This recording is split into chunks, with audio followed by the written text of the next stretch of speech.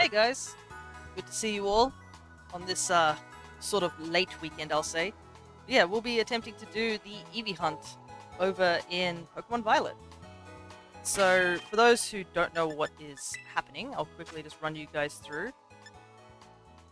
Apparently there's some sort of Eevee week that's been happening, and it's also going to be happening in Pokemon Sleep, so hopefully I'll find a shiny Eevee there. But yeah, there's mass outbreaks for Eevees, and there is a mighty Eevee that we can fight against in one of the Terror raids. So we'll be attempting that. I think we'll try one mass outbreak for the Eevees, because the thing is, I already have every shiny evolution, so I don't actually need a shiny Eevee. Like, a marked Eevee would definitely be cool, but unfortunately my luck with marks has actually been on a bit of a downward spiral. I haven't really found any marked mons, like, of recent. So, maybe that's just my extreme good and bad luck happening, where I'm finding shinies, but I'm not finding any marked shinies, as much as I'd love to have more marked shinies. But, there is one extra thing that we can do also today. I do have more of the Quaxly eggs that we need to get through, which is what we've been hunting for recently. I'll probably have to put the egg counter up at some point, because I have forgotten to do that. But we have Quaxly eggs to hatch, and there's also another particular thing I want to do. Also, I shall introduce you to some of the shiny Pokemon I caught alongside Pokédude the other day. So I managed to finally get a couple of more Paldean shinies, because I actually don't really have too many of the Paldean shinies. I have a lot of the other shinies that you can get in this game, not so many of the Paldean ones. So we got a Smoliv. I managed to finally get a Pawmi, despite a lot of people saying Pawmis are pretty common to find. Also caught a Pawmo in that similar area, which was pretty exciting, and I also have 2 Iron Thorns. And one of them was marked, which was this one. So we have the Dawn mark on this one. So yeah, I technically have a free shiny Iron Thorns, because I don't really need it. I only need one. But I will be transferring all these guys over to my home decks at some point.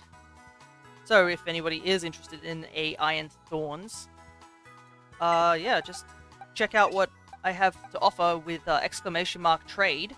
You can see what mons I have available to trade if you are interested. There is something else that we need to do. Well, I need to do, because I just noticed it while I was looking around. So you can probably see, just like the Halloween event and the Clefairy event, there are Eevees everywhere on the map. And I believe they're also over in Kitakami too. And I know, I think Double was lurking at the moment, so... But there was some particular thing I did notice, and it was down here. So there's actually a Bonsweet outbreak here, and I rarely ever see Bonsweet out in the wild, so I actually want to do this outbreak and try and get a shiny Bonsweet. So the thing is, I have to do that before I can reset for another Eevee event raid. So I think I'm going to do that first. We'll go for the Bonsweet first and attempt to get a shiny Bonsweet, and then we will move on to the event raid. After the event raid, I think we'll do one mass outbreak for the Eevees to see if we can get a shiny Eevee with a mark. And if we don't have much luck with the Eevees, we'll just go to hatching some eggs. Overall, it's not going to be too stressful of a stream. I still am lacking a little bit of energy, because I was over at the Alchemist's stream, which I should definitely give a shout out to, because they shouted me out multiple times during their own stream. Plus, you can go... I believe they are going to be streaming today. I believe they're doing Sonic Generations. But yeah, yesterday they were playing through a dice run of Pokemon Crystal.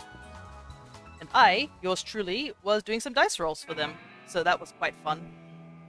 Though it did get very, very chaotic near the end. But, you know, some people like a bit of chaos. So if you want to go check out that VOD, you can just head over to their channel. If you haven't given them a follow, go and do that as well. Because I have gotten quite a few followers from their side as well, so it would be only fair for me to say, yeah, go follow them. They're an amazing Twitch streamer. They play a bunch of games. A lot of them focusing on more nostalgic sort of games, as that's what they researching in the Hollow. And just having a good time with reading streams as well.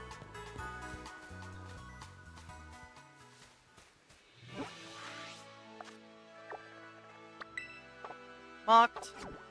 Alright, let's go get some Bond Sweets.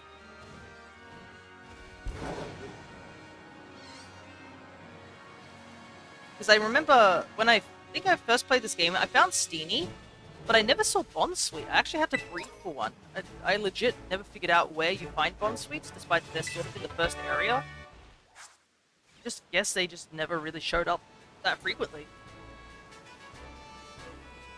That's why I want to do this mass outbreak instead. Alright. Let's get started. Let's get my handy dandy counter.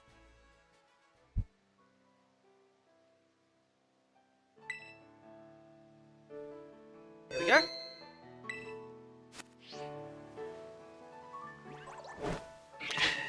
Now this might be a little bit hard, so we're just going to be KOing about 60 of these guys in preparation to try and raise our shiny odds.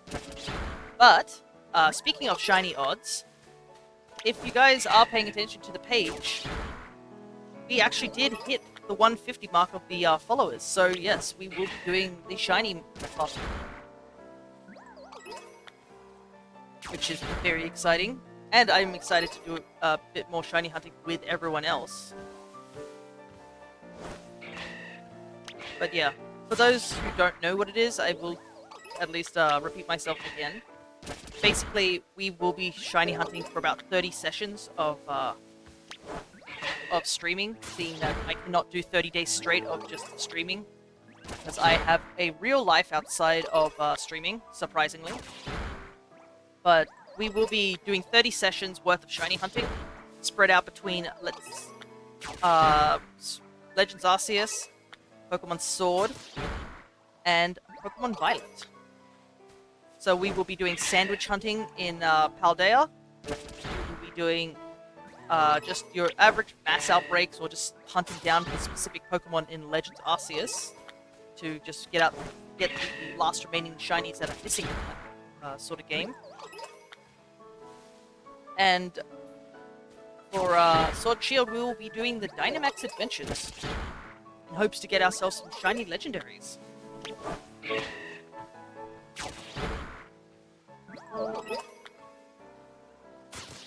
So, I can see my thing is freaking out.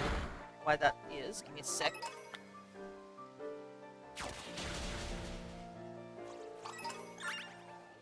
Yeah, what? Is the switch too loud? Maybe. Double check. Yeah, it seems like the audio is a little bit funky. You guys can hear me alright on your side? Just let me know if there's any weird audio issues. Because I assume I'm on the right audio. I'm hoping there's no audio issues at the moment. Don't want to be dealing with that right now.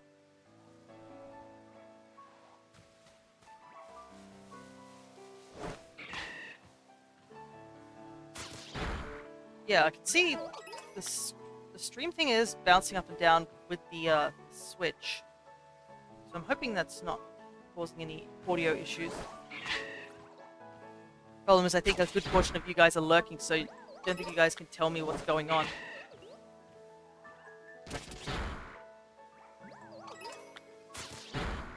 Yeah, I can definitely see Switch being funky right now.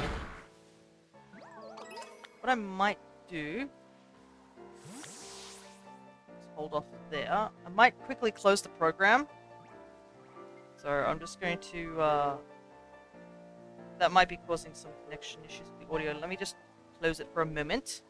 See if I can figure out what's going on.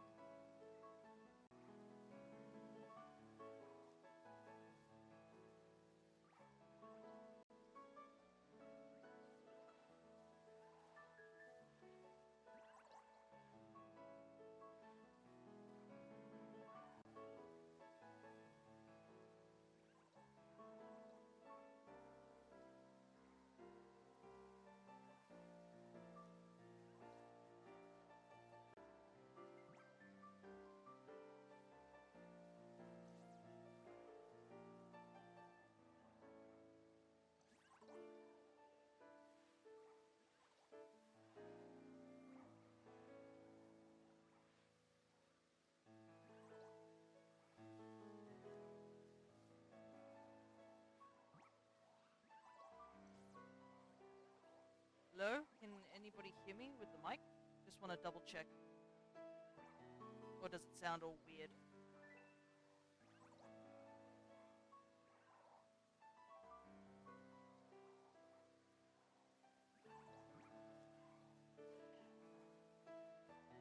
Oh, I broke it? Fun.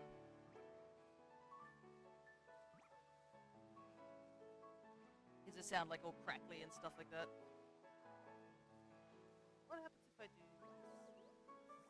Hello? Hello? Oh, I can't actually even hear myself. What the heck? Weird. I'm trying to figure out what's going on, but I can't even hear myself. Oh, there we go. Sort of hear something. Just need to adjust the mic. Switch off for a second so I can hear myself. Right. Well, this is what tech difficulty is all about. Yeah, I can... Oh god. Hello, hello. Yeah, that sounds better?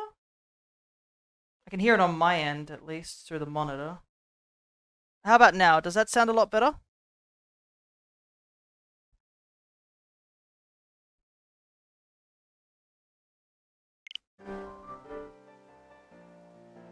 Good now? Okay.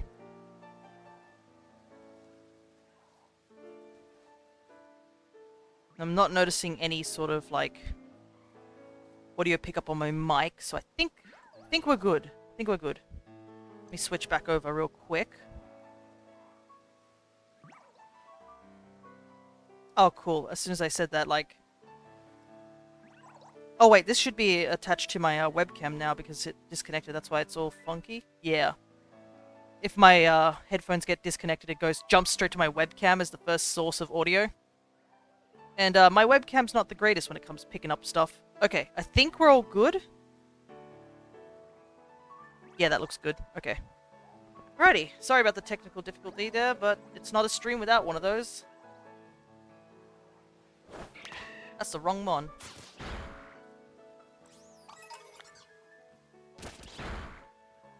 But yeah, we probably won't be doing the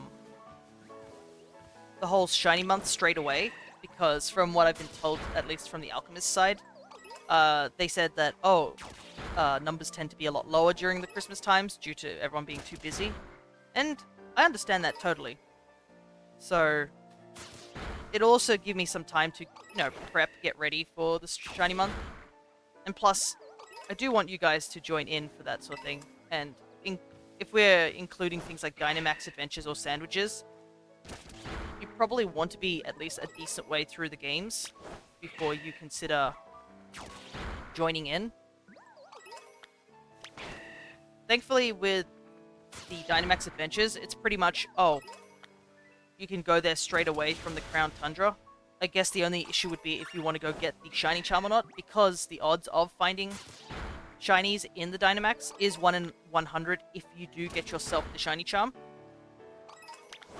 So I definitely want to give people a bit of a chance to get ready for that, and also let people know so that they're able to join us. 'Cause I'd love to do a lot of those things with actual people instead of the AI, because the AI is hot garbo, as we know. So being able to do it with actual real life breathing people would be much better.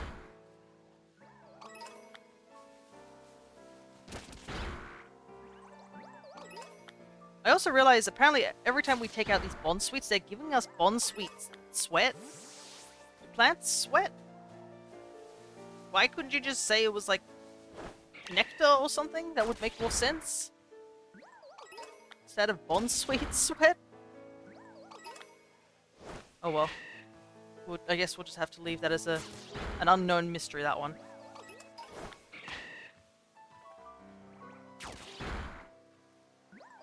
But yeah, I believe Bondsweet was actually a mon that I did also try to hunt for back in Sun and Moon, back in the day with the SOS. I just wasn't lucky with Bondsweet. I think I got up to some really crazy number and still didn't find it, which is the biggest shame. 'Cause I think I did like Bondsweet when it first came out. I do like its evolutionary line. It's a cool grass type to say the very least. Heck, I know that I believe it's quite useful to grab on your run because of Sun and Moon, because there is a person who trades you one, I believe, for I think a Holucha or something like that. And once you do evolve it, if you just get stomped straight away on your Steenie, you immediately just get a, like, Sarina, like, straight up.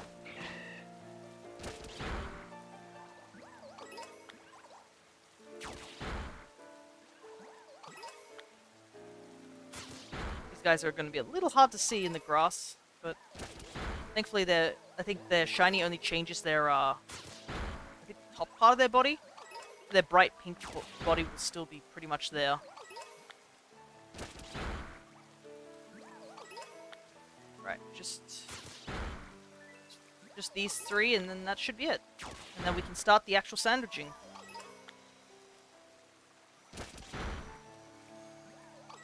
Right. Oh, what the? I was wondering what that crystal sound was. Dang, so I have to finish Shield to get the shiny charm. I thought it doesn't work on Dynamax Adventures. Oh no, it definitely works on Dynamax Adventures. It's like one of the best ways to get shiny legendaries in this day and age. So yeah, and also you want to get the shiny charm because it just helps your odds. It's still a 1 in 300 if you don't have the shiny charm, but like, yeah. Dropping that down to like 1 in 100 is a lot better. And that's another good reason that I'm giving people time to get ready. Plus, it gives me time to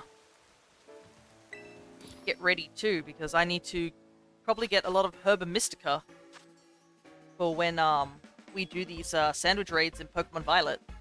Because I do want to at least do it with other people.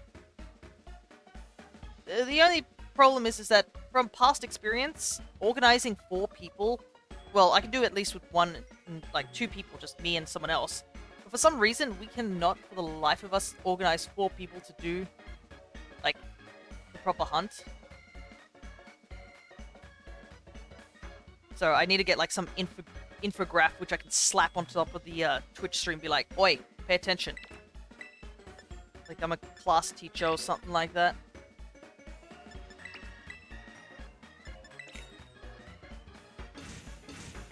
Alright. Grass-type sandwiches are kind of really awful to deal with because you gotta deal with lettuce. And lettuce has this weird property of being, like, not only facing in multiple different directions, but it's just so unbalanced. I also have to buy a bunch more of these sandwich picks. I'm running out of them pretty quickly. I haven't gone and restocked on them recently. But yes, I love my nothing spicy sandwich.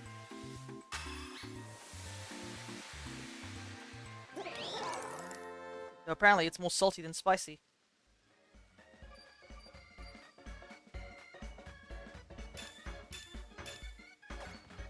Alright, before I do anything, I'm gonna get off the online mode. Because if we run into the shiny and we try to run away or something, it technically does despawn.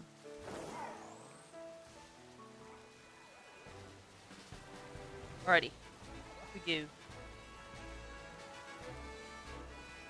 Because I know a decently good place to find Steenie in this game.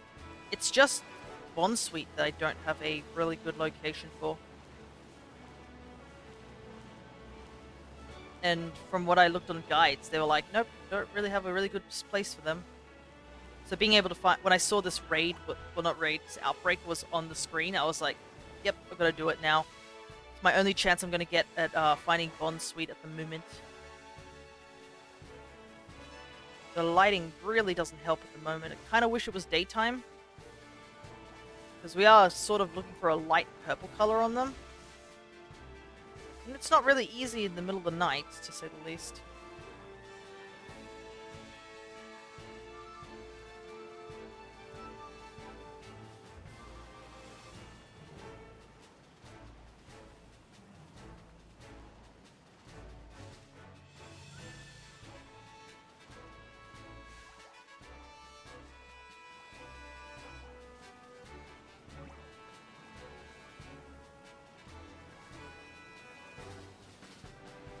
Yeah. Whoa, what the? Oh, there's just a bunch of Flabebe there. I was like, what's going on here? I don't think I've ever seen like a group of Flabebe. I don't even want to think about having to hunt Flabebe. Oh my goodness, it's going to be rough. We're gonna legit have to like get off Miraidon to look at Flabebes.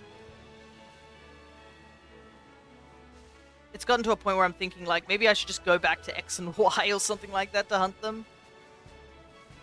The only downside with hunting in X and Y is that the Flabebe colors, I believe they're randomized still.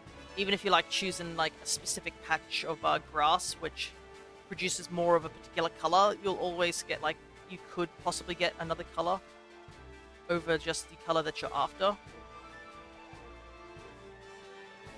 And at some point, I might be hunting for all 5 of them. That would be probably way in the future, not anytime soon. But yeah, considering how small they are in this game, it's kind of rough. Luckily, you can at least hunt 3 of the colors, I believe. I think it's blue, red, and yellow. You can hunt those colors in the Friend Safaris in X and Y. And I do have all 3 colors now in Safaris, so I could hunt them there. That will definitely cut down on the time. And also just the effort, because obviously X and Y, when you run into battles, they do shine in the battle. So I'd be able to hear them.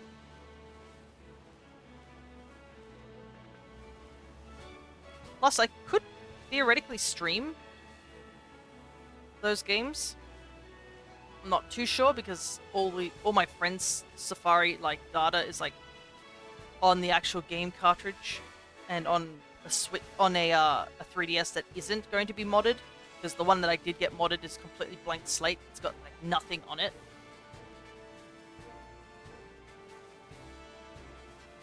So I'm not entirely sure like how it's going to work, but yeah.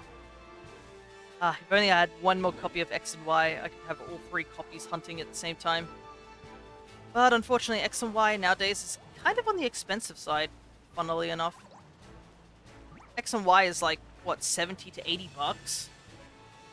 But for some reason, Sun and Moon are only 40, which I find kind of odd. I didn't see anything about Ultra Sun and Ultra Moon, so I can't really say like what their odds were. Not odds of what their cost was, I guess.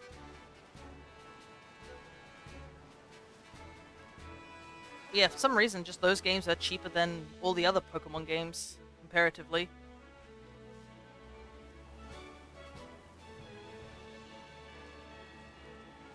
Don't get me started on any of the DS Pokemon games. Yikes, those prices are really high.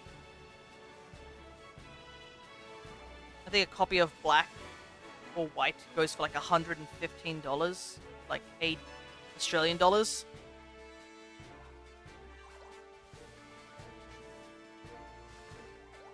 Which is a bit of a shame because I actually don't have both copies of Black and White 2. I believe I have White 2, but I never got Black 2. And a part of me is like, man, I kind of regret that a little bit, because I think I've gotten most of the more recent games, like, a copy of them. I think the only games I don't like have the opposite copies of are, like, the Switch games, because, I mean, it's not like they're inaccessible nowadays. You could just download it from the eShop on the Switch if you don't want to get the physical copy. And also, it's just a lot easier to trade and, like, complete a Pokédex on the Switch versions. Games like Sword and Shield and Scarlet and Violet, because they're just so much easier to trade with, unlike the DS games. Plus, the DS games don't have the that connectivity anymore of the whole online connectivity. You can only do local, I believe. Yeah, I'm missing those games, and I'm missing Fire Red and Leaf Green. I never got an actual copy of those games back in the day. I guess I wasn't interested in those games back in the day as well. I was more focused on getting Ruby, Sapphire, and then eventually Emerald, which I have all 3 copies of. Yeah, I don't think I have many GBA games. I think those are the only ones I have, except for, like, I have 4 all together in total. Which is, Sorry, that Pikachu was bothering me. I didn't think it was shiny, but I wanted to be sure. which was all three of the Hoenn games, and I think Red Rescue Team. Even though I had Blue Rescue Team, I was like, yeah, I'll get Red Rescue Team.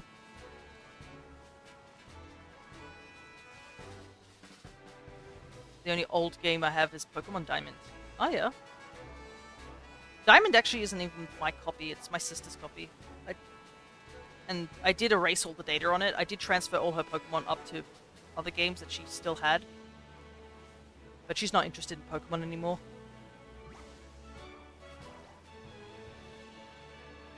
And I used that Diamond copy to do a Nuzlocke on. That is something I haven't done in a while, actually, a Nuzlocke. I'll have to consider it at some point, but right now my catalog of gaming is pretty stuffed. Like, just got my copy of Super Mario RPG, which is pretty exciting. And I do want to play that on stream.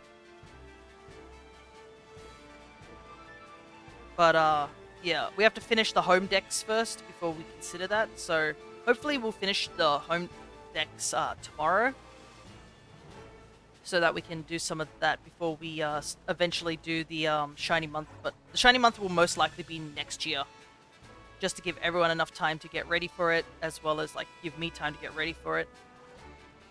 Hello there, Pokey Dude. Good to see ya. We are doing a quick shiny hunt right now because I got a Bond Suite outbreak and I would like to get a Bond Suite, because you don't really see them out in the wild too often. So when I saw this outbreak, I thought I should do it before we reset the game whilst doing the Eevee outbreak and the Eevee event raid. Oh, and for those who do want to join for the Eevee event raid, I think I have looked up a strategy for it. There are, I think, 2 options currently that people see as the best options for the Eevee raid, which is Annihilate as per usual, and Galarian Zapdos.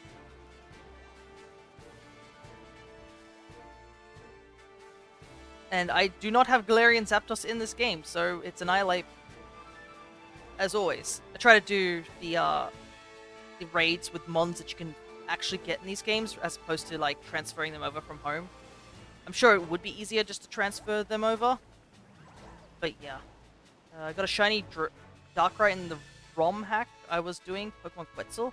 Oh, nice.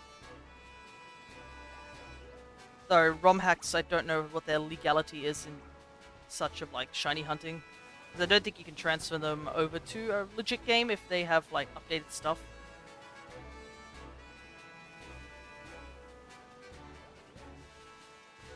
But yeah, now you can't transfer them. Yeah, makes sense. Makes sense. Because I know I've played a couple of ROM hacks as well, or fan games, where the shiny odds are like super absurdly high. And I'm like, yeah, these probably aren't legit.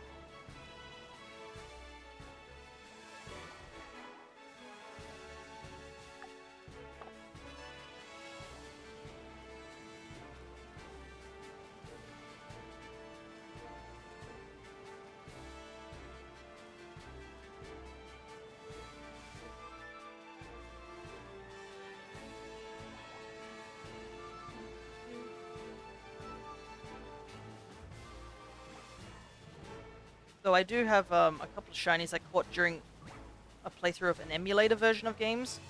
I'm just like, I mean, they are legit. It's just that they're not on a legit copy of the game. And it's kind of sad because one of the shinies I caught in, I think it was like Heart Gold or something like that, was a shiny Tauros that I found, totally like full odds. And I'm like, dang, it would be so cool if I could figure out how to get it to my actual games, because that's like legit one I'm missing. And I'm talking about, like, obviously Cantonian Tauros, not the Paldean ones. I've already got 2 of them.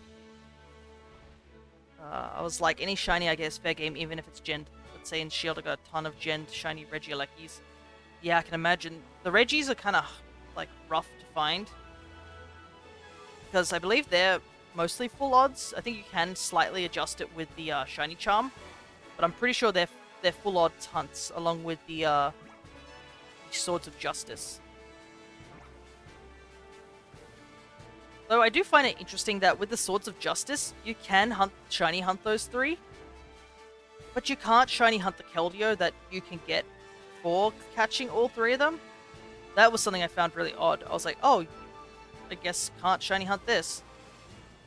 Because, I mean, it's not like we haven't had mythicals that you could shiny hunt for. Like, I believe you could shiny hunt the Mew that was in, is it Emerald or something like that? There was like an event Mew, which took you to a different island, and you could theoretically shiny hunt that one. You can shiny hunt Shaman in the original Diamond and Pearl, as well as the remakes. You can shiny hunt Darkrai. But yeah, apparently Game Freak just doesn't like Gen 5 shinies or something like that. Because I'm pretty sure, like, Meloetta, Victini, Keldeo, all are, like, shiny locked. I think the only one is, like, Genesect, which I think was a Japanese-only event that could have a shiny one, which I'm a little worried because I'm like, oh boy, that means if I want to get, like, my hands on a shiny Genesect that's English, it's more likely I have to find one in Pokemon Go. And as much as I do enjoy, like, from time to time dabbling in Pokemon Go, it does cost money in order to get some of these shiny mythicals and stuff like that, because they're locked behind a paywall, which kind of sucks. Yeah, you did trade it for me just so that I could get the, for this, I think there was a mission that was on Pokemon Home. Go is a great saver. Yeah, Go has got some pretty, like, wild shiny odds. And plus, a lot of people really want shinies from Go because they're as legit as you can get. Like, you cannot hack those mons, like, at all. And speaking of, I think yesterday, before I started stream, I was cleaning up some of the quests that I have in Pokemon Go. Because they're having a fashion week. That's the only downside, is you can't trade any of the fashion Pokemon. Maybe it's a good thing, because imagine if we could, like, transfer the Pokemon with all the costumes into, like, home. God, that would be a mess. Can you imagine? Everybody's like, oh, I would like the single Pikachu that came from that event that only happened 2 years ago. Like, no. No, thank you.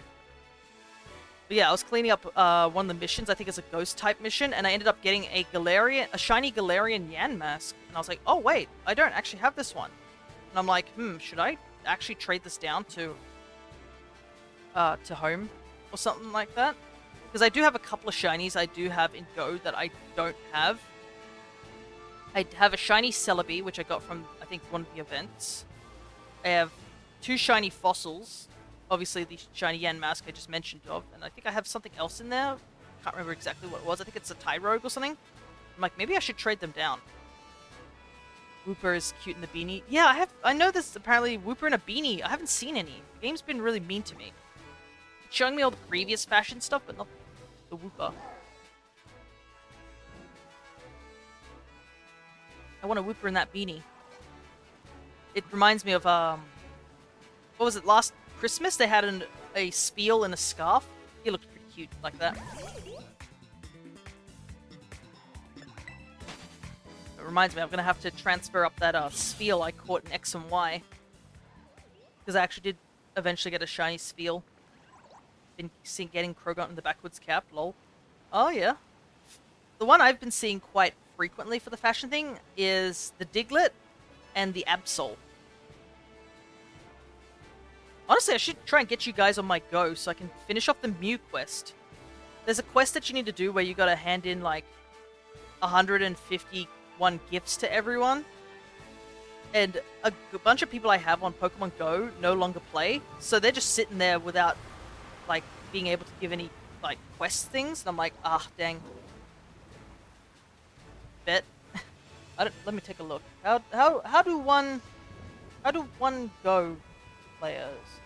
I think also sleep would be another one I could use more friends on. I'm supposed to be focusing on this bond sweet thing. I can't get distracted like this. I only have a limited amount of time. I haven't found anything. It's unfortunate. I think it's because the game knows. The game knows that I would like a shiny bond sweet, so it's not showing. That's unfortunately the power of my luck.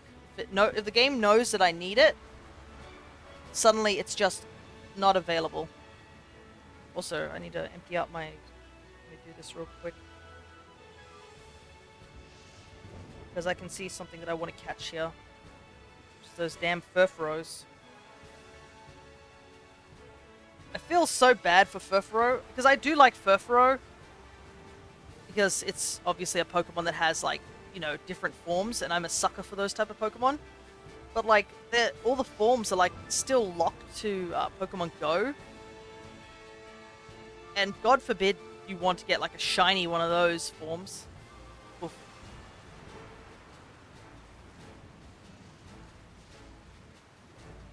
I'd be happy just to get, like, the regular black Doggo. Yeah. I kind of hope that Furfuro will eventually be added to the mainline games really soon. So we don't have to deal with this nonsense for getting shiny Furfuros. Because, like, some of the haircuts I legit can't get. Which is stuff like, whatchamacallit it? The Egyptian one or something, like the Pharaoh trim? You have to go to Egypt to get that. Like, when in my life am I going to go to Egypt? I don't even... it takes me, like, a whole bunch of money just to go to Japan next year. And time as well. So, like, I don't have time to go all the way to Egypt for one Furfuro. I just wish there was an easier way to do that. And that's why I'm hoping that Furfuro gets added to the main games. And maybe it'll finally declog the GTS on home about all that nonsense. You know how, like, they have these things where they're like, oh, I want a Furfuro for this such and such. Close my phone. So you guys obviously can't see what I'm doing on my phone. So there's no point for Pokemon Go stuff. Yeah, maybe later on in the stream, might look up what my thing is for Pokemon Go. Maybe I should get back into it, honestly.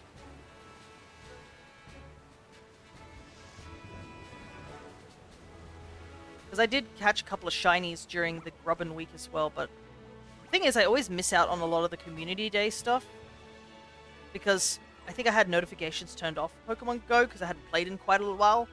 The game does not tell you if there's a Community Day on for Pokemon Go unless you've got, like, something.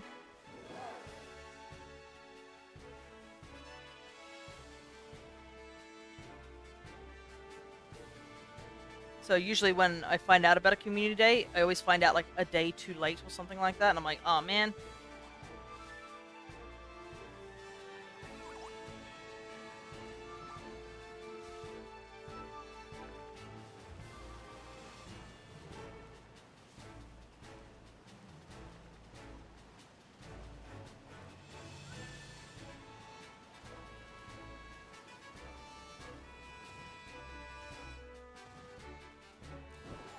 See Hoppet spawning, and I'm a little worried. Because I do have, obviously, a grass sandwich on, so Hoppet also has a chance of being shiny, and I really do not need a shiny Hoppet.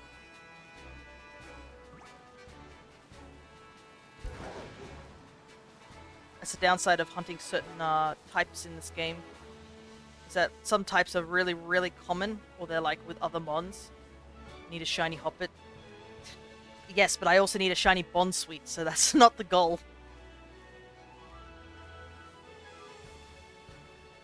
I would like to avoid getting duplicates at the moment. And heck, we're going to go for, like, shiny hunting. Eventually, we're going to have, like, a whole month's worth of shiny hunting, so I'd like to leave that sort of thing for there.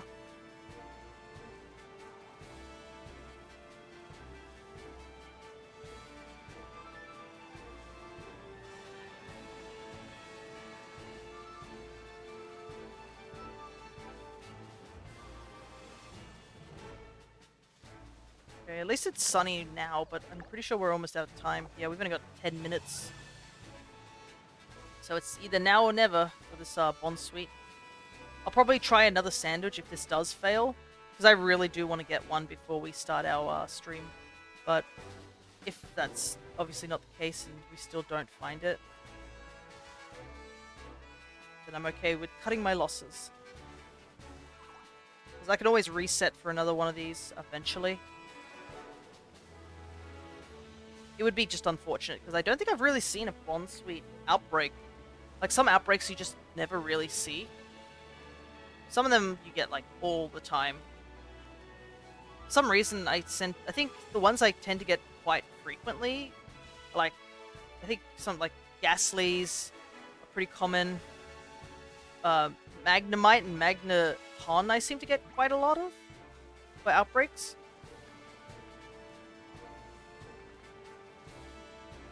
Weasel is a very common one I get as well.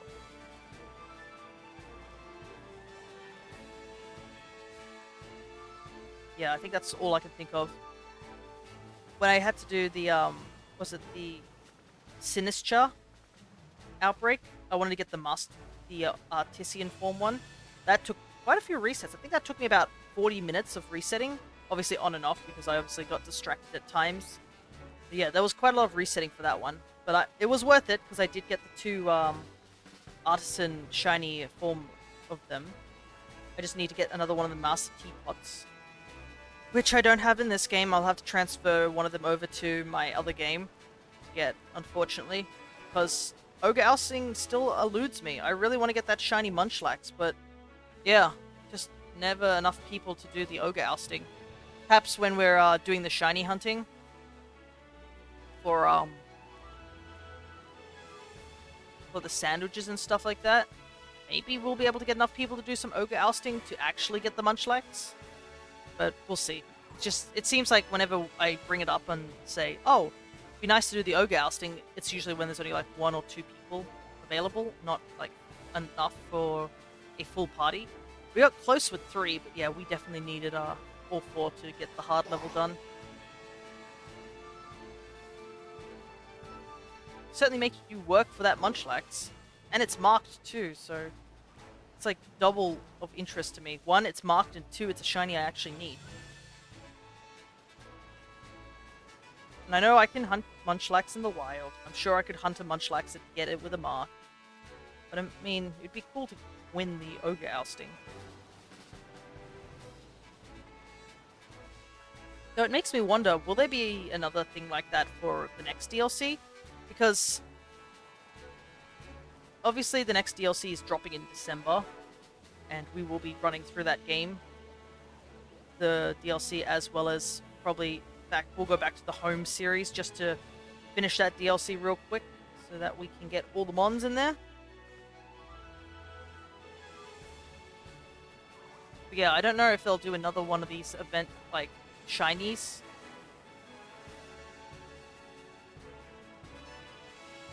It'd be nice if they do, like, because they have shown there's like some sort of obstacle course that you can do with Miraidon or Koraidon, which seems to have unlimited flying, which I'm like very cautiously optimistic about, because I don't know if they're going to be like, oh, you can actually fly anywhere, everywhere, like even in Paldea and Kitakami. Like, that would be great, be able to fly endlessly, because there are some places you just want to get to, but you run out of steam and you have to drop and then just run the rest of the way. It's not as fast. So if we had like the unlimited flying, that definitely would like speed things up a little bit. Plus it'd be more fun. But yeah, they showed there was an obstacle course, I think, in the trailers. But yeah, that's pretty much all I know of. And we still don't know what's happening with the 2 Paradox Mons that they released, that Raikou one and the Cobalion one. Because if I'm going to get them for my home decks, I'm going to have to do those fights twice. So I have to probably catch up my other 2 files to make sure they're ready to go. Because technically now I have 3 files, because we just finished the other file for the home living decks. So technically I could get 3 copies of each of those 2 mons. So I can keep one for this game, keep one for the for my home living decks, and I can keep 2 spare, just in case I can use them to trade with someone. Yeah, Iron Crown and something else. Thunderous something. I don't think it was Thunderous Roar or something like that, but yeah, those 2, we have no information on them either. Just, they're there, sort of thing.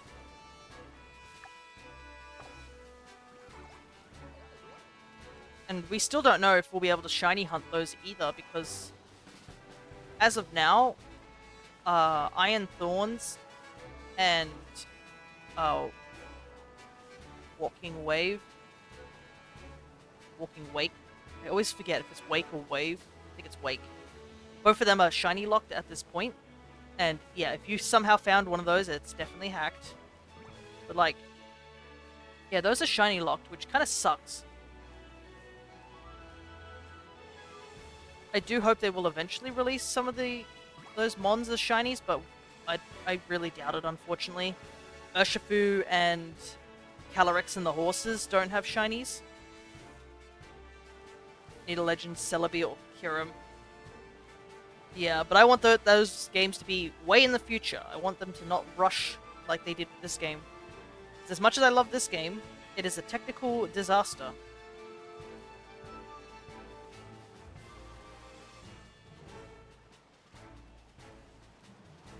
But yeah, I would like another Legends game. Just, I want them to have as much time as possible to make said Legends game. And not to rush it. And to at least have it live more than 1 year. Like, why did Legends Arceus die in a year? Like, it got like a DLC bit, but that wasn't even like anything to answer questions. It was literally just to add more of the mass outbreak.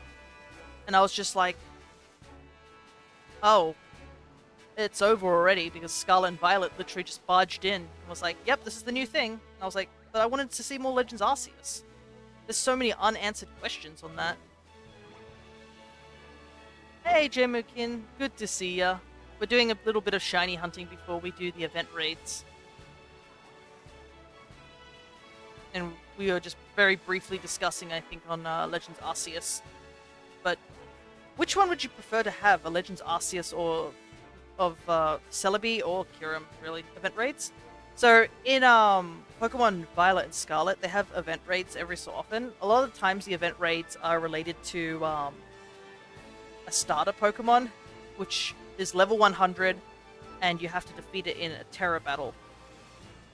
I realize this is going to be very, very confusing for you, because I think from the Alchemist stream yesterday, you have little to no knowledge on Pokemon, so I'll try and do my best. But yeah, it's basically there's a weekly raids that occasionally happen, where they happen for usually over the weekend. Out of sandwich power, gonna have to reset. If you're doing the event raids, I would love to join. Yeah, that's totally fine. You're very welcome to join. But basically this week is Eevee week. So there's mass outbreaks of Eevees everywhere, and there's a very strong Eevee sitting in one of the raid dens. I do want to do this Bond Suite first before I reset for another Eevee thing, but for the Eevee raid, I probably suggest a Pokemon that you'd want to use for the raid is Annihilate, for those who are intending to join. I'll probably have to double check the Annihilate I have, because I don't think he's trained up in the right areas. But you need to have max HP and max attack. And literally the only two things you really need is like Focus Energy and Drain Punch. Because this Eevee will immediately put up shields the moment we get into the battle. And it also has Baby Doll Eyes and Charm, so it will lower your attack drastically. So that's why we need to go in there with an Annihilate that has Defiant. It has a shield? Yeah, so the event raids have this thing where they have like shield effects, where it basically means they take very little damage. And there was an event raid earlier with a Pikachu that had a similar thing, where this Pikachu would put up a shield like super early, and it would basically take little to no damage. Okay, this Annihilate's good to go. Yeah, so you want to have Drain Punch and Focus Energy on this Annihilate. Those are literally the only two moves you need. There's some spooky Pokemon. Yeah, this guy's a little bit spooky. He's a ghost type. So, he evolves from Primate, and I will give you what the lore says about this particular Mon. So this particular Mon basically got so damn angry. When it died, it was so angry at the idea of itself dying that it literally came back as a haunted spirit. So yeah, he's too angry to die is the Mon this one is. So yeah, if for I guess Gemokin, a lot of ghost type Pokemon in this game have pretty dark backstories or dark Pokedex entries. So yeah, I guess that's something you'll have to get used to. Yeah, that's kind of the Annihilape you want to go in with. An Annihilape that is trained. Ida looks cute. Oh yeah, Breloom's a very cute mon.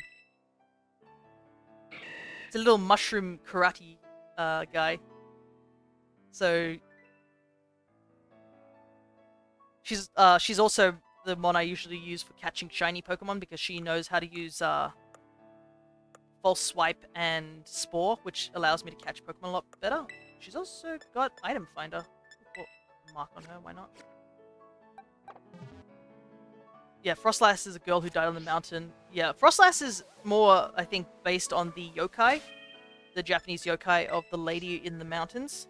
So there's a story where there would be a Yuki Onna, as it's known, and she would find people who are lost in the mountains and guide them to her cave, where she would basically, kill them in there. So it was often said, like, if you see a woman on the snowy mountain is to avoid her sort of thing, because, yeah, she's not there for good reasons.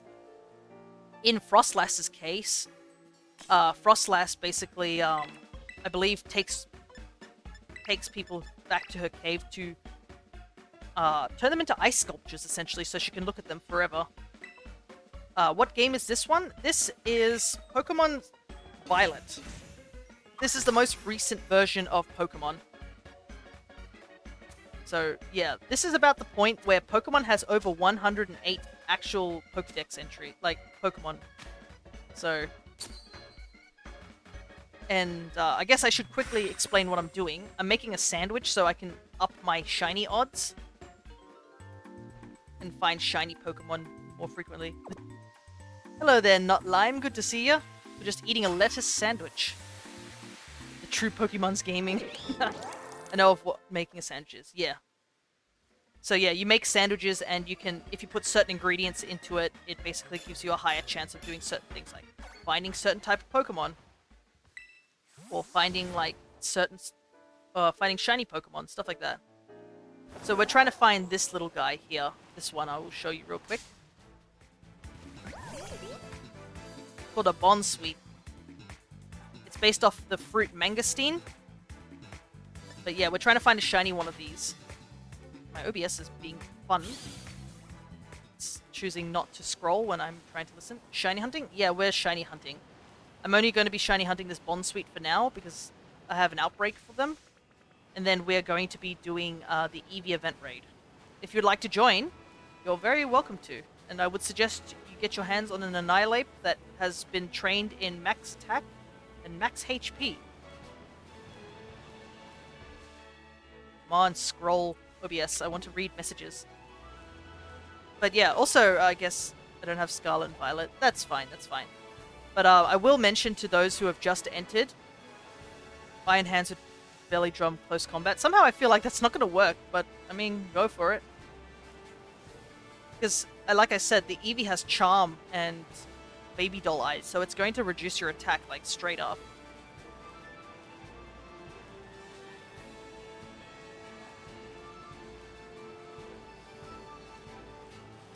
Close combat defense, remember? Yeah, and close combat drops your defense, so you're going to be even more vulnerable. And we cannot have fainting. Pokemon fainting in the battle, so just try your damnedest. If you punch the brick wall hard enough and as many times as possible, eventually you'll get through.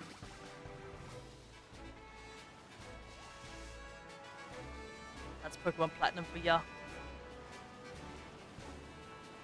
How do you know if a shiny is well running around? So in this game, unfortunately, there's no indicator. I just have to look and make sure like one of these Pokemon look different from the others. For example, Bonsweet's shiny leaf on the top of its head goes purple. In Legends Arceus, which is a different game, when you're near a shiny, it makes a sparkle sound.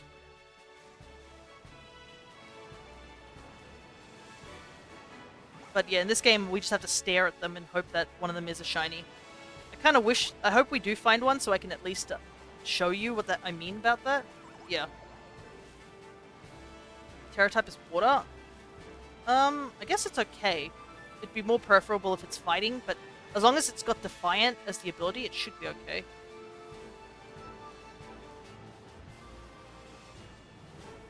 And if you use just... I think it's just like use Focus Energy and just Drain Punch over and over and over again. To be honest, I got lucky and got a shiny Spiritomb in Legends Arceus. Oh, that is really cool. Spiritomb has got a really nice shiny.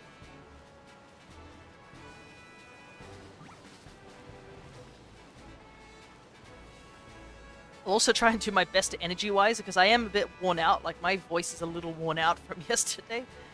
We did so much talking yesterday, especially near the end, because I think at some point in the chat I decided, because, you know, things were a bit quiet, I was like, oh, I'll just do random dice rolls for people, and it started getting, like, very, very hectic.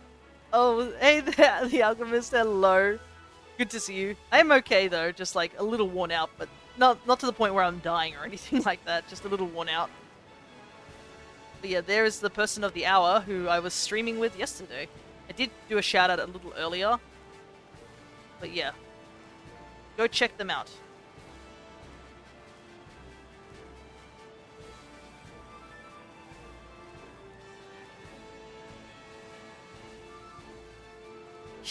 I'm really sorry about that, Jim. Again, though, I did see your comment earlier on the Discord. Apparently I rolled, I think Jamikin asked me to roll a dice to see how many hours of sleep they would get, and I unfortunately rolled a nat 1. So I think they actually did get 1 hour of sleep. I don't know how that really works in real life. I don't have any magical powers of the dice. But yeah, hopefully you'll be able to get a better sleep today. And no, I will not be rolling a dice to find out how much sleep you'll get this time, because that might curse it again.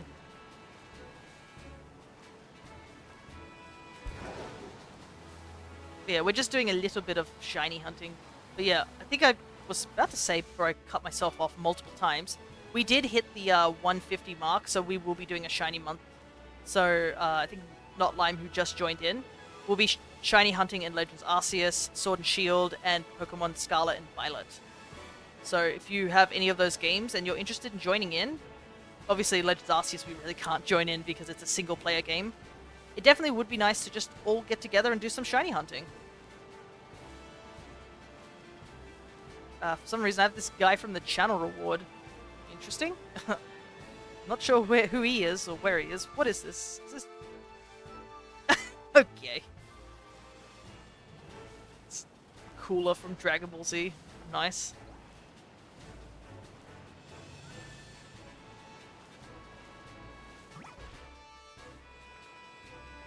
Definitely not so wholesome sounding. Ack! Where is it? The game knows I want this Bond Suite. It's being cruel to me. I'm not gonna lose patience. Just gotta focus. How dicks you guys get military medallions? Lol.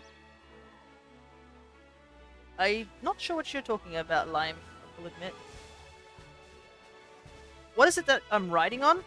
Okay, so this Pokemon is called Miraidon. It is the box legendary of Violet. Scarlet's one is called Kuraidon. Oh, those things. Gotcha. I'm not sure myself. I kind of wish I could, but I think it's something you can do in Twitch itself. Not really like something related to a channel point. I think the reason Owl has the sword is because Alchemist is a moderator on my Twitch. But the other icons and stuff like that, I am not sure how you get those. You may have to ask one of them. How do you get the fancy symbols in front of your names?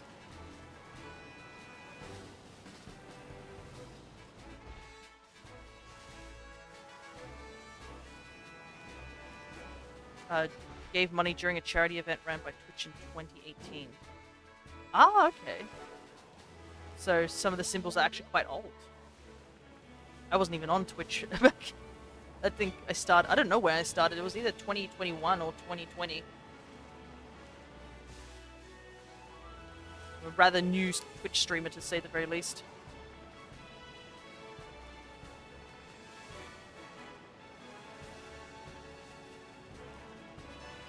These are badges. I have one because I have Amazon Prime tied to my account, so I get the one free Prime sub to subscribe with 1 month.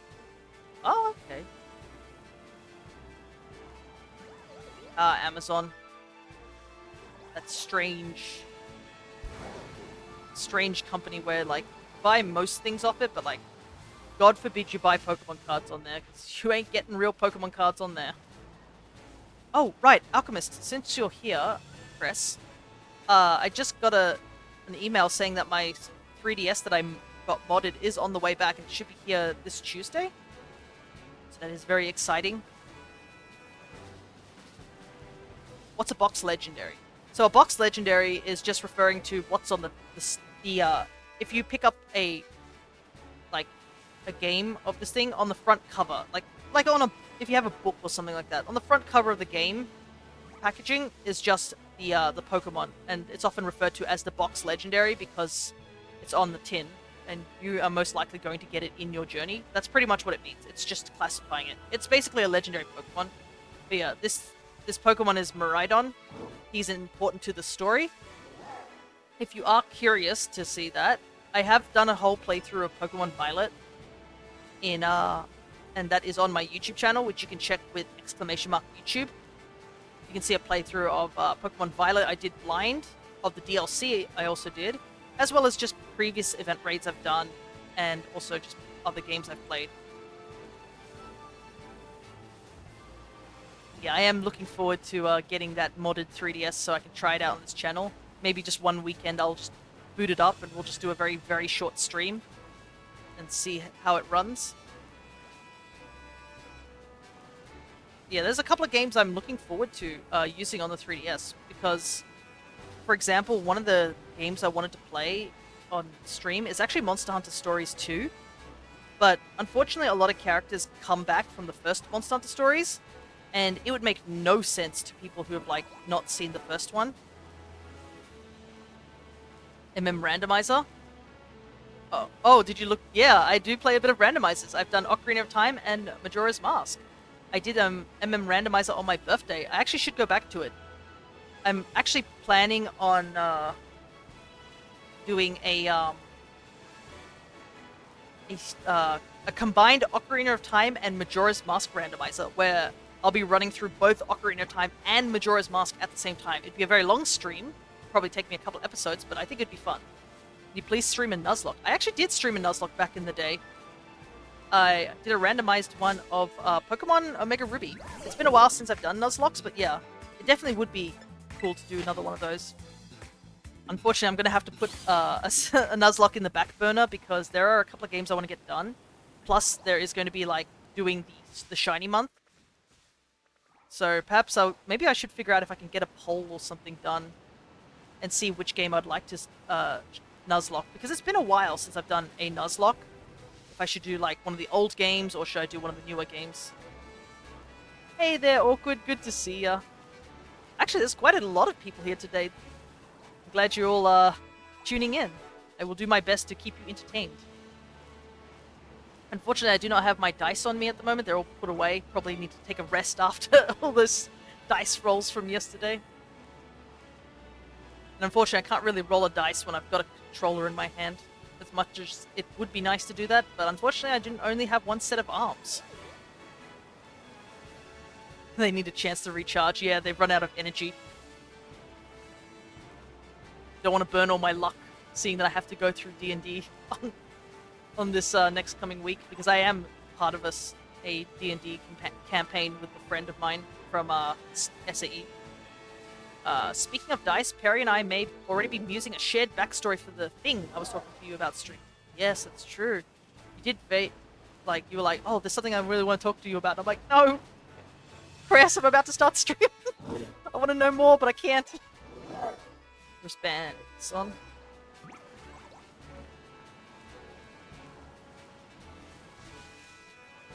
Yeah.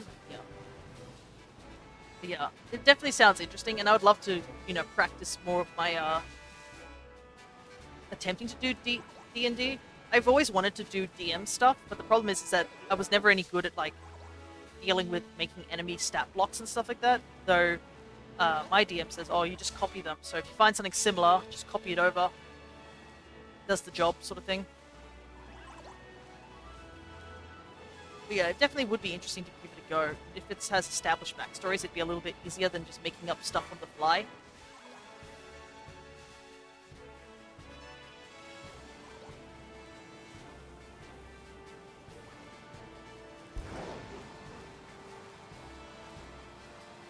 Yeah, I'm glad that the little, I guess the dice arena, I guess we can call it, it actually worked quite well. I was a little worried because it's a very simplistic one. Apparently I could get like some really shiny ones and stuff like that, but I was like, no, I can barely see what I'm rolling if I get like a dark purple sparkly one. So the white one definitely was a lot nicer. Guild guide is very good for that, outline stuff, so you wouldn't need to come up with much. Same with the enemies. Yeah. I know my friend has got like a bunch of those books, so which he's shown off where he's like, ha, sort of thing. Simplicity was perfect for it. Yeah. Because the dice themselves are quite colorful. So they kind of do the job for you for like looking at shiny rocks, and you don't want like to be distracted by the background.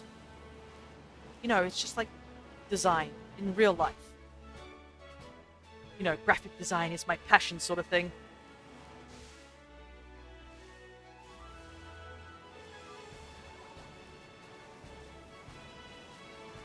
Not looking good. Haven't seen a single one yet.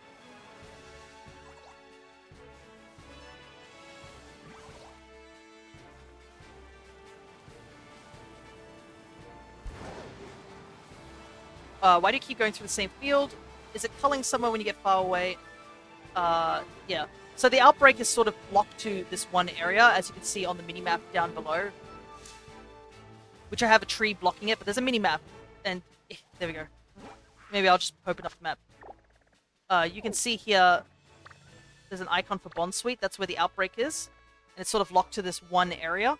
And yes, when you go far away enough, it despawns them and a new batch respawn. Every time something respawns in, the game rolls a dice and says, okay, is this Pokemon a shiny? It'll roll the numbers and it'll be like, yes, this is a shiny, or no, this isn't a shiny.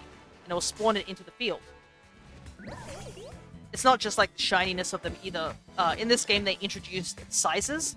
So some of the Bond Suites are smaller, or some of them are larger. You can actually get a specialized mark for the size difference of Pokemon. There are things called the Jumbo Mark and the Mini Mark. The Mini Mark is incredibly rare, and I only have one Pokemon with it because I actually went out of my way to hunt it. Oops. You run into that Flabébé, I couldn't see it.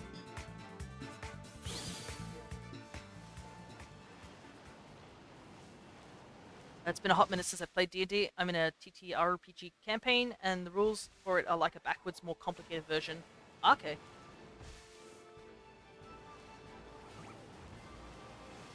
Yeah, I've been engaged in a pretty long campaign at the moment. Our party over in the campaign we're doing is currently in downtime, though, because we just escaped with our lives, and we kind of lost a couple of party members in the process of the dungeon we went into, so our team is sort of recovering from that. Baby Flabébé. Flabébé is just small in general. A mini one sounds cute. Oh yeah, I went out of my way to catch a mini one. How much time do I have left on? Quickly show you. I don't mind. I have this one Smoliv. This one Smoliv I have has the mini mark. So he is smaller than the usual ones. Unfortunately, I can't show you right now. I'd probably have to open up a picnic.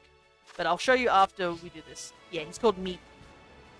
He's called after the Whimsicott I had in one of my Nuzlocks. Yeah, he's very, very small. And I wanted to get it as a mini mark because I thought it was a funny joke. Like, Smoliv, or like the name is like Small Olive, right? So just why not go even smaller? I couldn't get a shiny one, unfortunately, of it, but I did manage to get the mini version of it. Maybe one day I'll hunt for a mini shiny. For now, I have a very small Olive, and I intend to never evolve him. He's going to stay a small Olive.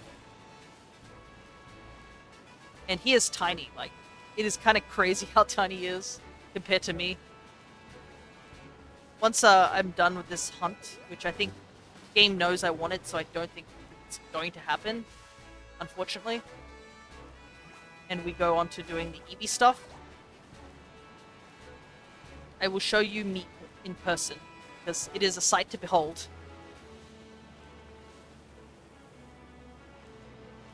But yeah, the hunt was kind of rough, because I think I caught like about a box worth of Swallows, because you can't tell if it's marked or not. You have to go over to a lady who tells you if it's the right size. And I caught about a box worth of them, and a couple of them were just not it. I think a good like 10 of them were like the size, just a little bit bigger than the smallest size. You just threw them in a box. The box is just the storage unit. So this thing where all the Pokemon are stored. You can only have 6 Pokemon in your party.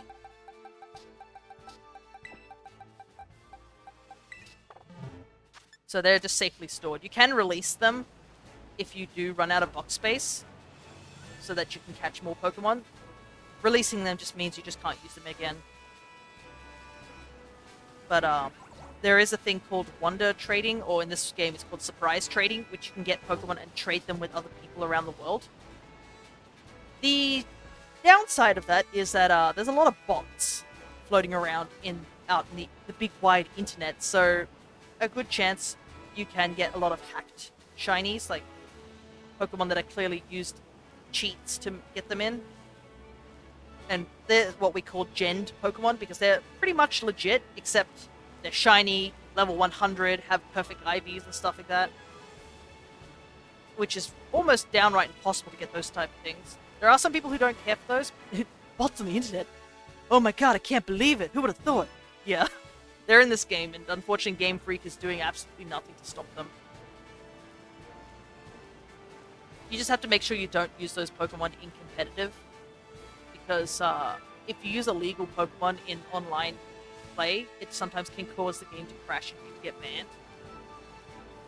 Which is always the biggest worry, is that you don't want to get a hacked one by accident and then put it out only to find out that, oh, it's actually like legit hacked and it could cause your game to brick.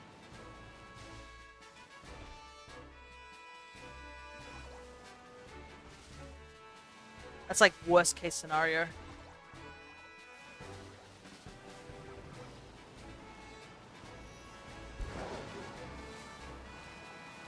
What's that? The shiny thing?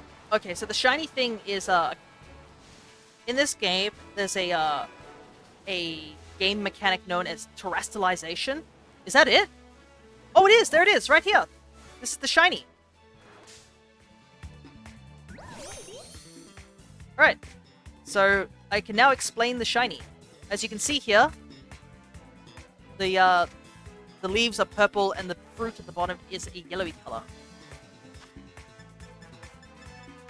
We got it. It's exciting. Hey, perfect. Got a crit capture. So I'll very quickly explain a crit capture. A crit capture is usually a phenomenon you get when you capture a lot of Pokemon. Alrighty. Bonsweet, added to our party. I'm gonna save the game.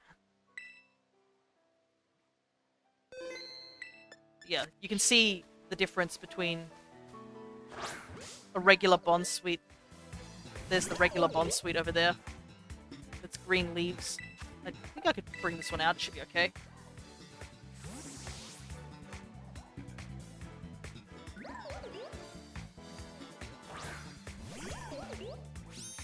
And yeah, it gets the sparkles in battle.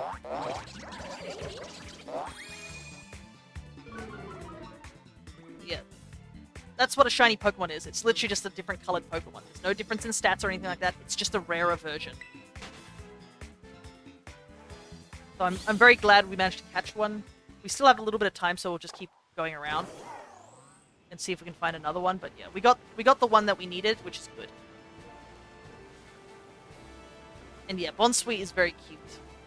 If you don't know what it's based off a mangosteen, which is a fruit that you can actually get in real life. It is a strange looking fruit. It's like, I think it's the pinkish purpley color, and it does have segmented white bit as flesh. I've never tried one before, but yeah. I have a Toad School outbreak if you want. I can make a union room so you can hunt one for one. That's shiny. Well, I'll do the Eevee thing first before that, Chris, if you don't mind. I wouldn't mind getting a Toad School. I do already have one, but I need another one to get Toad Scroll. But yeah, I want to focus on getting the... We'll get the Eevee event raid done. I only wanted to get this Bond Sweep so that if I need to reset for the Eevee event, we can do that. That's all. But thank you so much for the offer. It's definitely a mon I do not have equipment.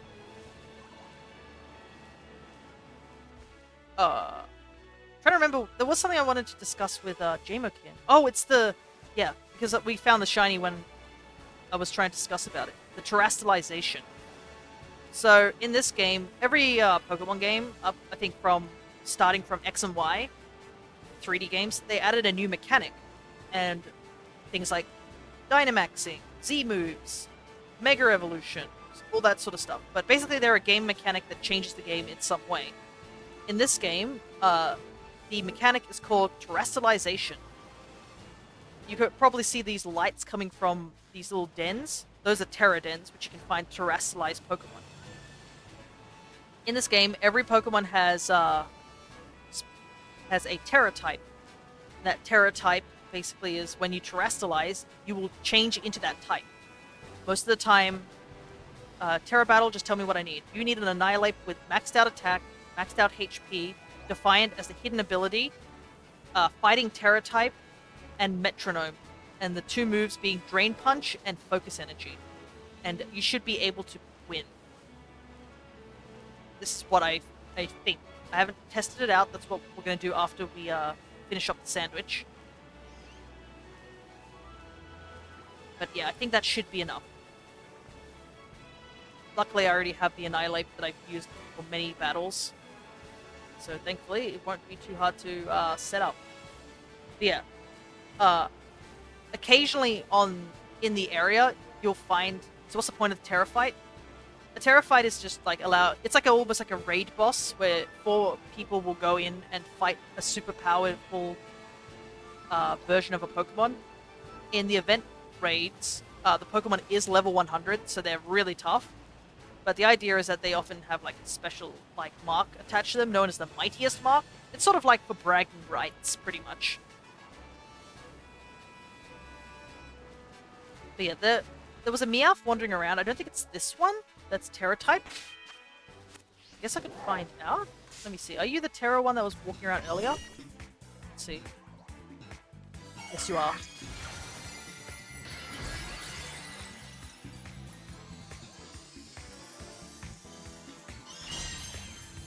So this is terastallization. Meowth is normally a normal type, but it's turned into a flying type now. So it can't be hit by ground type moves, technically.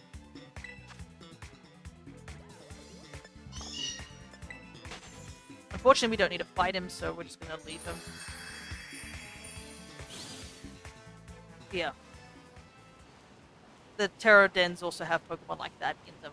But there are a couple wild Pokemon that are walking around set points of the maps, which can have a different Terra type than they normally would have. For example, that Meowth having a flying Terra type, despite being a normal type. But it adds another layer to fights. If you're playing against other people or just in trainer battles, you can Terra type one, like you can terastallize one member of your team during a battle, and that can be used to turn the tide of battle because they get extra stab on any moves that they Terra type into. They could change typing, which might actually help you survive certain attacks. So, for example, you might be a grass type, so you change into a fire type or something, or a water type, and you are no longer weak against fire. Those type of things. Terra type seems the most unique over the other mechanics that I've seen. Agree. Hard agree. In fact, if anyone asks me, like, oh, what's your favorite, like, game mechanic? I will say terastallization is by far my favorite. I know a lot of people get a little bit of angry over the hats look goofy, nobody likes them. But, like, the idea that Pokemon that you like could change Terra types and actually become more viable in battle is kind of crazy. You could, like, change your strategies completely. Like, some Pokemon actually benefited from terastallization. Just shout out to all the ice types who suddenly get a typing that's better than ice. But, like, it's amazing. And it's not, like, there's no favoritism. Every single Pokemon has the chance to Terra type. Unlike, say, Mega Evolution, which I will say is my least favorite. Because, one, it was definitely favoritism. Looking at you, Charizard and Mewtwo, with your 2 Mega Revolutions. And then, also, like, the fact that it basically means that some Pokemon will just never evolve, which is not great. We need the anime version stuff where we get multiple gimmicks. Or, like, Pokemon Showdown, where they have, like, all the gimmicks unlocked, so you can Dynamax, you can Terra type, you can Z-move, you can do that. Imagine if we get, like, a battle game like Battle Revolution or, like, Pokemon Stadium where you could just do that. Like, all the 3D models with an announcer with all these Terra types. Like, how crazy would that be? It would make so much money if it was balanced properly as well. Z-moves, one seem okay. Yeah, I'm okay with Z-moves as well because everyone can use them. There were some specialized Z crystals, but, like, most of the time they were quite hard to find. Who would be the most played Pokemon? Yeah, going off Showdown, it certainly would. And it would make them so much money. If it was just like, you get a small team, and you don't even need to make a story mode or anything like that. You could. It could be an added bonus, really. But if you just make it similar to, like, Pokemon Stadium, where you just have, like, battle areas, you battle, or, like, Battle Revolution, where they had, like, the different Colosseums, and you just go from Colosseum to Colosseum, battle some NPCs, battle some really tough trainers, and then also have a mode for, like, online play. It'd be crazy. Just, like, get an announcer. An announcer is fun. Like, matches are so much fun when you have announcers. That's why fighting games and, like, and Pokemon, like, games have an announcer in them. Heck, you've probably gone to, like, things like Evo. You've seen, like, announcers lose their shit over, like, people doing crazy combos. And plus, there was something fun about the Pokemon Stadium announcer and also the Battle Revolution one. Missed them. It's just not the same without them. Sandwich is pretty much up, so we will head off. Alright, let's take a look at this Bonsweet a little bit closer. Yeah, look at him. Oh, he does have a mark. Hey, we actually got a mark. Nice. I'm gonna have to explain marks as well. Yeah. Marks are similar to shinies, where on wild Pokemon there's a rare chance of these having, like, little marks, which just give them titles when you bring them out to battle. So, how's your head today, Jamakin? Oh yeah, that's right, you did get a little injured yesterday. I hope I haven't overloaded your head as well with so much information, because I think I've been, like, info dumping.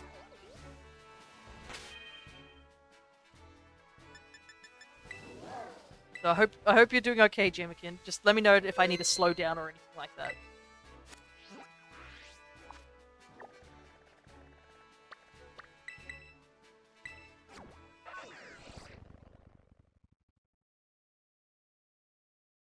I know I need a drink real quick. I'm gonna drink my Milo that is getting very cold.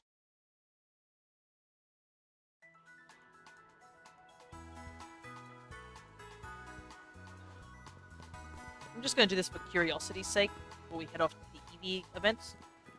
Oh, I'm good, but thanks for checking that. It's very sweet of you. Oh, yeah. We want to just make sure that you're okay. Anyways, I wanted to show, I think, something for Jamokin, because I was mentioning about the mini-mark. Let me see. Yeah, with meat. So, we'll just grab this smaller right here. So this lady tells you about size differences. And you can see here, she has 2 Pachirisus. They're the same Pokemon, but obviously you can see this one's a way bigger and one's way smaller. Sort of thing. She will tell you what size your Pokemon are. So, for example, if we just talk about the Bonsweet we just caught. Bonsweet, eh? Let's see here. This one's a little bit smaller than average. So nothing too special about this one. We'll look at the Smoliv that we just got out. This one. Smoliv, let's see. This one is truly a tiny one. A pint-sized powerhouse of a Smoliv. What a charmer. So, if we bring that Smoliv out. Alright, so here's our Smoliv.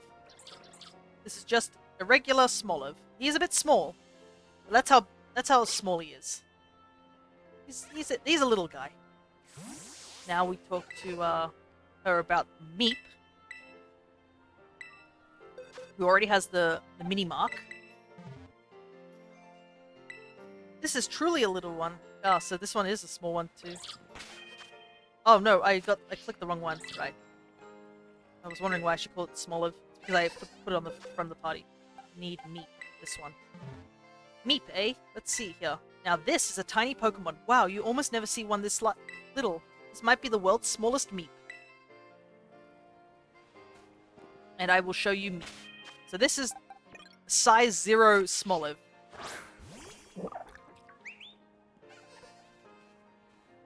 He doesn't even reach up to my shoe. That's how small he is. He is very, very cute. Very small. Just a small little guy. And it took me a little while to get it, but I really... football size. No football size. We love and cherish Meep. Oh, I love Meep. I'm glad you like Meep. I like Meep too. And you can see Meep evolves into this sort of thing. Yeah, this is my entire living dex. Right, let's put Meep safely back into here. And let's put our shiny Bonsweet here. Alrighty. It's time to do a Terror Raid. I hope you guys are ready. Can be punted. No! We have to love and cherish Meep. We cannot punt Meep. Alright. First things first, I need to change the held item.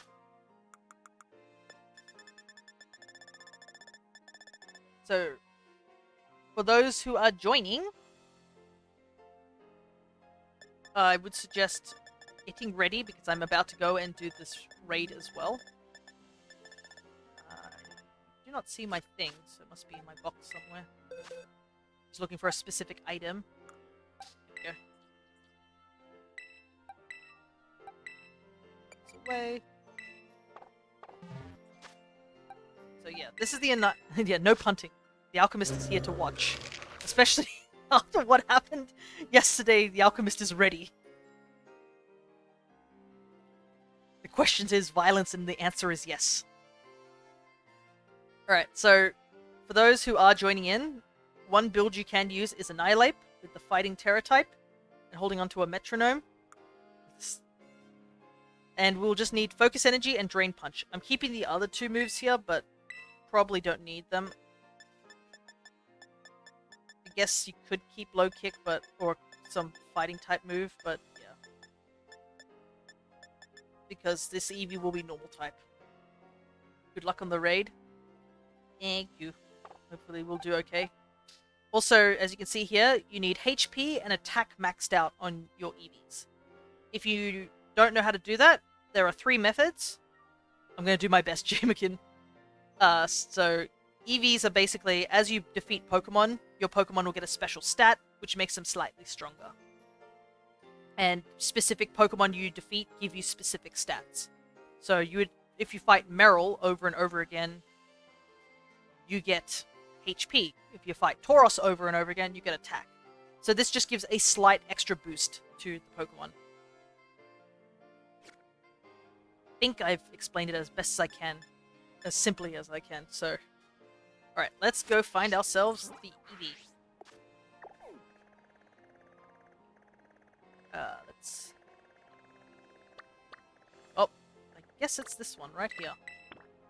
Quickly head on over there. It looks like we got someone who caught the star. Nice.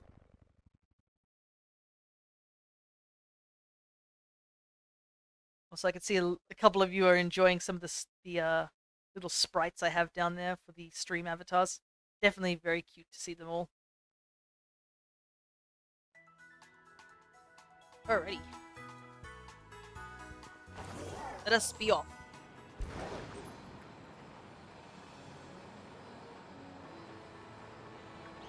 Just avoid all the Orthworms. Oh! Its sprite floats around. Yeah, so yours is called Uafochi. The ones you're getting on right now are the Tamagotchi ones I made. I got the sprites from Sprite Resource and I just made them into a sheet so that people can use them as sprites. Because there aren't any Tamagotchi-based ones on sprite is like the avatar for stream avatars. So I was like, you know what? I'll just borrow some sprites and make them. And I think they're very cute. I do need to update it at some point, but I definitely think they look quite nice. Alright, we just gotta get through Lag Tree Thicket. The lag. It's very cute. AJ, no!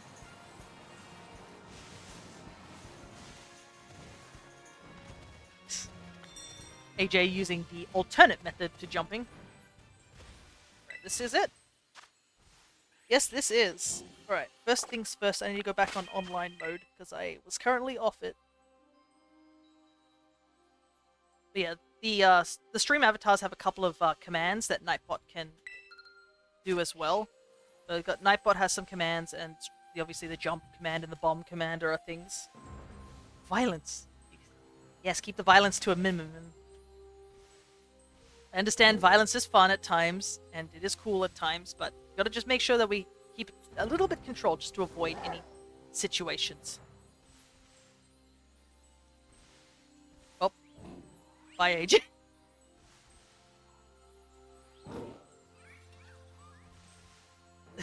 I think he... Oh, there he is. I was gonna say, I was like, where is he? Can he fly off the map? Alright. Here we go! Just for those who want to join in, the link code should be up. More nat 20s, yeah. Crest knows what they're doing.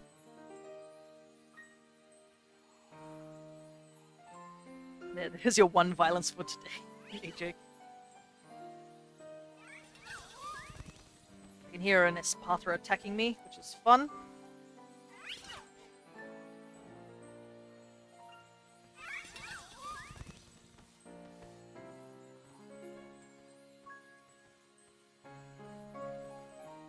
Yeah, I haven't tried out the strategy. This is my first time doing it, so we'll see how it goes.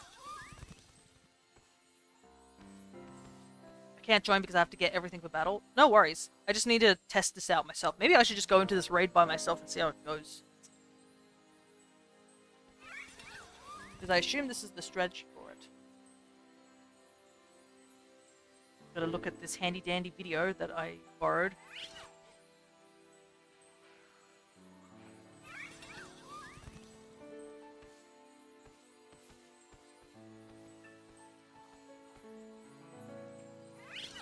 Okay.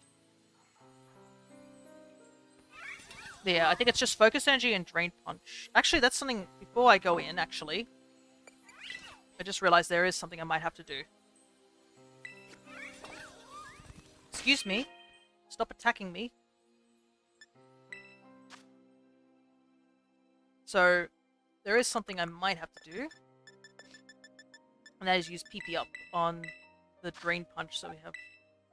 Drain Punch I have full of. Probably best to make sure that you have this maximum amount of Drain Punch as well, because that's the move we'll be using for majority of the battle. What's the final EVs in it? Attack and HP. Make sure you wear your PPE. Yeah. Gotta make sure we're all ready. Fully ready. Don't go in. I can't join since I've got to get ready this next experiment. Knocks in the next hour. I might go poof soon. No worries, Alchemist. Thanks for dropping by.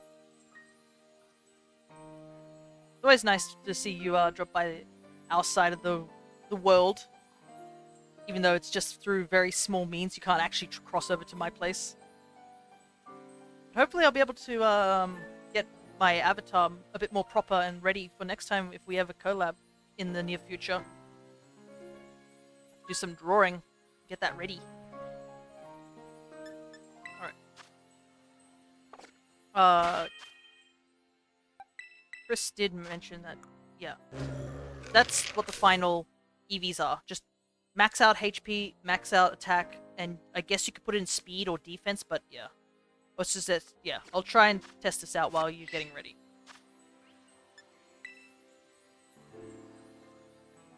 Alright, let's see how we go.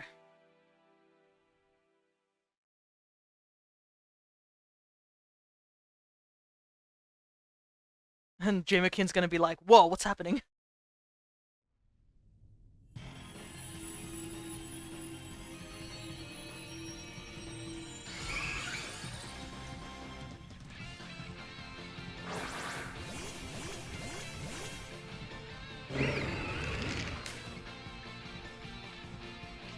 Eevee has anticipation. Shield up straight away, so it's going to be at max defense, as you can tell. Love the hat. Gonna randomly baby doll eye someone. And we're ready to go. But yeah, the Eevee is a normal Terra type. Oh, just stop. Alright. Now we just Drain Punch. Still an Eevee, but still has the stats of an Eevee. But yeah, we just have to get to our Terra form as soon as possible. That's also why we're using the metronome, so every time we use Drain Punch, it gets slightly stronger.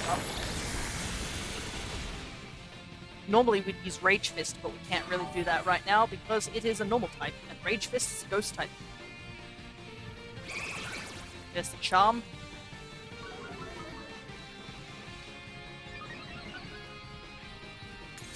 And Defiant has stopped that.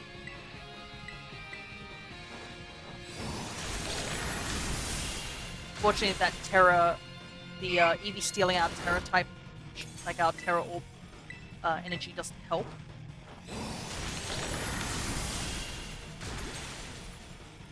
We're getting a lot of crits. Oh yeah, that's right, because we got Focus Energy.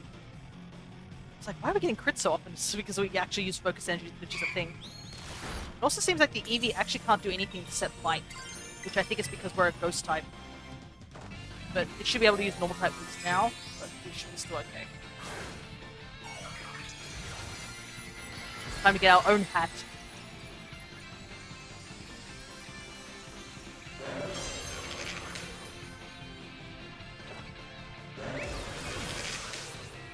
Now this should do a lot more damage. There we go. Welcome back, Pokey Dude.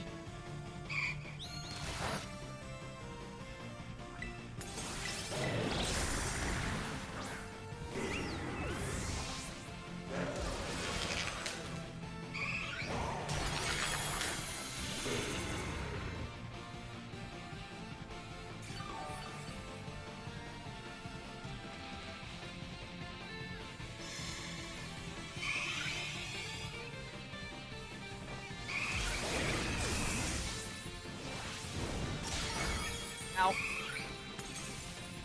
I love the over-the-top look for some of the forms. Yeah, some of the hats are pretty funny. I know some people are like, oh, I don't like these things, but I think they're kind of cool, and at least you can definitely tell that's... Oh. Your party is struggling, or are you like a pro? So the three people around me, they're AI. They're just computers. And unfortunately, they don't tend to be very smart. So it doesn't really help. I don't know what level they are. I assume they're the same level as me. But yeah, they can't Terra, they can't, like, do any of that sort of stuff. So that also makes them a lot weaker than joining up with regular people. Still smarter than Sword and Shield? Absolutely. Sword and Shield's like AI? Awful. God awful. That's a big reason why I want to get like as many people to join me on the Dynamax adventures. It's just because of how awful the AI is there. Yeah. Never forget Martin's Soul Rock. God forbid that damn piece of rock caused everyone to hate that poor Pokemon. It's not even Soul Rock's fault. It's just the AI's fault. Alright.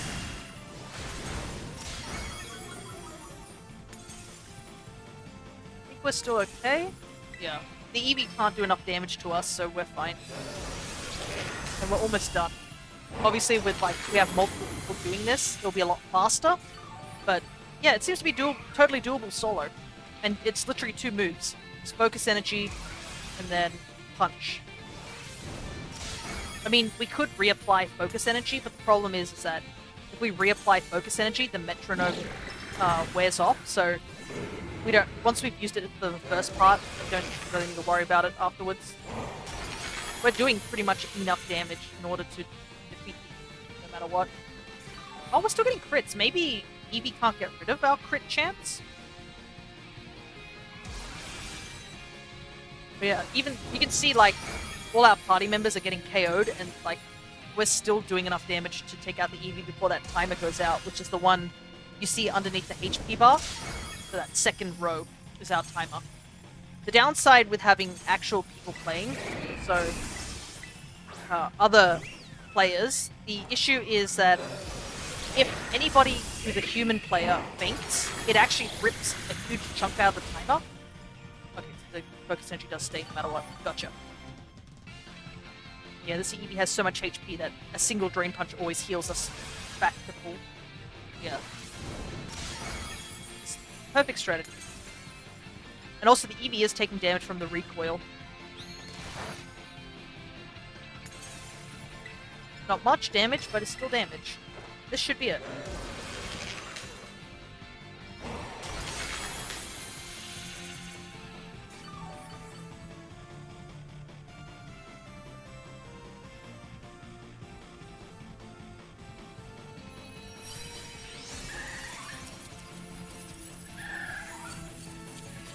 You're amazing. Oh, thank you. I can't say it's all my help, though. Like, I obviously used someone's guide online.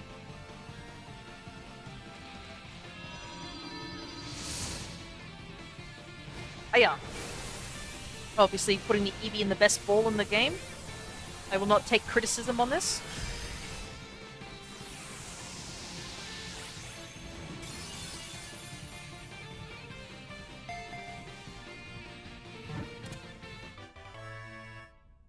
Alrighty. There we go. Whoa, we get some stones too. Nice. I was running a bit low on some of the stones. Living in a luxury ball. Don't understand that joke, but okay. Yeah, the ball I used is called a luxury ball. The luxury ball costs more money to buy because it is a bit of an expensive ball, but it increases friendship when you catch a Pokemon in it because it's, you know, described as a very comfy ball. But it's also just one of my favorite balls in general. There he is. Oh, she is, I should say. The female Eevee we just caught. Level 100. There's its hidden ability, all its moveset. And the most important thing is this mark. So if a Pokemon has the mightiest mark, it basically means, hey, you beat this Pokemon and caught it in a raid battle. It's like a trophy almost. You can only get one of these Pokemon per copy of the games. So even if I go back into this battle with someone else, I will not be able to catch the Eevee again. That's what makes these a little bit more special as well. And there are people out there who want, like these mons. But yeah. Put you here. There we go.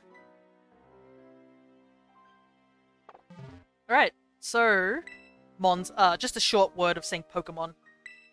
That's all. Luxury ball, got disco ball, drinks and comfy chairs inside it. Yeah, maybe. Have you seen those artworks people have done where they're like, they do a little artwork where they make it seem what the inside of a Pokeball is? Those are pretty cool. But yeah, Pokeball is like that, the iconic red and white Pokeball that I'm pretty sure you've seen before, Gemokin. But in the games, they have different types of Pokeballs. What would a Love Ball have?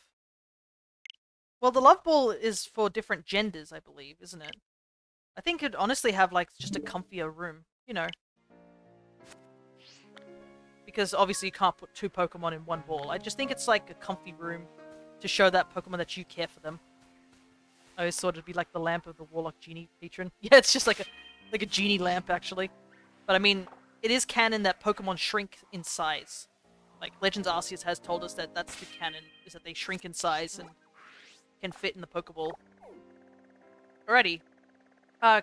Chris, are you ready to do the raid? Or do you still need a little bit more time?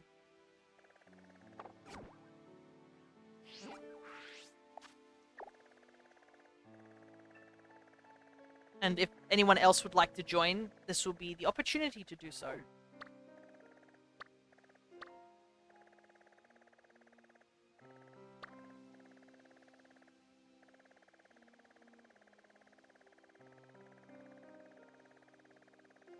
Hello there, Proto. Good to see you.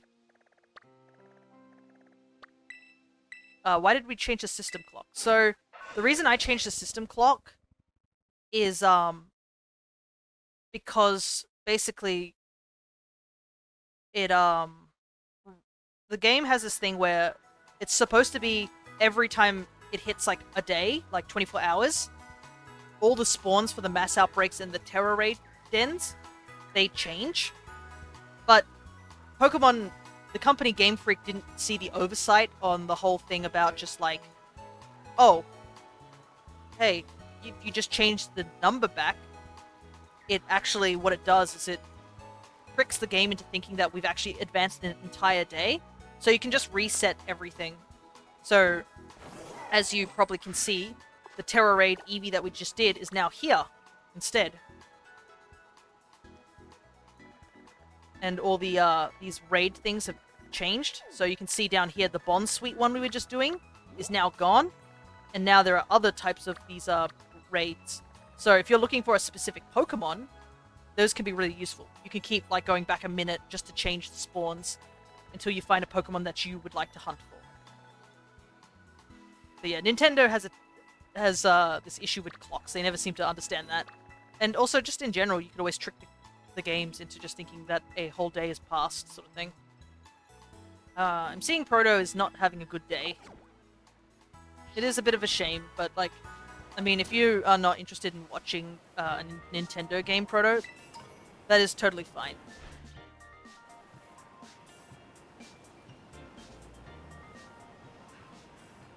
For exploiting Flower Kirby, well, I never. Maybe. Is it an exploit?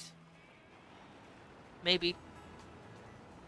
It doesn't allow me to catch multiple of the Eevees, though, so I guess that's one good thing. Thank goodness. Could you imagine if, like, you catch multiple of those Pokemon? People would have, like, multiple copies of that. That's rough, to say the very least. That's all good. No worries. I will say that Nintendo is not as bad as EA. EA is just a whole can of worms we do not want to open. Thank you very much.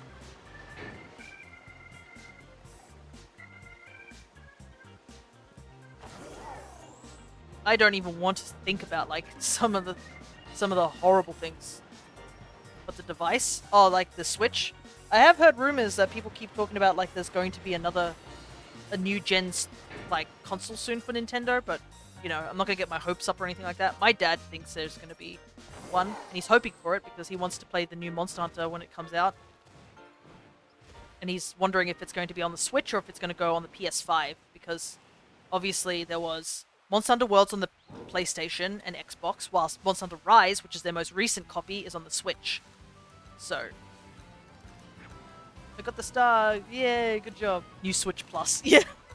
That's the only downside, is that Nintendo has no understanding of how to, like, what is it? Label their devices. They cannot come up with great names. They're like, it's the 3DS, but new. And you're like, Nintendo, why? So, but then again, I guess Xbox is just as bad. Throw away paying for online games. Don't know what that does, but yay. I'm seeing that Pokedude is having internet issues. And I think, yeah, most modern games nowadays you have to pay for the online.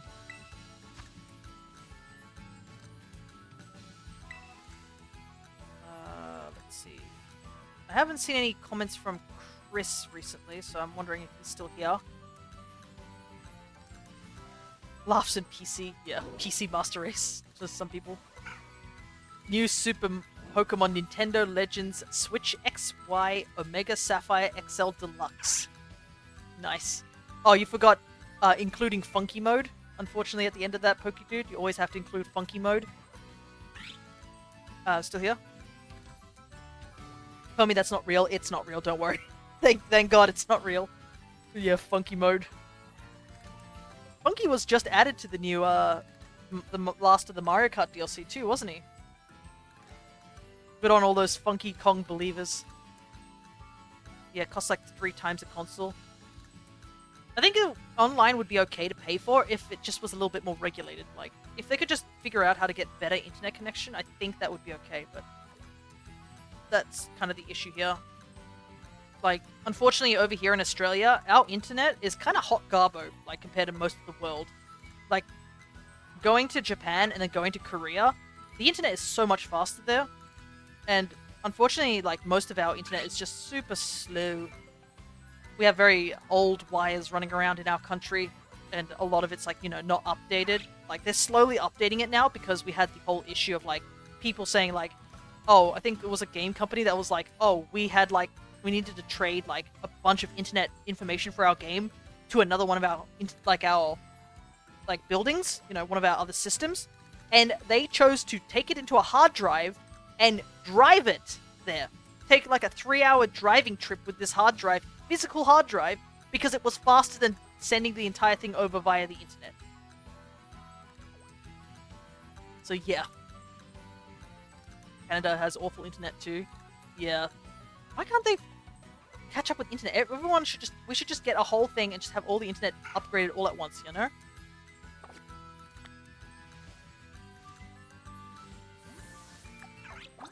Why internet slow?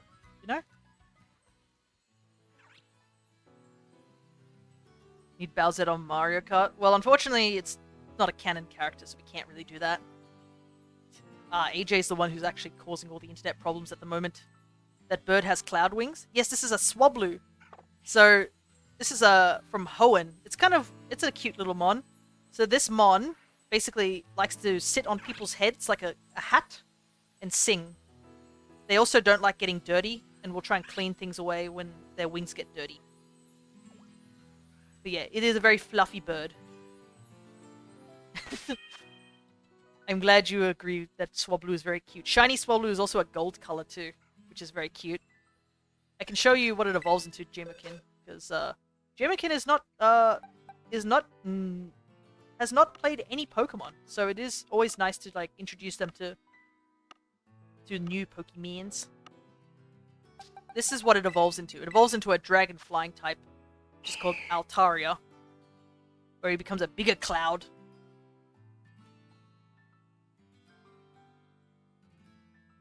Very fluffy bird. Alright, Chris is ready, so we'll give this raid another go. And whoever else wants to join in, type in the link code that's above.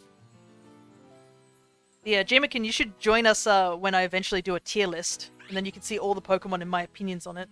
Because I want to do a tier list where I go through every generation. Got to go? No worries, Proto. Thank you so much for just dropping by and saying hi. Take care, okay?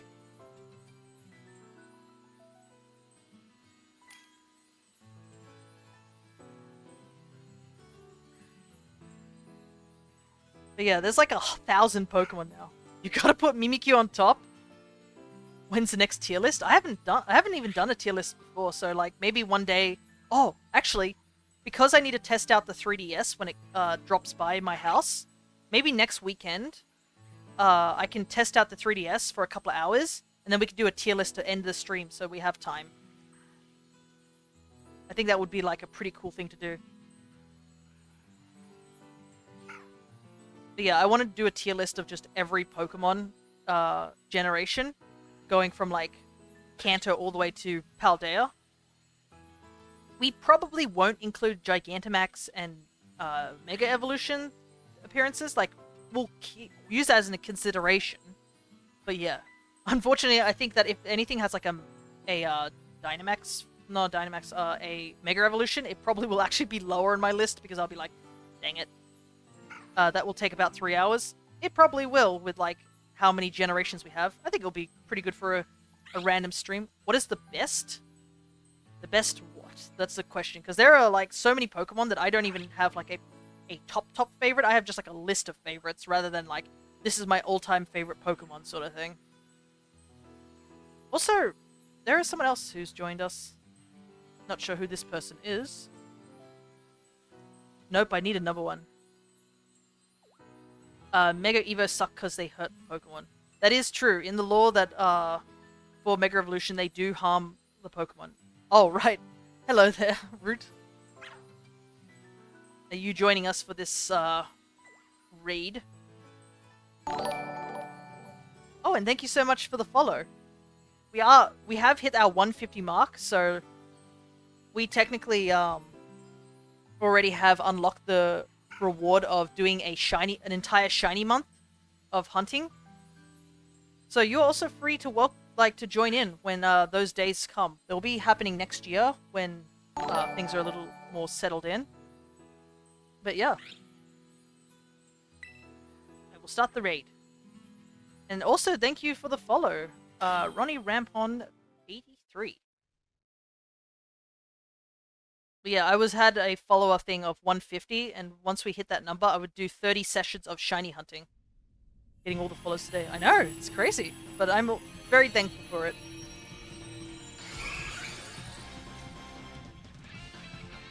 Alright, so I assume Chris is following my strategy, so we just have to use Focus Energy and just Drain Punch.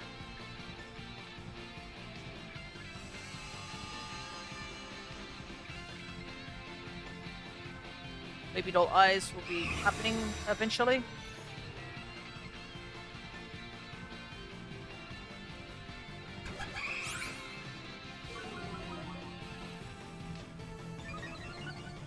Okay, it's good that one of us got the, Why is the stream faster than my Switch?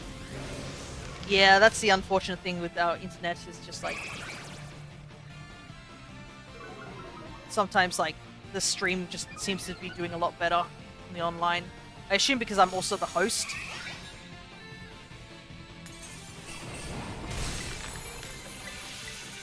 We'll just have to use the Drain Punch. Just keep using Drain Punch over and over again.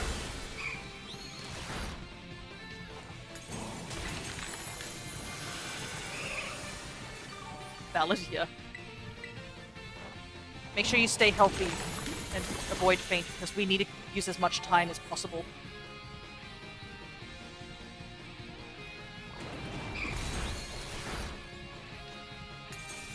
If you need a heal, Root, make sure you do.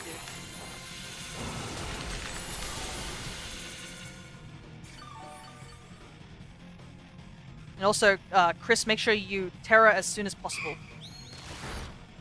The Eevee did steal our Terra Orbs, but if you can Terra... Sorry.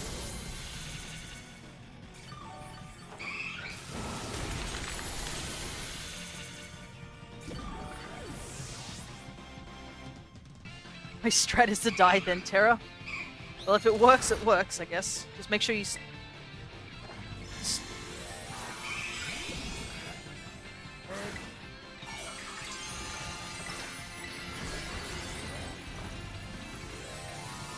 I love how glitched this game is. Goodness gracious.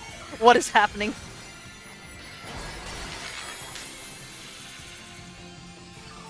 Just ignore all the visual things, it's fine.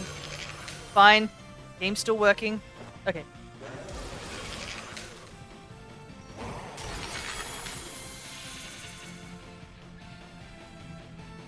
Alright. I think we've got this. I think we can take this thing out.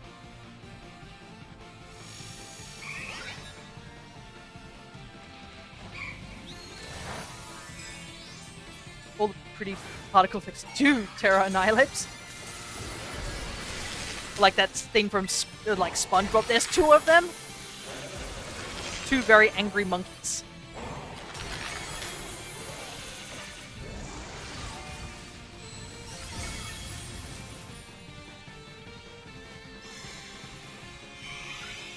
Yeah, all the pretty particle effects.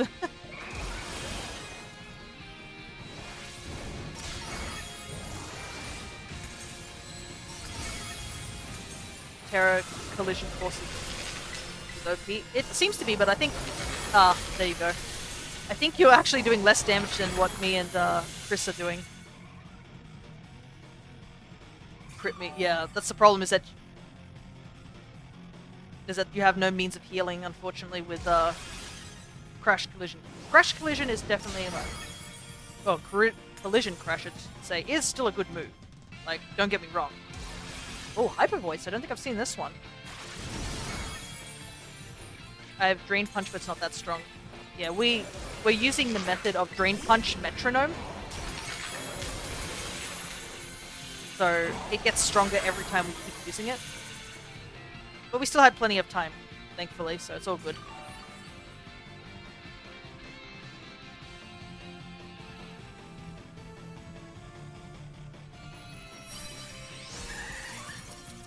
as the Nuzlocke player says, you got to play around the crit. Alrighty. Ooh, I got an ability patch? Thanks. I'll take that. I'll take more of the XL candies.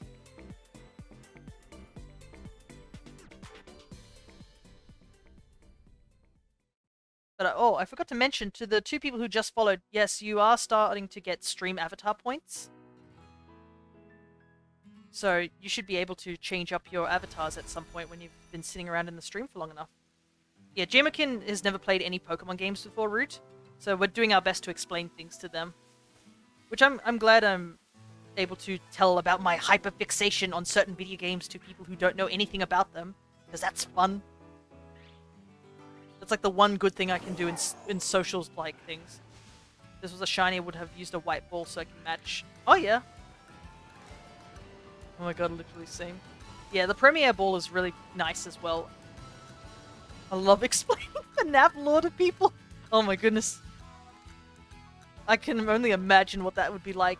I am caught up with most of the FNAF lore. I'm not like hyper knowledgeable on FNAF lore. But yeah, I also did the same. I unfortunately, as much as I would like to say that, oh, I've played the games before. No, I've never played a FNAF game in my life. I've only watched people play FNAF games. But the sole reason is like, I don't want to die of a heart attack. That's pretty much it. Like, I have... Matt Pat got it wrong. Greg, you're not a robot. Well, I mean, Matt Pat's stuff is just a theory. Heck, you could just believe anything. I know nothing about the series. I have heard a lot of mixed reviews about the movie. So I think with the movie, critics don't like it, but fans do like it because there's a lot of Easter eggs, lore things that it added. It was just a fun time. Like, it's like the Mario movie. Critics were like, oh, the Mario movie doesn't add any plot. It's just all a bunch of fun nonsense, and everyone's like, yes, that's what we wanted. We wanted just a fun time. I like to explain FNAF, Pokemon, Zelda lore. Oh, Zelda lore is a pretty difficult one too, because there's so many different games. But it's fun too. I like to tell people how much I like Majora's Mask. That's what I like to do. I love the movie Essen, it was so good.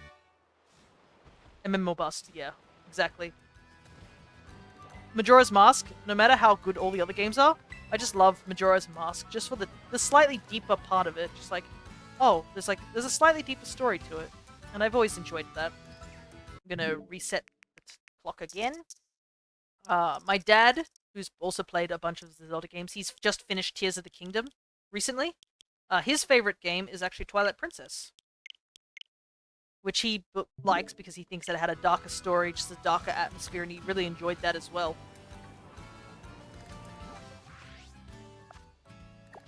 But yeah, Majora's Mask holds a very, very special place in my heart.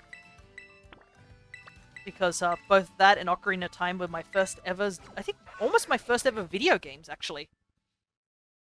Because my dad bought a Nintendo 64, that was the first big console, and he was playing those games, and I used to watch them when I was only 6 years old.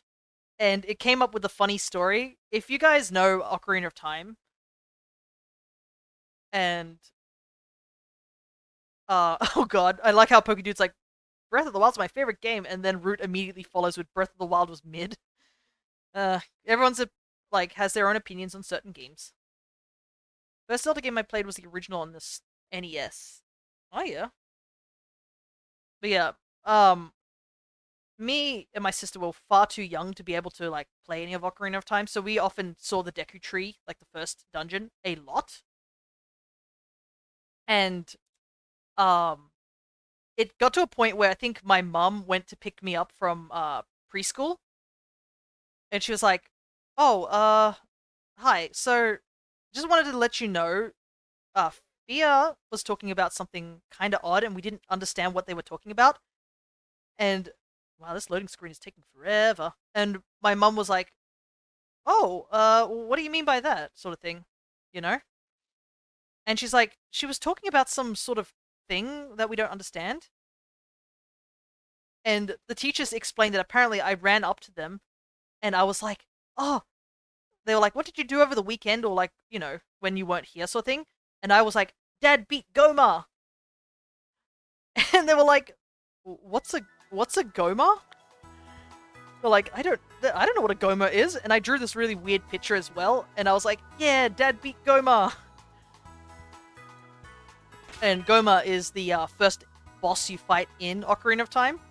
So like, my preschool teachers who had no knowledge of video games was just so baffled, and I drew this really bad picture apparently of it, of just like a single eye floating in a bunch of like circles. Spider, right? Yeah, it's sort of like a spider. It's like a parasitic spider with one giant eye weak point, as you know, as we know. The eye is always the weak point. Do you think you can help me evolve a Feebas? Because I got it from a surprise trading, and I need a scale to evolve him.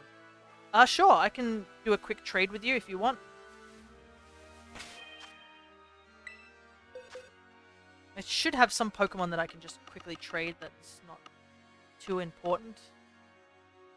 Yeah, I've got all these Pokemon. Should do. But yeah, I can quickly trade it. Is it, I assume, I don't know if it's like Gen or anything, but that's your business whether or not you want to keep a Genmon. Getting good at the timing jumps. Wait, Link isn't a Pokemon? No. No, Patrick, Link is not a Pokemon. What do you need to be traded from me? Oh, I don't need anything. I can just trade a random Pokemon to you and then trade back your Feedbass. That's all. Because you just need to evolve it, right? I saw him in your box.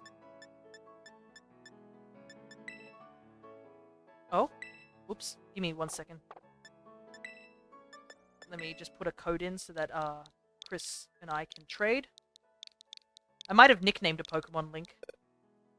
That might have been it. Alright, that's the Link code.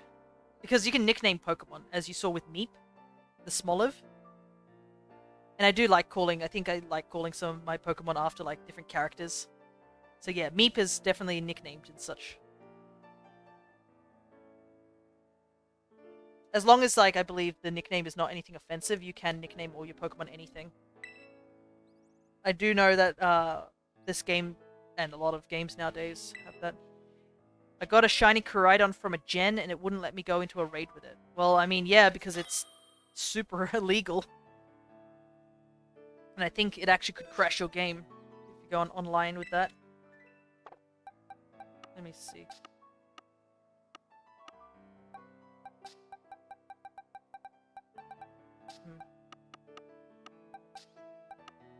Alright, we'll just do this Capsicid. Oh, just a regular Feebas. Right.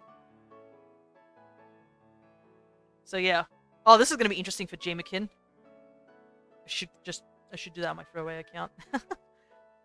So, this Feebas is known as a very ugly Pokemon. Barely survives in, like, dirty water. Can barely fight for itself, sort of thing. But, if you, in the old games, if you kept feeding it, like, these particular treats that would give it a beauty stat in contests, and in the newer games, if you give it a Marvel scale and trade it, which is what we're doing. Oh, your Feebas doesn't have the held item? Oh, do you want to cancel? Yeah, cancel the trade? I'll go out real quick. Like a Magikarp that got crapped on. Oh, don't be mean to Feebas. I know that Frostlass and Coffer Grigus got banned on Gen 5 because of the cusses in their names. Yeah, they casually forgot about that, so you have to nickname those two Pokemon if you want to use them in online. A slight oversight. I do hope they do release shiny Koraidon and Miraidon, whether that be in events or anything like that. Because they have, like, at least Koraidon. Koraidon has an amazing shiny. And I don't want that to be locked, honestly.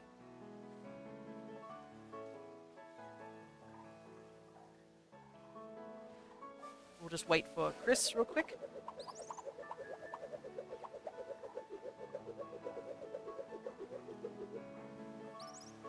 Then in Legends Arceus, you can't name a grape and nacho cheese. You were saying something about the fish. Yeah. The fish, the Feebas, when we trade it, you'll see. I'm just waiting for Chris, and I will explain a bit more. But yeah. I don't have the DLC. Oh, you don't have the DLC. Is there a way to get the Marvel scale, then? Let me take a look if you can buy the Marvel scale, somewhere. It is no, it's called a prism scale, right? Not a marvel scale. It's a prism scale. Marvel scale is the ability. Let me see where I can get a marvel scale for you. Oh, it's a possible ogre ousting reward and Felgorge. I might have one on hand. Let me take a look real quick. Why is it important? Oh, what is it? It's like you make smoker, but you can't name the site. Yeah, the grape thing is because of the 4 letters at the end of grape. It's not just in Pokemon. Monster Hunter and like a Capcom game also won't allow it. So I think it's just in general cannot be allowed. I do have a prism scale. Chris. The nacho cheese one, don't understand that one. That's actually one that I don't know where the bad thing of it is. So yeah, weird. I saw earlier Root said something about the English Bulbasaur can't be traded to Germany because of an offensive word. Maybe it's considered an offensive to Latinos. I don't think that's probably the case. So I'm actually not really sure what it could be. Alright.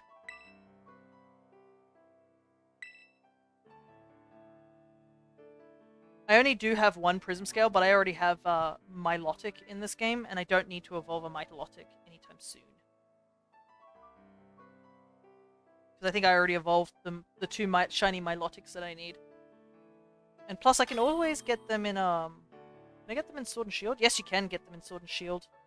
Probably be easier to get them in Sword and Shield, these Prism Scales. Alright. We will just trade you this Capsakid. This actually belongs to Pokedude. It is a shame that we can't find any black raids on my map. If you've already done them, well, you've obviously been online, so you've obviously updated it. If you haven't done enough of the 5-star Terra raids, the 6-star Terra raids don't show up until you've done enough 5-star ones. So that might be the reason, Root, because another one of my files had a similar issue.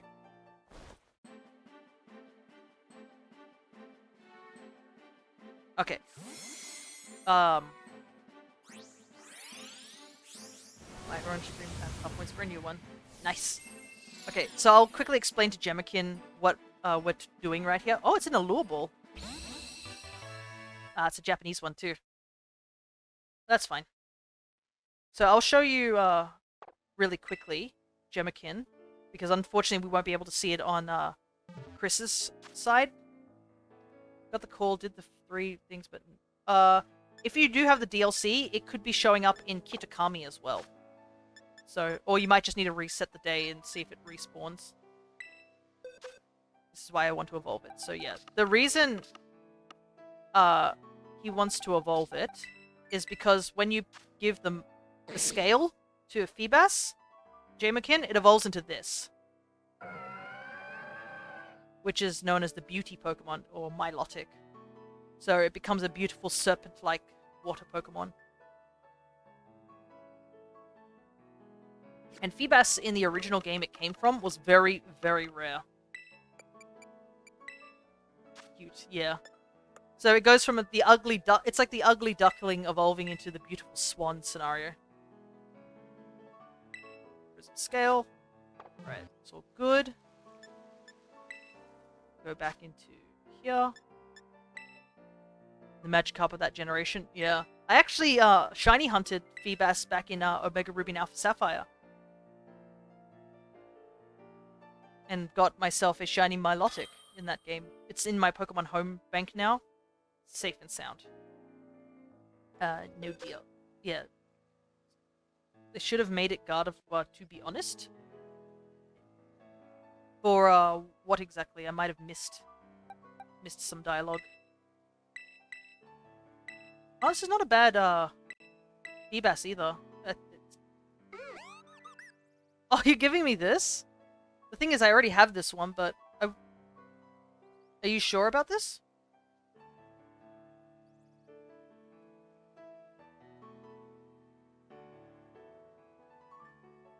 Chris, just want to double check.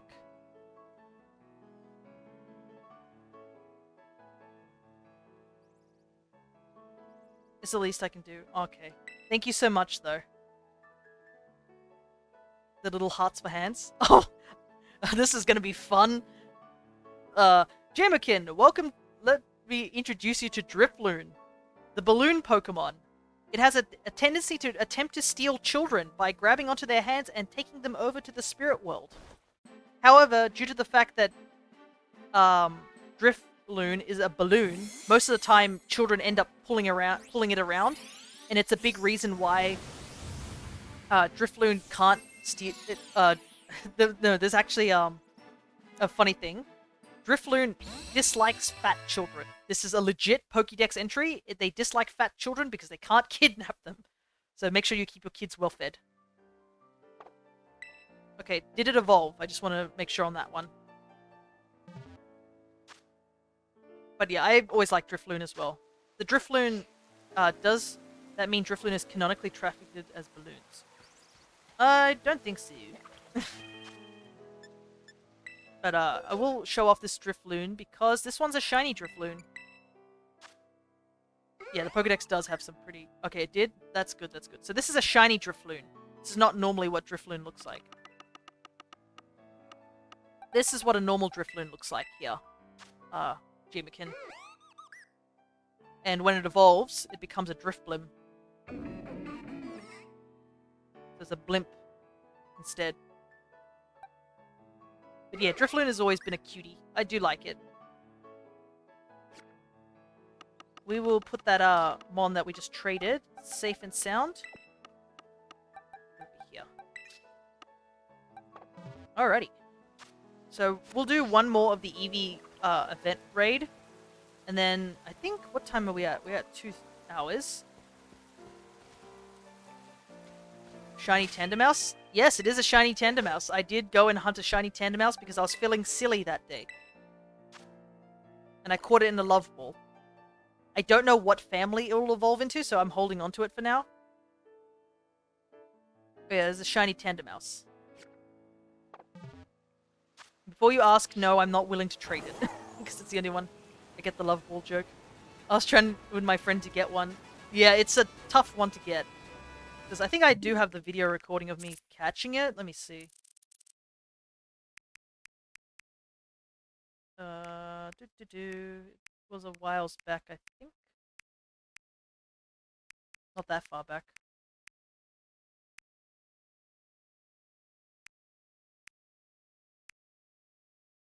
Ah, here it is. This one.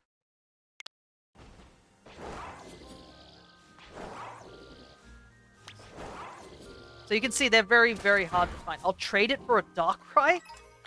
Like a legit one. But yeah, you can see here.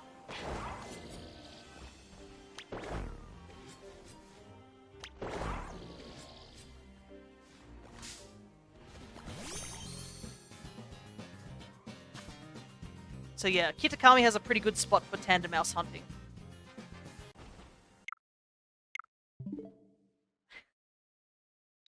Unfortunately, if the Darkrai is like Gen 1, I will not accept it. That's the thing. As much as I'd like a shiny Darkrai. We can still do the Toad School outbreak? Right, that's true. We'll do one more Eevee raid though, so just in case anyone else would like to have a go at it. And then we will do some other stuff. I'm sorry, Root, but it's also the only Tandemaus I have. If I had multiple Tandemauses, I would be fine with giving them away, but I only have one. And I need it for my shiny decks.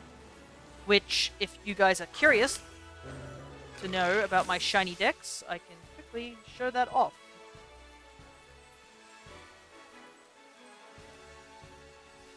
So you can see, these are the mons that I am still missing.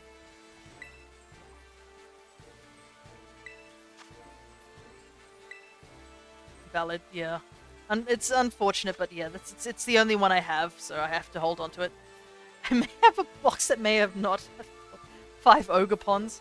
Yeah, oh my goodness, Ogapon is getting, is one of the big trades around nowadays. It's kind of nuts.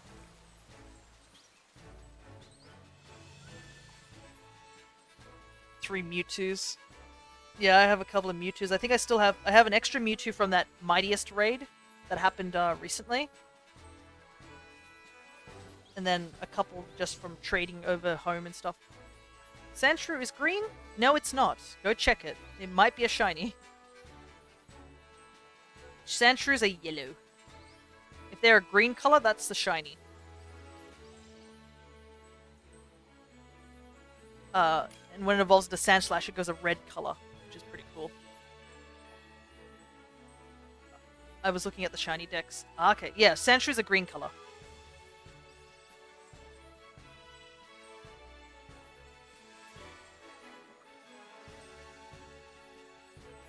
I just got a shiny Spinder in Pokemon Emerald. Ooh, nice.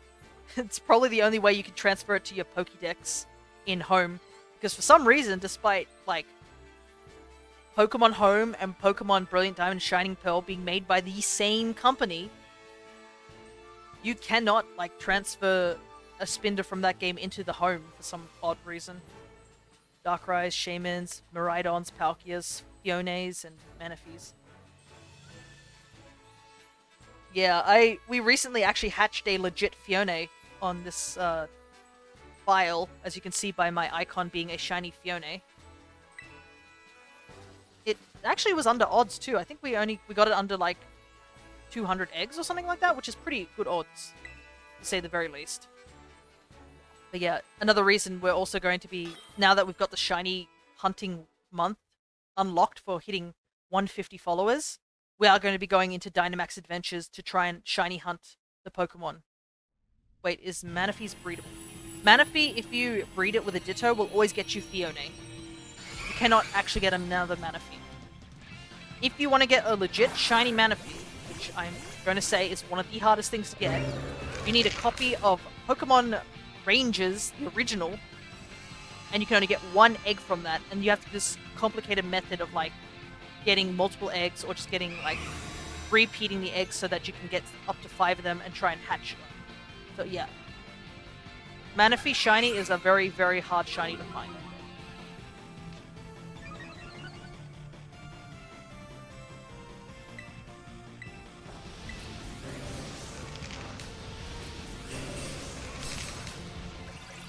Kind of good that we have the CPU. And even do the bomb. Yeah, you actually just jumped and got it properly. Right.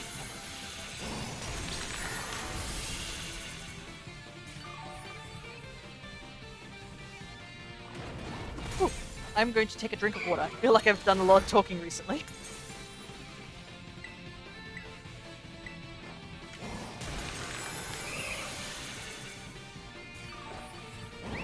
Just gotta stay hydrated. Especially now the weather's getting warmer. Us Aussies are heading into summer. Which is very funny because I know the rest of the world is like, we're getting colder, Christmas is in, like, the dead of winter. Nah, our Christmas is in, like, summer. Which is pretty funny, because, you know, whenever you hear about Christmas, it's always about snow and all that stuff. Over here, we like to make the other joke. We have, like, our Aussie Christmases. When you read, like, children's books, we would make things of, like, oh, Santa rides in a ute or something like that. Got kangaroos and emus. Put some sausages on a Barbie in the summer, dealing with flies. That's what Christmas is like to us. Winter for me, duck you, Christmas in July. That is true. Christmas in July is now a thing. I'm gonna go now. No worries, Jamekin. Thank you so much for sticking around for so long.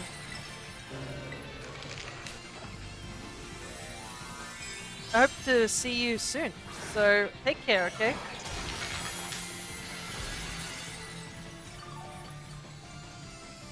Thank you for the information. No worries. I try to do my best. Aussie Christmases sound amazing. It's just a different way of Christmas, I guess. But yeah, it gets hot over here. I can assure you, it gets really hot at times. Hello there, bad boy. Good to see you. We are just doing one more of the Eevee raid, and we are going to do some outbreak hunting. We are just playing Pokemon Violet at the moment. Because I think the raid, this event goes on till about Monday, I think. But this Monday we're going to be doing our Pokemon Home Living Decks.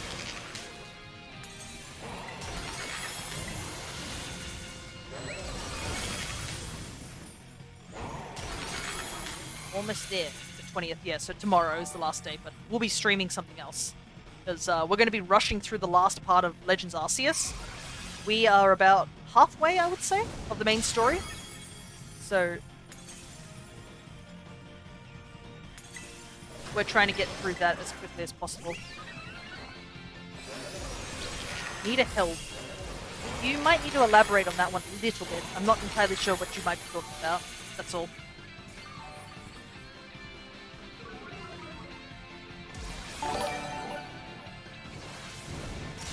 Oh, and thank you so much for the follow.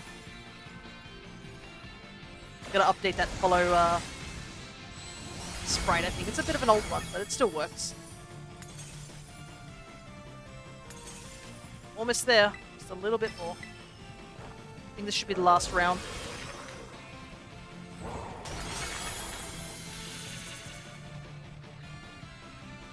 There we go. Yeah, thank you for following, bad boy. Now that you're following, you should be starting to accumulate stream avatar points, and you should be able to get access to a lot more avatars. For the sandwich, you want me to get the herbs? That should be fine. I have plenty.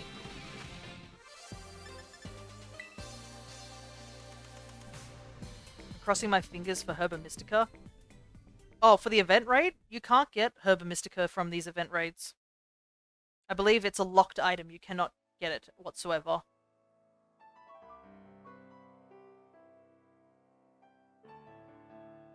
Yeah, sorry to burst your bubble on that, but yeah.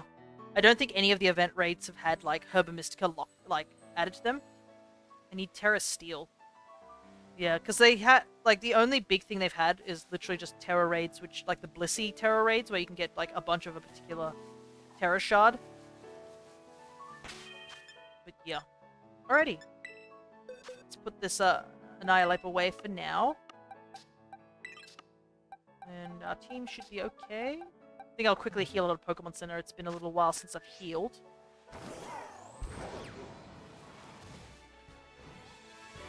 Alright. Oh, I also have to get onto the Union Room as well. Ah! Give me a second. Accidentally ran into something. Also, I've noticed over there, there's like a group of Smoliv and one Cricket Tot just in the middle. One of these things doesn't add up, to say the very least. Or Florges. Oh yeah, Steel Florges. That actually might work, thinking about it. Fairy types turning into Steel... I think Fairy types often turn into Steel, or often turn into Fire types. So join group. He owes them money. Thankfully, the DLC did add the Terra charm, so that we can get a little bit more Terra shards and stuff like that. Alright, let's see.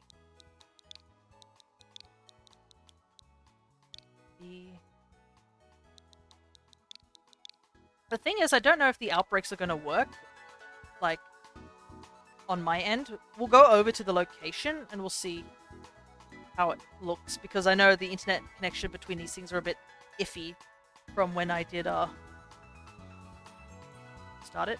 I can't. You have to start it. You're the leader.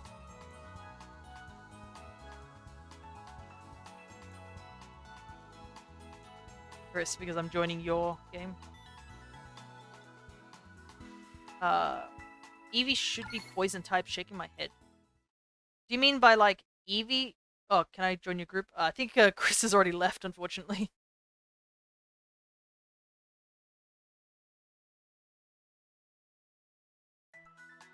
We should first... Yeah, we should first check to see if the outbreak shows up on my screen first, before we do a sandwich. I was talking about, should I start it? Oh, right. I didn't know anyone else was going to join. Anyways, you're going to have to do your best to explain to me where the outbreak is. Because obviously I don't think it's going to show up on my screen. Oh no, wait, there's an outbreak there. But I don't think that's the right one. Is it? Is it just by pure chance that I have a Toad School outbreak, or is this like the one that's on your screen as well?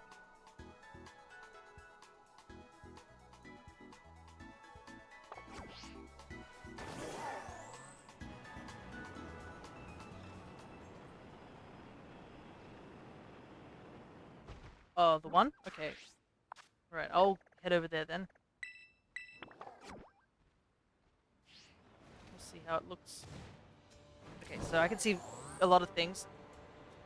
I see the invite me please one.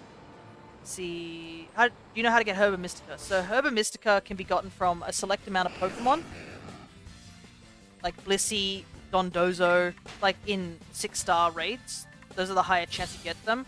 You can eat sandwiches to increase your odds of getting more Herba Mystica per raid. And the other quiet thing I'm going to tell you, without anybody noticing, there are people who do bot raids, where they use 2 bots to get Herba Mystica. And they have a raid that is a Blissey raid that just does it over and over again to get as much Herba Mystica from. I have used that method because it is hard to hunt for Herba Mystica, and it is how I got a lot of Herba Mystica.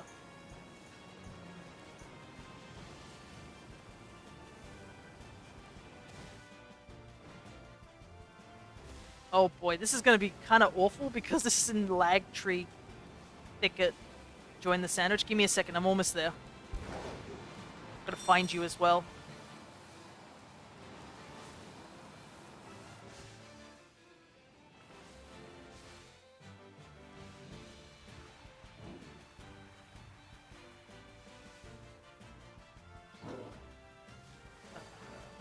I could hear the sandwich getting placed, but I can't see you.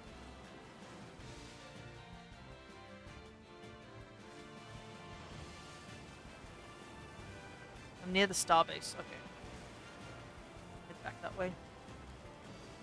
Do you know any of these bots? If you just type in, like, Blissey Herba Mystica farm, they do show up on YouTube. And depending on what time of the day, also, you know, depends on, like, where. Right.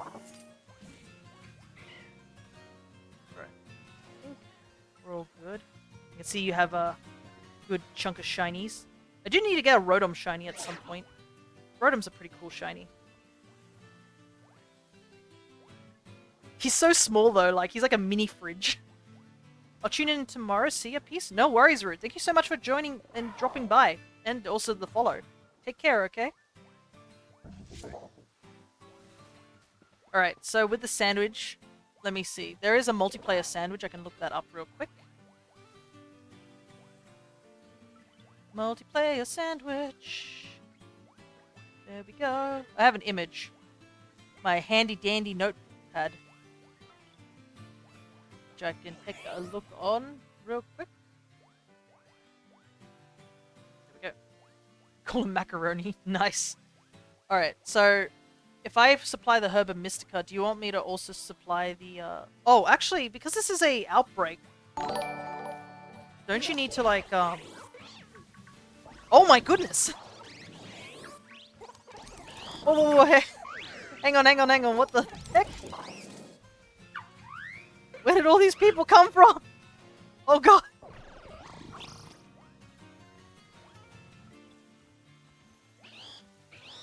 There's so many people here, oh my goodness! Thank you so much for the raid!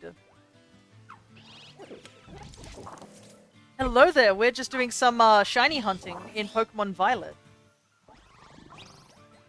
I love the fear face. Oh, I'm glad you do. But thank you so much for all dropping by.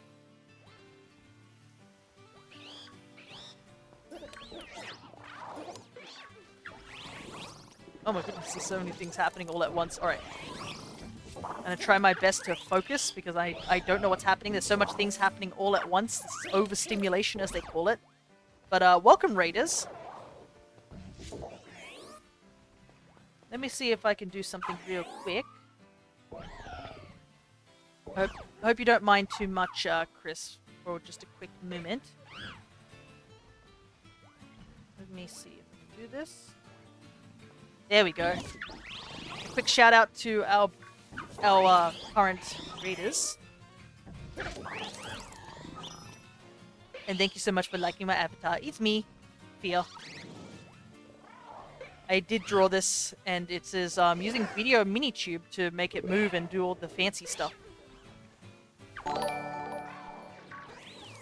And thank you so much for the follow as well. It's kind of crazy. For those who just came in for the raid and stuff like that, I did hit the 150 follow marks. Thank you all so much for the follows. So I will be doing 30 sessions of shiny hunting, which will be shiny hunting in this game with sandwiches, Dynamax Adventures for legendaries, in Pokemon Sword and Shield, and catching a couple of mons we've missed in Legends Arceus. Oh my goodness, there's so many follows. Oh, I'm so honored by all these follows. Thank you so much, everyone. Let's see, we got Multiplayer, we got Ross X Miku, we got It's Yellow Snow, Kramelin, and Minchino Bro. Thank you all so much for the follows, guys. Thank you very, very much. It's taking a while for the alerts to kick through with all the follows.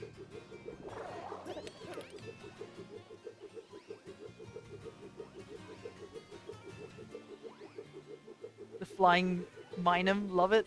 Thank you so much. It's a kind of an old emote I made for one of my friends, the Alchemist, when we did a Pokemon Mystery Dungeon run, and we made it for our team member. I'm glad you like it regardless.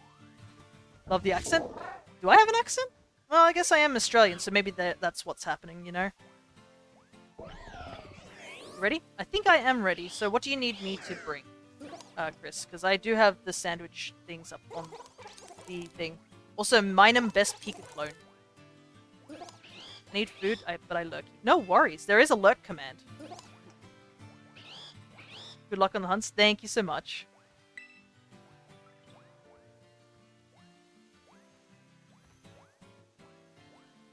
But yeah, to all who are following, now that you are following, you should now have access to all the other stream avatars once you get enough points by just chilling in the stream.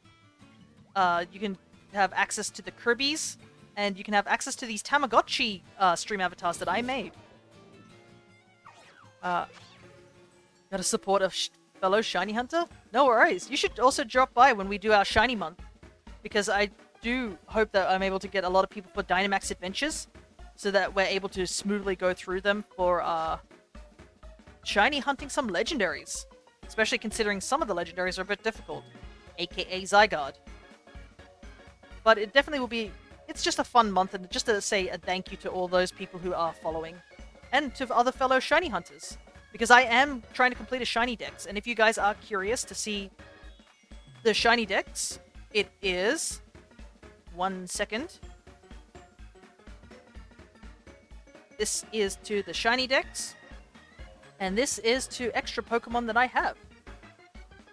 If you are curious, what else should I bring? So for the multiplayer sandwich, if we're hunting for Toadscroll, you either need to make a grass sandwich or a ground sandwich. I would probably say ground, because I don't think there's any other ground types that are in this area. So you'd need 2 hams, and then if you bring, say, a yellow and red bell pepper, I can bring a pickle and an onion. And then you bring in 2 Herba Mystica, and I bring in just an extra condiment. Doing playthroughs of games I haven't played yet on the Switch. I got a shiny Piplup on Brilliant Diamond Shining Pearl. Oh, and that's full odds, I assumed. So, unless you Masuda Method it. Regardless, congratulations. Piplup is very cute.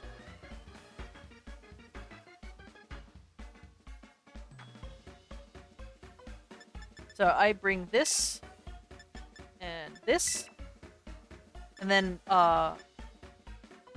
yeah, so you need 2 hams, and a red and yellow bell pepper, and that's it. And then obviously your 2 Herba Mystica. I'm not sure if this outbreak will work, and if it doesn't, I can always run off and do another ground type shiny and look around, so it's no big deal. It's just we're still getting the sandwich regardless. And I need to bring mayo.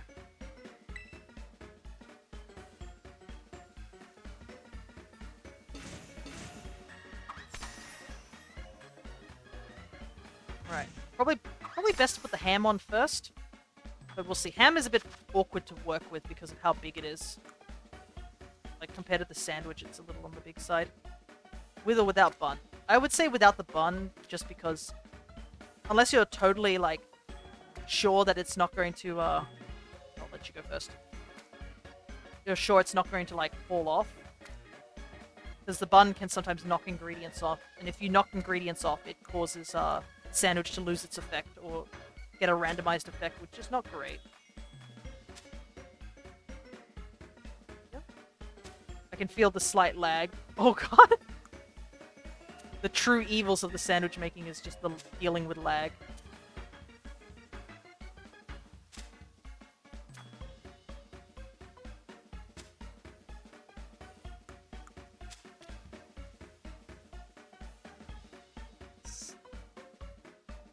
Sandwich artists. I hope so. Just one more.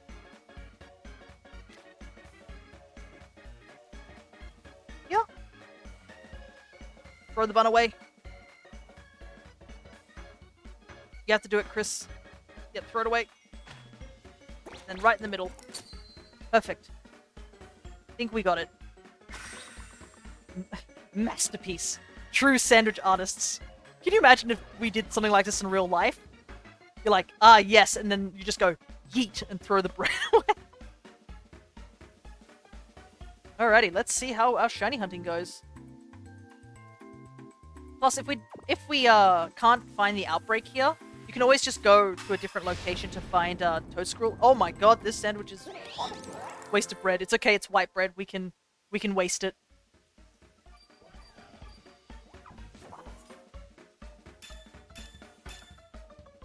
Alrighty, it is working by the looks of it. Let me just quickly... Apparently I'm having dyslexic writing at the moment. But yeah, there's plenty of places to go for ground-type Pokemon if we don't find them. Alright. Ah, I see you haven't hit the outbreak. That's another thing I'm worried about, because I think the outbreak number is, like, different. Big dude found.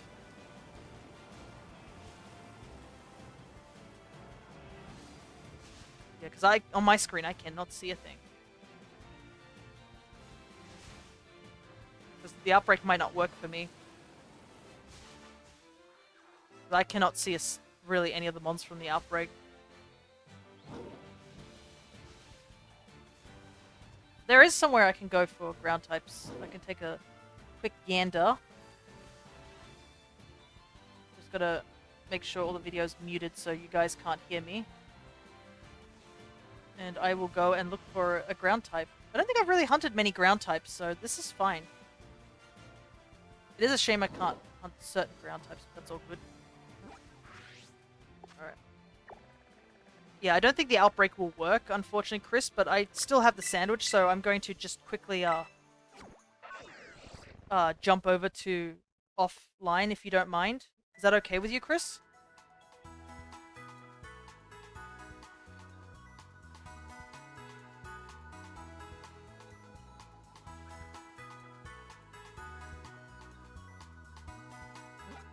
I do know an area which you can hunt for Toadstool.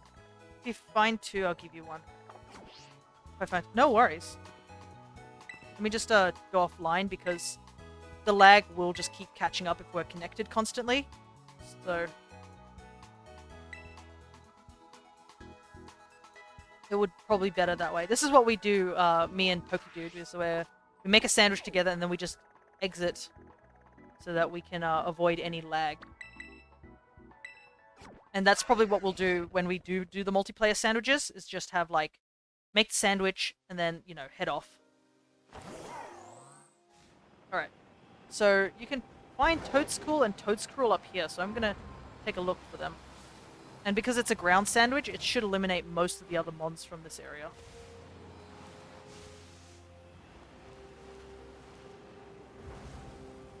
Team sandwich making experience, oh yeah. Definitely, in a nutshell. Making sandwiches and then dipping.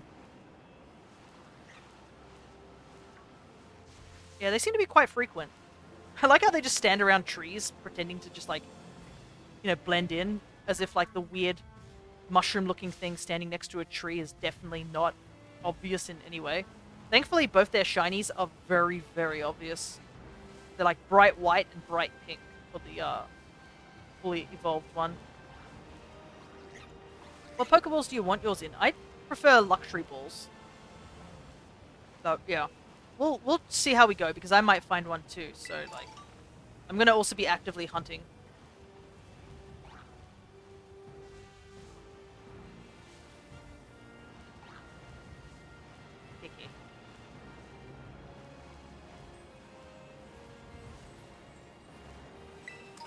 And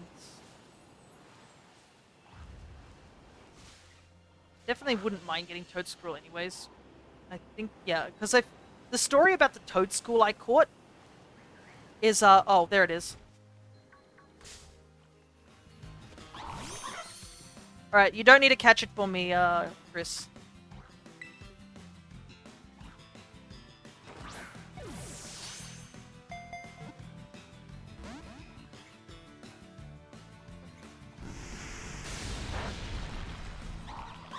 So, I have a feeling if Pokedude is here, he's not going to be pleased.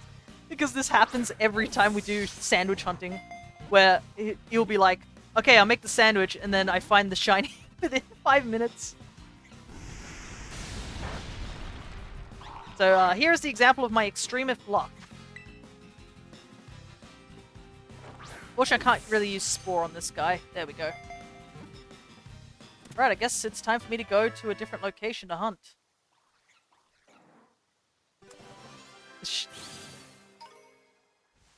The shiny pour me in 5 minutes. I'm really sorry, dude, about that one. Because I know you're still trying to hunt for it, aren't you?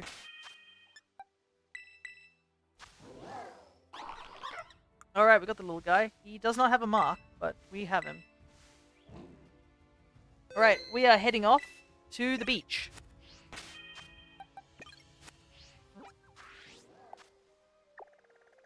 We are heading all the way down this way. Whoop, because we're going to try and hunt a Sandygast.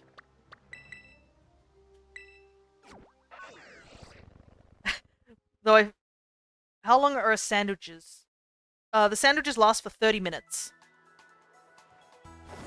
So that's why once I caught that Toadscruel, I rocketed off because we still have like 25 minutes of the sandwich to go. So we are going to go look for another mon that we could probably get as a shiny. And this one's another obvious shiny, so obvious shinies are a lot easier to find. So Sandygast, when it's a shiny, it goes black with, I think, a yellow spade in its head. But obviously the body of it going black is kind of like the big, you know, indicator that it's a shiny. It's a really pretty shiny too. Because, you know, it mimics the whole thing of like how some countries have black sand.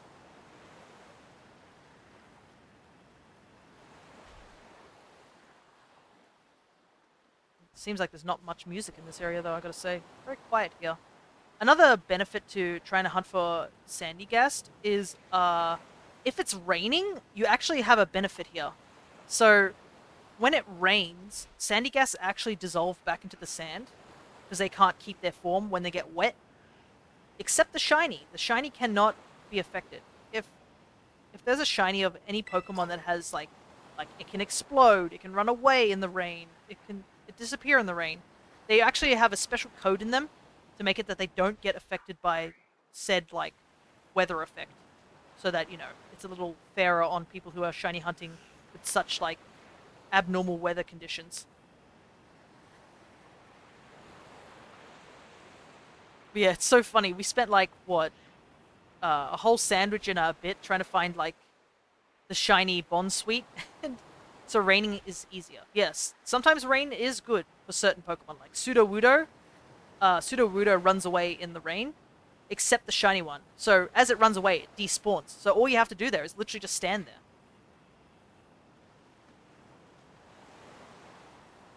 Which is super useful in those circumstances. And obviously for the Sandygast, it's the same thing too. I think there's a beach area near Levincia that's a pretty good place to hunt these guys as well. Where they just sort of dissolve if it's raining. And rain is decently frequent in this game. Sup? Hello there, Jonathan King. Good to see ya. We're doing some shiny hunting right now. I realized we were supposed to be shiny hunting Eevees, but like because I have shiny Eevee, I'm not really that keen on hunting the Eevee down. But we just caught a shiny Toadstool about 3 minutes ago. So we're taking a look around for other ground types because we are currently sharing a sandwich with Christopher.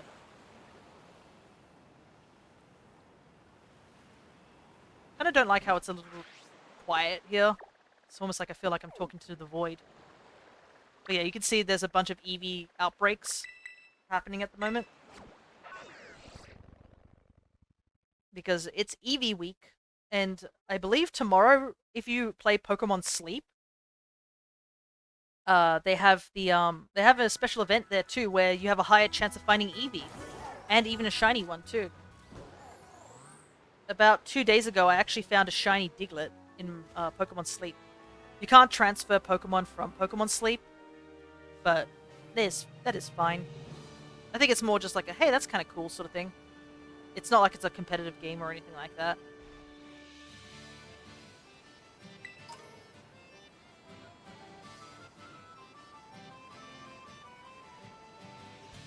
DLC is, yeah, the DLC is in, like, next month. So, I'm excited to see how the story ends in the DLC, considering how it ended in, the first DLC. I am doing my best to avoid any leaks and any spoilers, so if you have seen leaks or spoilers, I am going to warn you, please do not post any of that stuff in the chat. If you actively try to spoil people, I will have to time you out, that's all. Because it's more fun not to know spoilers. Isn't it fun, like, to just go in blind?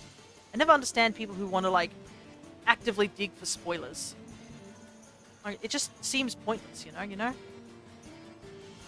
feel like I have terrible luck whenever I want to catch a shiny. Yeah, sometimes it's like that for me too, where if the game knows I'm actively searching for a particular Pokemon, it'll just flat out ignore me and not look at me with shinies, but like, if it's a Pokemon that I'm like, yeah, I'm okay with hunting, just, you know, lol, for the fun of it, sometimes I find them rather quickly.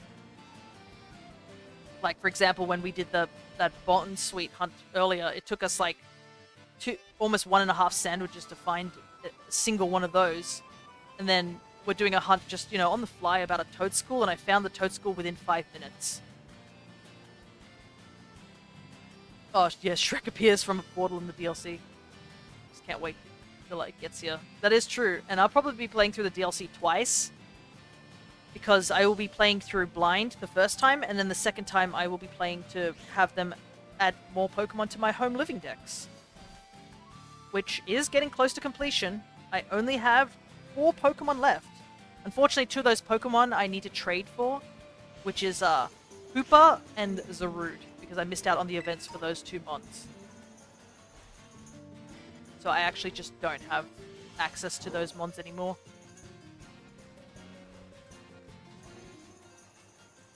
Watch it be that we're trying to hunt a Pokemon that disappears in the rain, and it's not going to rain within the 30 minutes, despite it rained twice earlier on in the Bond Sweet hunt.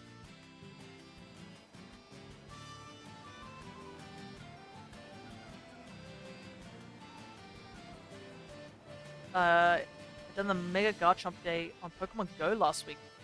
Oh yeah.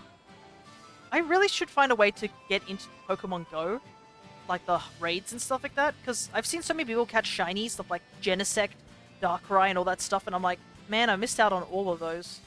Like catching those mons would have been so useful for my shiny decks, because my only way I'm going to be able to catch a Darkrai is literally through Shining Pearl, because I only have one file that happens to have the 2 mystery gifts.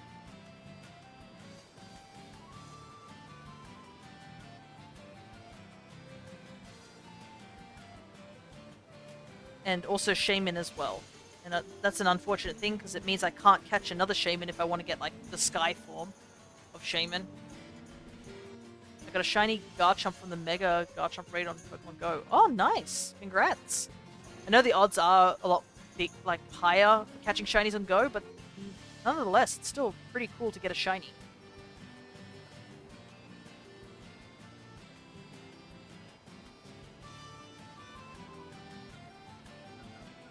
Plus, I have a couple shinies I should transfer down to Pokemon Home because they're a lot easier to catch and go than they are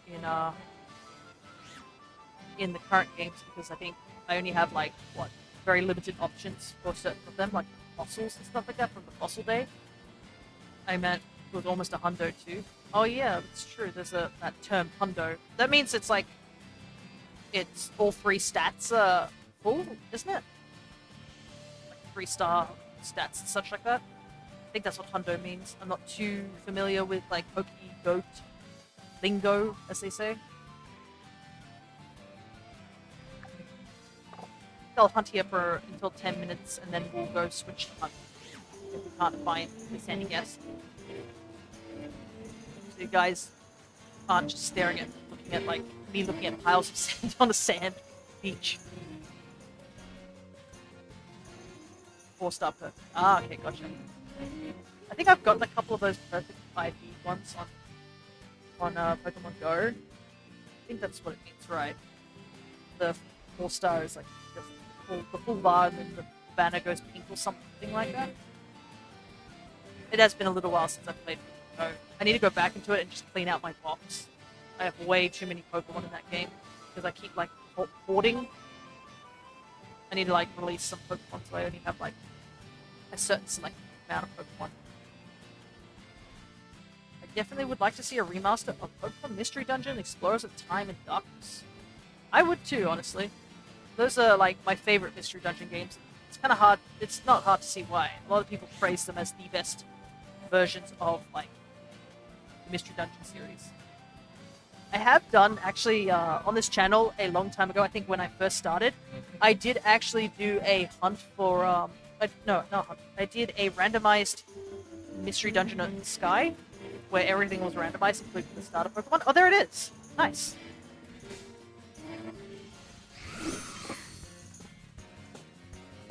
There we go. At least we can put this one to sleep. And we can now go for another shiny. Let's see. What do I want to do? I feel kind of bad. I'm pretty sure Chris has not mentioned that they have found any shinies or anything like that, and I feel a little bad because I found it already. It's happening again, dude.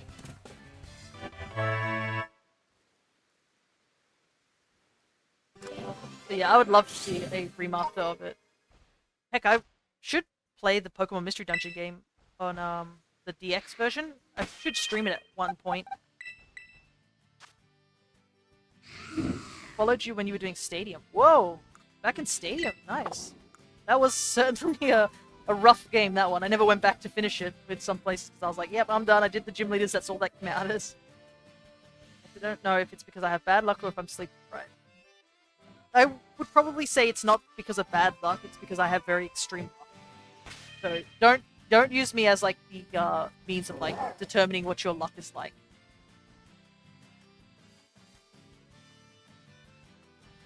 Love to see XD on the Switch. Let me see. Oh, actually I could hunt for Iron Treads. Chris equals me confirmed. Let me just save the game real quick. I do not have Iron Treads, actually, so I might head over to Area 0 real quick.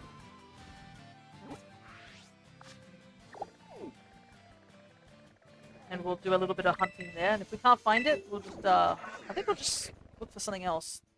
I do have actually a few ground types I haven't gotten in this game. Mudbray and Mudsdale I don't have. Silly Cobra's line I don't have. Sandile line I don't have. Actually, that's kind of it, really. I'm actually limited on what ground types I don't have. Colosseum and XD on Switch. I do have like a version of found a modded version of it's called XG where they add a lot more Pokemon and stuff like that. I have been considering alongside the Alchemist whether we should collab that one day, but we'll see. Yeah, Awkward yelling about Sandshrew, so I'm wondering if that means they found Sandshrew. No idea if that is in the gen or not.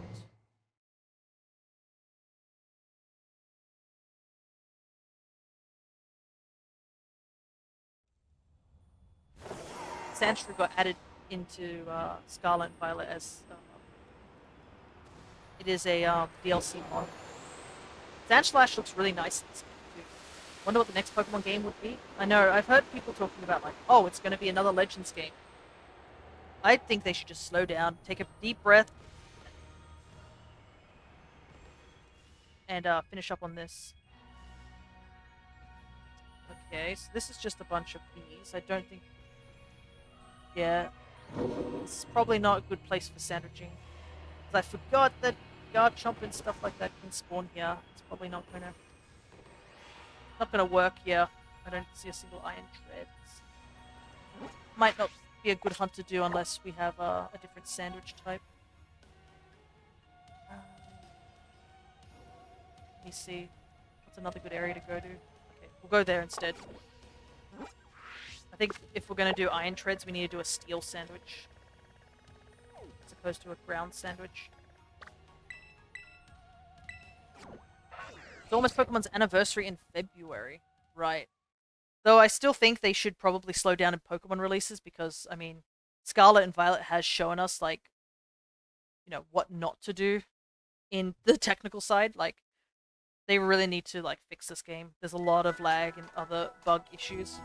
But yeah. 2026 will be its 30th anniversary. It's still a ways off for now. Still a couple of years to go before we get those games. Alrighty. Catch ourselves a donkey or a horse.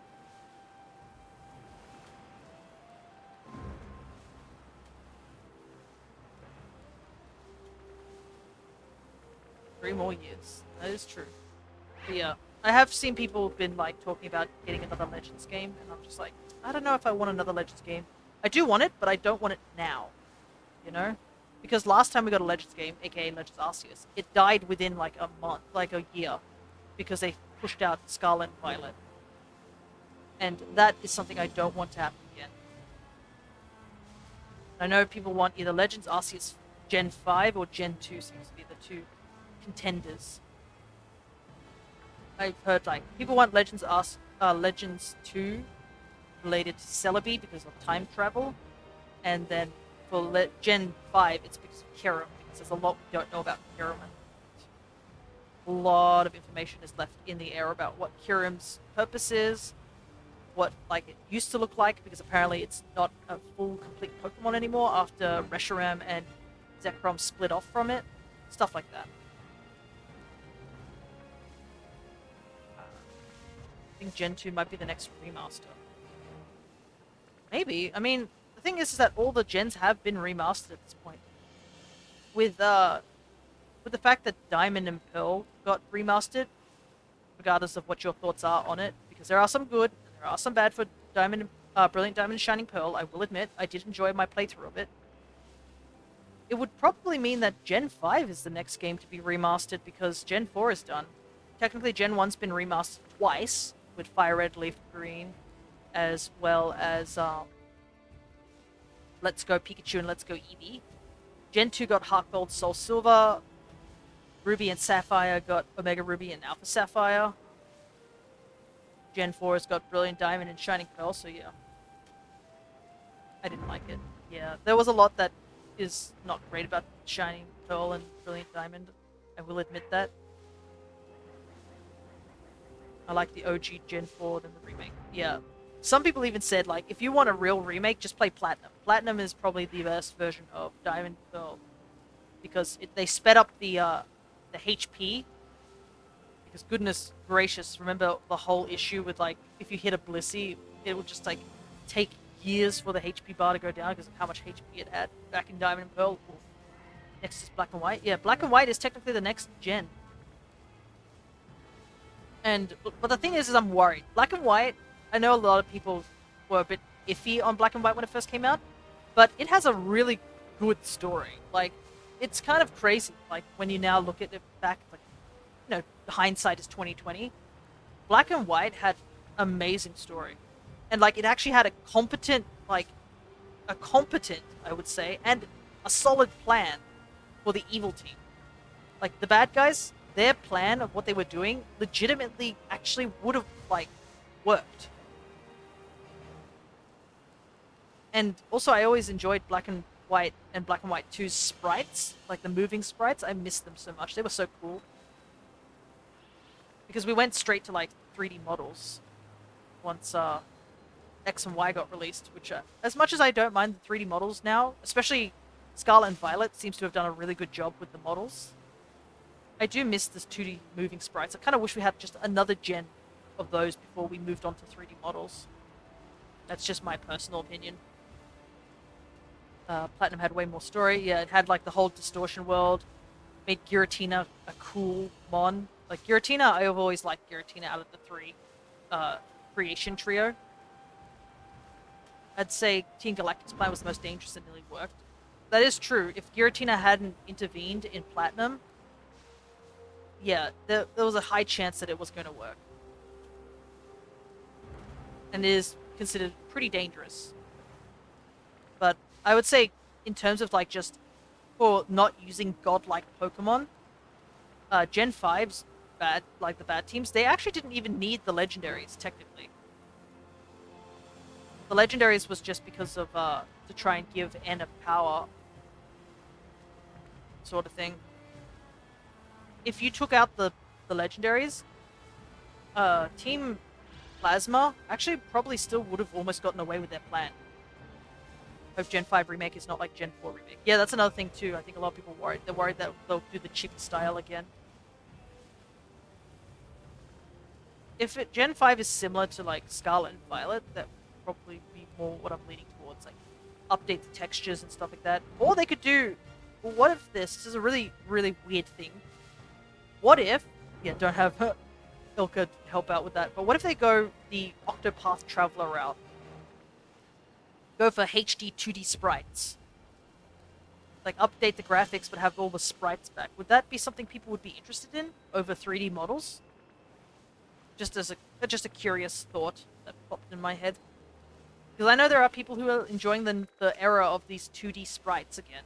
So, you could go back to that. And that would allow you to have the moving sprites like Black and White had originally.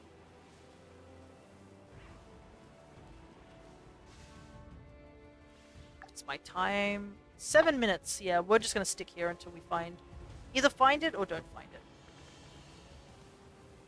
Could be interesting. Yeah, definitely is a thought. But yeah, I want them, if they're going to do any more remakes or just any new games, I want them to be in the oven for more than 3 years. I don't want to see any new Pokemon games anytime soon. Gen 5, my favorite love, legendaries Gen 5. Yeah, I think Gen 5 had some pretty, like, decent legendaries. I think, though, the one downside to Gen 5, I would say, is that they had maybe a couple too many trio legendaries, if you think about it. I think Gen 5 introduced the most legendaries. Like, what? You had the Genies, which is 3. You had the Swords of Justice, which was 3. You had the Towel Dragons, which is like 3 if you count Kyurem as well. So they had like 9 legendaries just off the rip. And this is not counting mythicals as well, where they had Victini, Meloetta, Genesect, Keldeo. Keldeo had 2 forms as well. Like, there's a lot of legendaries were added in that gen, which is kind of funny because you then go over to like 6th gen and they just barely had any legendaries. I'm pretty sure they only had like 3 main legendaries and that was it. It was a mythical.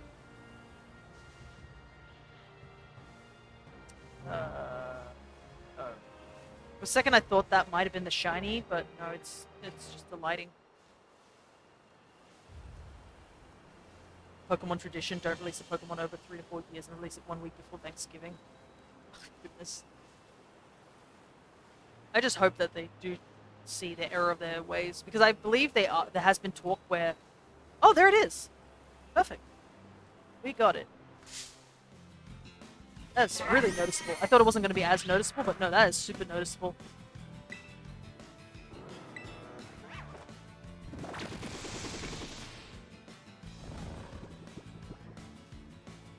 I'm sorry, guys. I'm just watching everyone's like... They're like, what the heck is this sorcery? This is witchcraft. Complete witchcraft. How could they catch 3 shinies with 1 sandwich? This is like... cheating them or something. No, it's just a very, very fortunate luck, I guess. Though, I mean, what was it? in our previous stream yesterday, I believe, I did roll 3 nat 1s, which in D&D that would definitely have killed me. Alrighty, let's quickly check and see if he has a mark. Game is hacked. No, this is a legit copy. You've seen me turn the switch off and on. To the witch burn ceremony. You have to catch me first. You think I'm just gonna go quietly? I've got hands, I can throw them.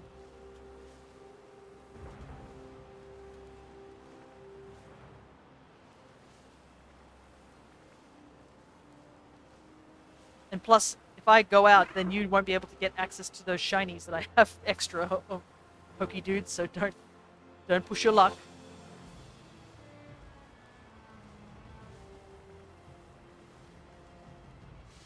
Yeah, now the reason comes in. Yes. My loophole logic works. I strike again. Got me this time. Yeah, I did get you this time. Look at me. I'm the master of this Twitch stream. Until we meet again. Just flings yourself out of the call somehow.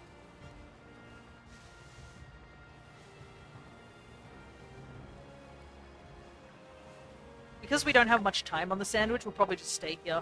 We might... This is a very might. Could be lucky and get another Mudbray, which I wouldn't mind, because that means I can evolve it into the Mudsdale. Because I don't have both of these mons. But yeah, after I've done all this shiny sandwiches, I might do a bit of hatching for my Quaxly egg. Because I do have a lot of Quaxly eggs, so I should probably get to doing that now.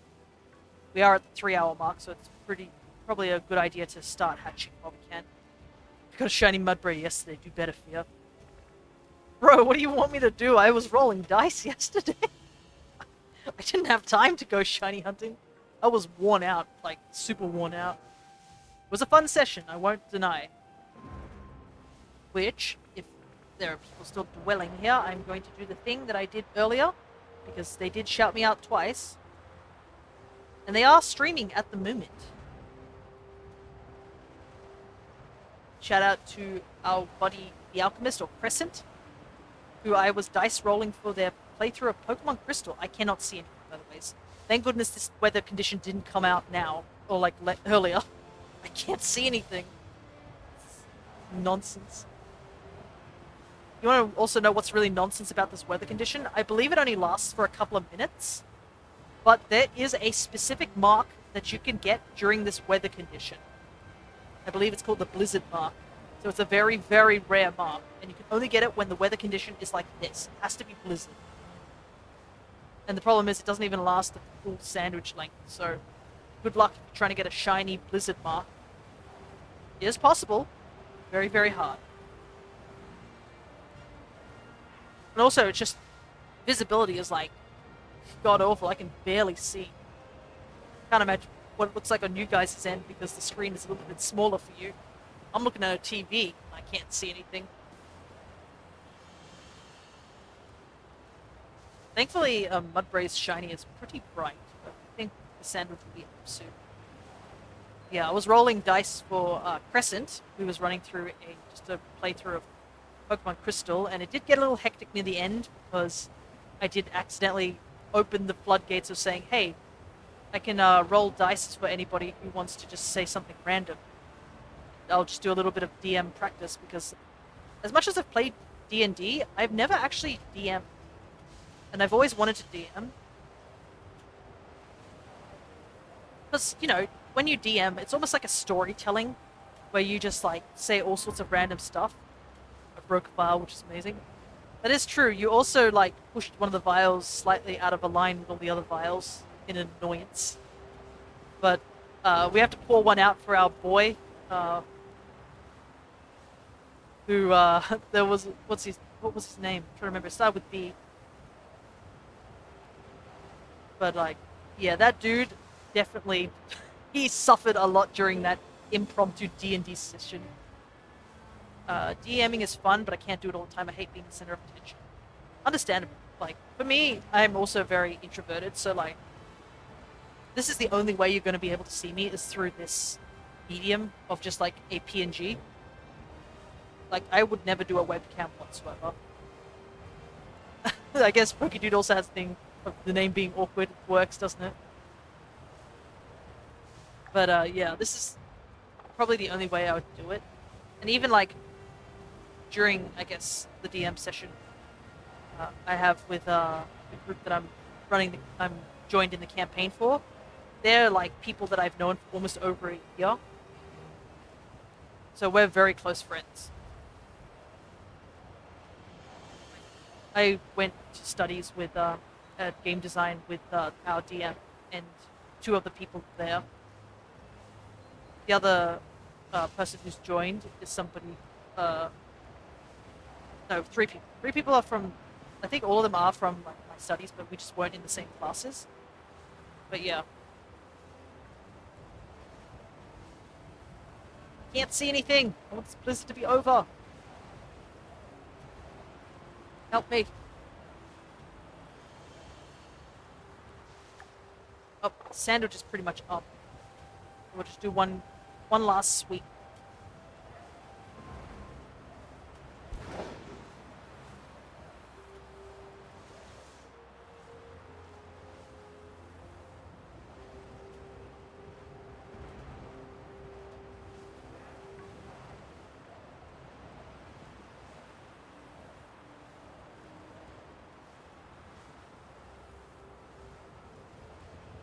So, our dungeon master apparently also knew me from earlier, which was a very shocking story. I feel like I've mentioned this story a couple of times on stream, but yeah.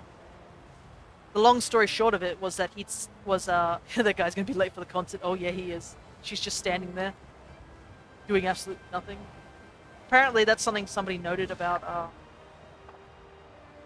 is the sandwich done? Someone noted about so there's a bunch of delivery guys, and if you talk to any of the delivery guys, apparently all the delivery guys are just lost. They're like, come on, bro, like, you're supposed to be delivering something, how are you lost, sort of thing. Oh, now it's raining now, that's a shame. Well, we got our sandy guest, so it's no big. I think three shinies for one sandwich is pretty good. I'm going to say that. And we get to evolve one of them because I already have a Toadstool. So I guess we get to see Toadscruel right now, which has a really cool shiny as well.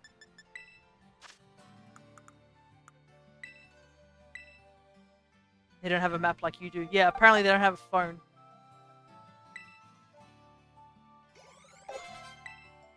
Alrighty, here we go. There's our little fungi guy. Nice pure white shiny, which is really nice as well. Like Toadscruel and Toadscruel got really cool shinies.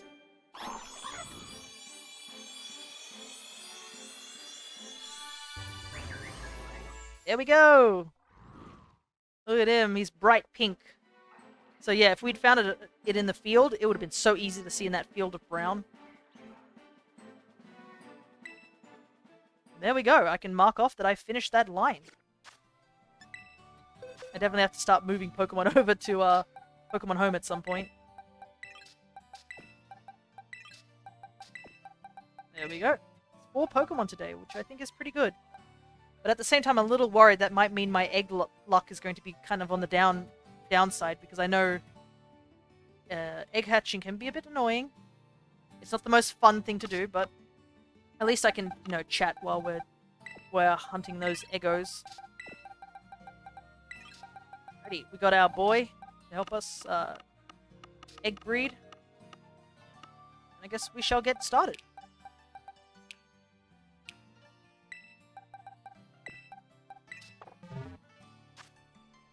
I don't know if Chris is still here, because the sandwich would have ended for Chris at the moment, but I'm hoping he found something at the very least. I will mention, I think I noticed he was KOing Pokemon during the outbreak. Yeah, with the outbreaks, you want to make sure that you KO the Pokemon beforehand, and you don't want to KO any more Pokemon once you've KO'd a certain number. So when you find an outbreak, you KO 60 of the same Pokemon, and once you've done that, make sure you take out a couple more extra, you know, just to make sure that you hit the 60 mark. Then you save, make your sandwich and then hunt without KOing any Pokemon. Because you'll have the highest odds of that.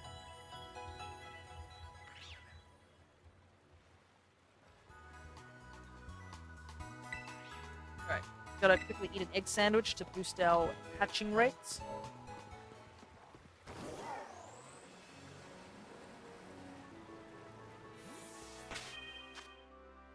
It took me 275 encounters for that Kakuna and Let's Go. I'm still kind of upset about that. Yeah, Let's Go can be finicky too, because I remember when I hunted for a shiny way back in the day, I think I found a shiny Caterpie decently fast. But, like, I wanted a shiny Vulpix back in the day because I wanted to run the game with a shiny Ninetales. That Ninetales took me, I think it took me 2 days to find it. And it was back when, I think, the whole capture mechanic of Let's Go Pikachu and Eevee was still, like, you know, not everybody truly knew what was going on with the capture mechanic, and I think that was also made it a lot harder too. Found a shiny Pidgeotto immediately while shiny hunting Pidgey. Well, I mean, if you needed Pidgeotto, you got it. But yeah, the downside is that, like, with Let's Go, it's good for catching specifically one Pokemon, but, like, if you find a shiny of a different Pokemon, it just breaks your capture chain. Sometimes it's like that dilemma of, like, oh, should I break the chain to get that other shiny, or should I just ignore it, continue on with my chain? And that's, like, the worst decision you have to make. Was that just a bread sandwich? No, it had some banana in it and some peanut butter. The smallest amount of banana. I don't know what happens to the rest of the banana. That was something, like, in-game, it's better for it to be just a small amount. But, like, in real life, if a banana is only 3 pieces, you should ask for your money back. You can chain in BDSP as well. Yes, you can use the Poke Radar in BDSP. The Poke Radar, I think, though, in BDSP, while it's easier to use due to, like, the grass staying visible, because in the original Diamond, Pearl, and Platinum, when you use the Poke Radar, the grass would shake and then vanish. So if you miss out seeing the grass when it shakes, you're just left in the dark of where it is. But in BDSP, the grass continuously shakes until you go over to it. But I believe the chain can break. Is the Poke Radar only available in late game though, right? Yes, Poke Radar is gotten straight after the main story. I believe you get it from Professor Rowan. The Poke Radar is available in Diamond, Pearl, Platinum. I don't think it's in Heart Gold or Soul Silver, but it's also in X and Y. So if you want to use the Poke Radar, you can use them in those games too. I have caught 2 Pokemon with the Poke Radar in X and Y back in the day, which was a shiny Flabebe and a shiny Skiddo. And this was back in the day when I totally didn't understand how to use a Poke Radar. I have a bit of a better knowledge of the Poke Radar, but it's not my preferred hunting method. The funny thing is, I think my best chain in Platinum is 38, and that was on my Charm file, where, like, I'm getting shinies left and right due to the way that game works. I realize I can also show off that game, hopefully, when my modded 3DS gets back to us. And I can show you exactly the power of the Cute Charm file. Like, you'll be shocked of how crazy it is. Yeah, you gave me some shinies from that. That is true, and I still have a good chunk, like, left over, because I was shiny hunting, or attempting to find Munchlax in that game. But that Munchlax never came. But, on the upside, I caught a lot of Burmy, and people really want Burmy, because Burmy has, like, 3 forms. And the Burmies that I catch in that game are all female, because of the Cute Charm. So you can get all 3 forms of Wormadam as well, as shinies.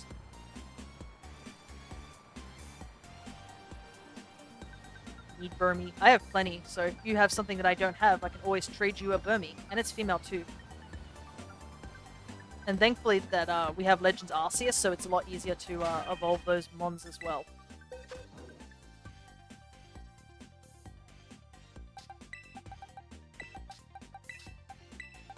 Is Quaxly shiny dark gray? So no, it actually goes the opposite.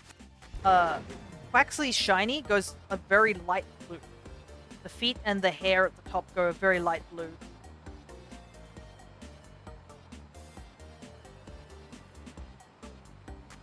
It's just exclamation mark shiny, Pokedude. No dex added to it.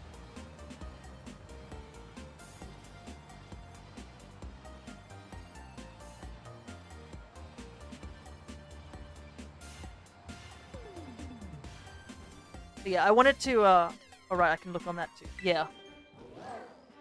If you want to see what I have extras, you have to do exclamation mark trade. And on that page, anything that I've highlighted is what I have extras of.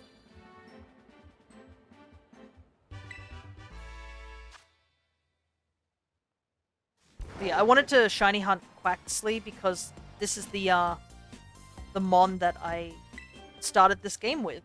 So, and I like Quaxly. I know a lot of people don't really like Quaxly as much as like Sprigatito's line or the Way Coco line, but I've always been a fan of Quaxly's line. He's just got a lot of personality. I think I like that a lot. And his fully evolved form, Quackquavel, reminds me of Parve. If you guys play Animal Crossing, he definitely reminds me of that. I think all three of the starters in this game have very solid final evolutions.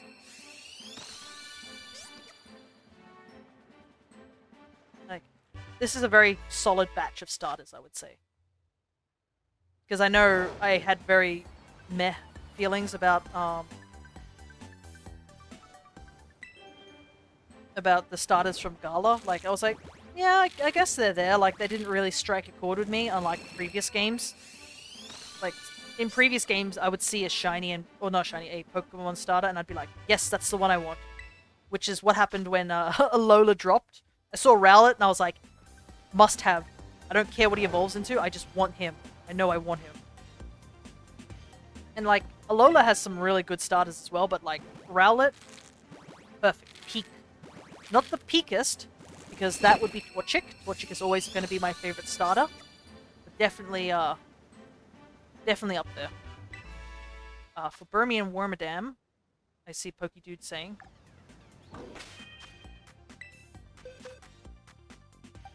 I'll just wait for the rest of the sentence, because I think it's a half-done sentence. I'm sure Pokedude knows my, what my request would be. It has to be legit and English. Name a Pokemon, any Pokemon. Well, I can't really do that, can I? Even I don't know what I'm missing on my shiny deck.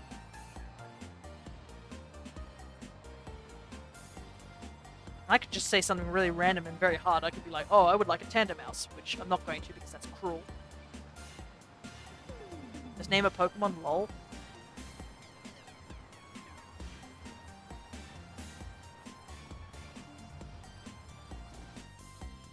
Charcadet? Yeah, maybe a Charcadet. Because if I can get another Charcadet, I could evolve it to Armarouge. Because I actually need Armarouge. I have Ceruledge and Charcadet, but I don't have Armarouge. Alright, I have a shiny Charcadet. That's only one, though. With two Pokemon, it doesn't seem fair. This is for my shiny decks. Yeah, I know that. I don't know what you have extra. Because I don't want to be taking Pokemon off your shiny decks if you need them still.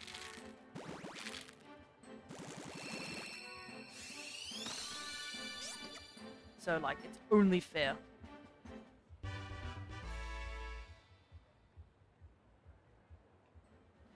Oh, this is for you to hunt? Right. Since I don't know what to hunt. Gotcha, gotcha. Let me take a look at my own shiny dex, because I do have it. Whoopsie, it's on the wrong page. Let me switch that over. You could do a Masuda method of a shiny starter, but I have a feeling that you probably aren't interested in that.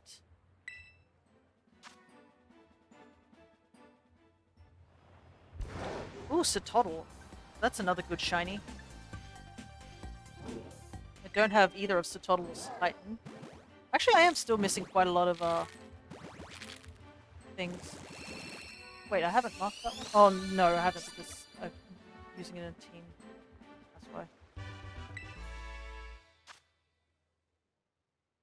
could send you a pic of all my shinies or send a link in chat. I think you have sent me like an image of all your shinies recently. I don't know about your extra shinies, but I know you've sent me a picture of your shiny decks. Because you don't use the Pokédex tracker, do you? You use just shiny decks.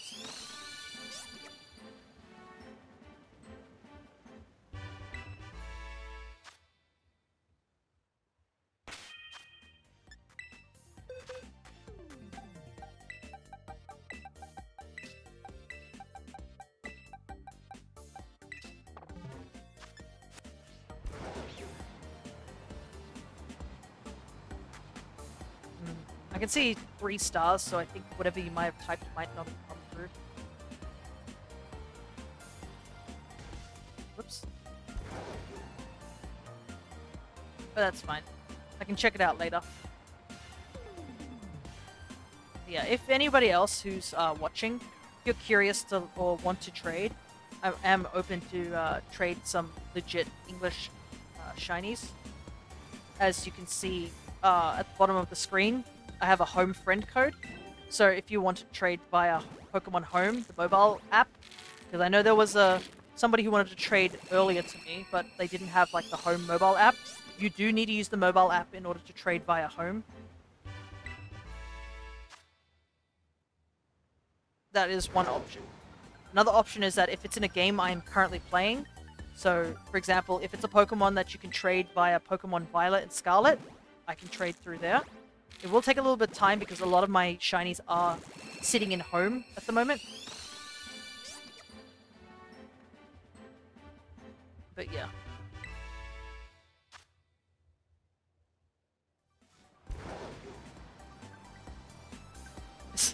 And then like the shameless plug on PokeDude's side is like, hey, check out my Discord. But yeah. I will let that slide for now. As long as you don't do it too often, like advertise yourself.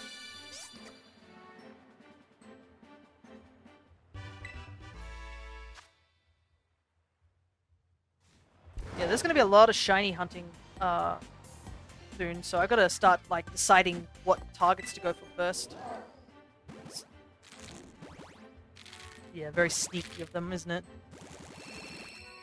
Because obviously with the sandwich hunting, you need to have like a knowledge of what you want to hunt for. Because if you do get the Pokemon that you're after, like we saw with the Toad School, I had to quickly go over to another area to go hunt for something else. So I definitely need to like organize certain Pokemon into like type categories.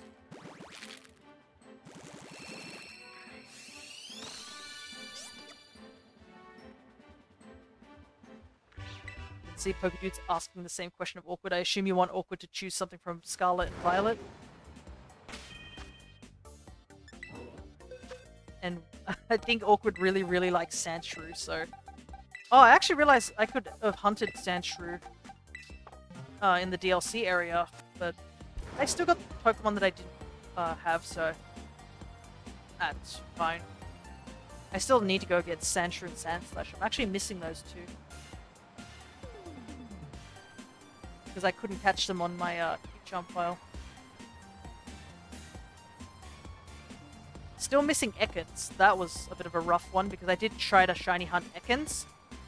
But unfortunately, we got Arbok instead. I mean, I didn't have Arbok, but it was a bit of a slap to the face because I think we got that Pokemon in the last part of the sandwich. So like, last minute capture.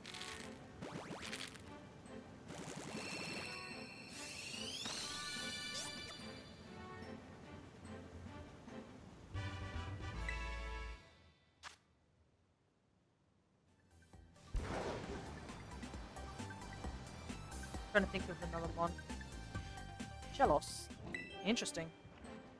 Because Shellos has 2 forms as well, so you could hunt either form if you haven't got one or the other.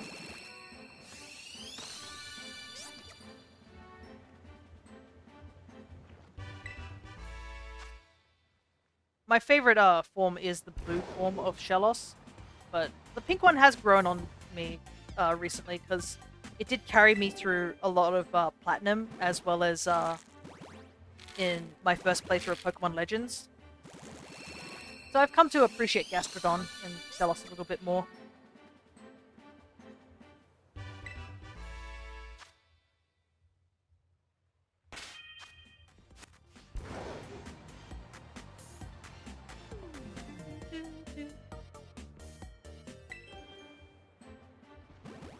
feel like this is a good wind down of just like doing some egg hatching. I might do another sandwich if we have time. Because there were some people who wanted to join in on a sandwich, but like, we'll have to be very careful with this because like, 2 people doing a sandwich, easy to like collaborate, but like more than 2 people, it starts to get a bit messy. Because I remember the last 2 times I did it, I ended up repeating myself over and over and over again because people couldn't remember what they needed or like stuff like that. So I gotta get that information thing and just slam it onto the screen and be like, if we have 2 people, this is what you need. If we have 3 people, this is what you need. And if we have 4 people, this is what you need. And if we have it on screen, people can be like, oh, I don't have enough of that ingredient. I can go buy it. I was one of those people. Yes, there was a time where you didn't have stuff. No 3 pickles only. Yeah, we can't do 3 pickles. You have to have a multiple. You have to have either pickles, onions, or the 2 bell peppers. You just have to have 4 of those ingredients in total. Forgot pickles once and you were like, bruh. Yeah, I think I started to get annoyed. I was trying to keep my cool. It's very hard for me to get annoyed, but like, at some point I was getting a little tired and I was like, oh boy. I was like, please, we really don't need any more delay. Like, you have to do something pretty bad to get me annoyed. Which is probably a boon, I guess, to have, considering people can be really annoying. Like, yeah, I can excuse forgetting pickles like that, but like, if you are one of the few people who do manage to annoy me, I will admit, some of those people are dead to me.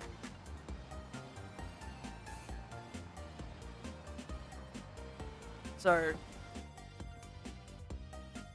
thankfully, that is a good thing that I don't get annoyed too easily, because if I get annoyed with someone, it will not be let go for quite a long time. I'll just like pretend I never saw them and forget about them. There's no point just getting annoyed. If they're gonna just be annoying for the sake of being annoying, it's just better to just not bother. Like how there was that person some time ago who was just being toxic for no reason other than they thought it was fun. And I think that was like one of the few times where I'm like, yeah, I have to time this guy out. Like, I try to let it slide, but at some point I was like, nope, this has to be worth a timeout. Also, thank you so much for the follow, Diabin. And the fact you said yellow, I see that you are probably a friend of Yellow, who also raided some time ago.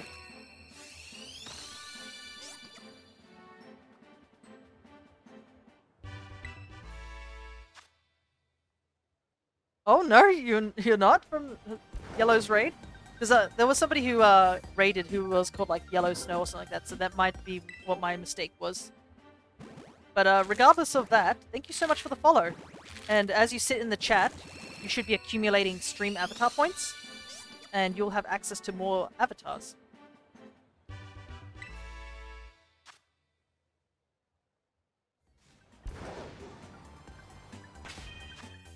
More egg here. Oh wow, Pokedude has already found that shiny. Congrats, because I'm pretty sure that was only like 5 minutes ago. Now you gotta go hunt for the other one.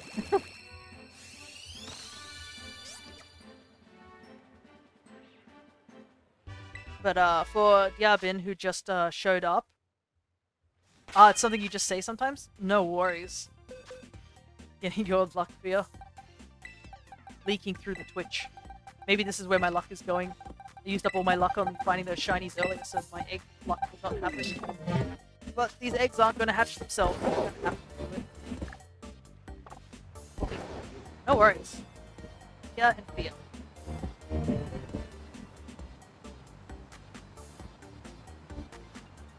But yeah, we've been doing some shiny hunting, and we've also did the event Eevee raid just very quickly to get the Mighty Mark Eevee. There are mass outbreaks for Eevees, but I already have all the shiny evolutions, so I'm not too keen on shiny hunting them. So we instead did a shiny hunt for a Bond Suite, and managed to get one. And we did a ground sandwich a little bit earlier with somebody. and managed to get 3 shinies from that.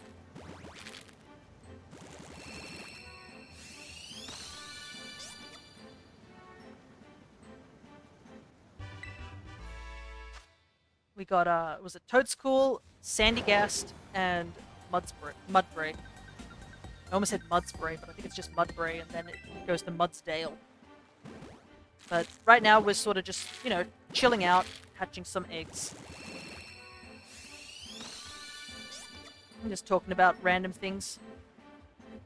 Because I'm not at full energy, I will admit, because I did do a long stream alongside my my good friend, The Alchemist, which I was helping out with some dice rolling for their dice run of Pokemon Crystal.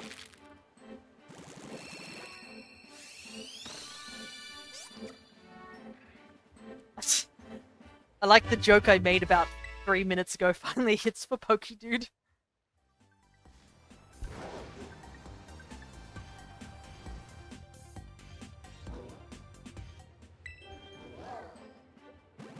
My avatar is jumping a little bit up and down at the moment. Let me just adjust that real quick. Oh yeah, looks like it's getting affected by the Switch audio. That's okay. Never really got into shiny hunting, but whenever I get one, I will be celebrating. Makes sense. I mean, shinies aren't easy to come by. Like, even if you are not a shiny hunter, the enjoyment of getting a shiny is always exciting. It's like a little trophy, like, oh my goodness, I ran into that. But yeah, me and Pokedude, we're both pretty avid shiny hunters. I am slowly assembling a shiny dex. But I'm still trying to focus on my home living form dex before I finish that. I have only 4 Pokemon left before the DLC drops.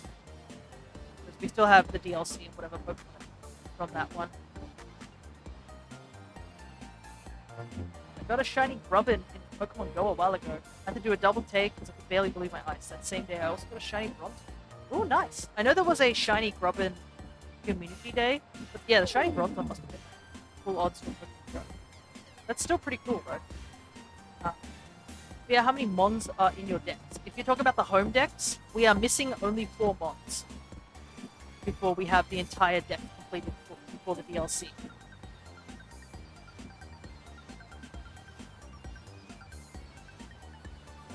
You have 316 shinies. So if you're talking about shiny decks, I have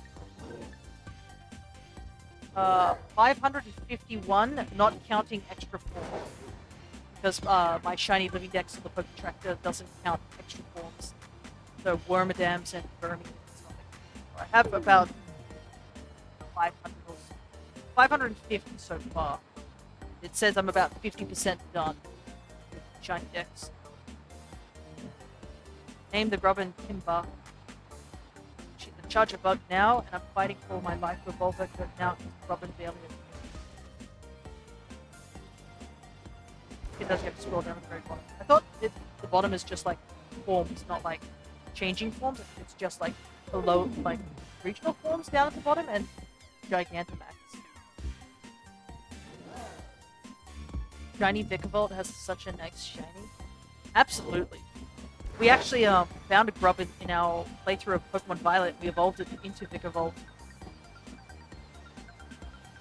But also, I've always loved Charger Bug. Charger Bug is such a cool one. I love his little cry. Little orange bust. He's such a great shiny. Yeah, I'll have to go back and hunt for Grubbin and Charge Bug at some point so I can get like the other two. Charge Bug is so silly. He is. He's just a silly little guy, you know? Very cute. Oh, I think something just happened to your mic. It's sounding good for a while, then it randomly bad for a bit before correcting itself. That or my headphones, headset is missing. I did have some technical difficulties at the beginning of stream, so that might be related. Hopefully it's okay for everyone else. Just let me know if it like starts messing up and I start like glitching out and just be like ga ga ga ga ga ga ga, and you're like, oh, I can't understand a single word you're saying. Just let me know if that happens.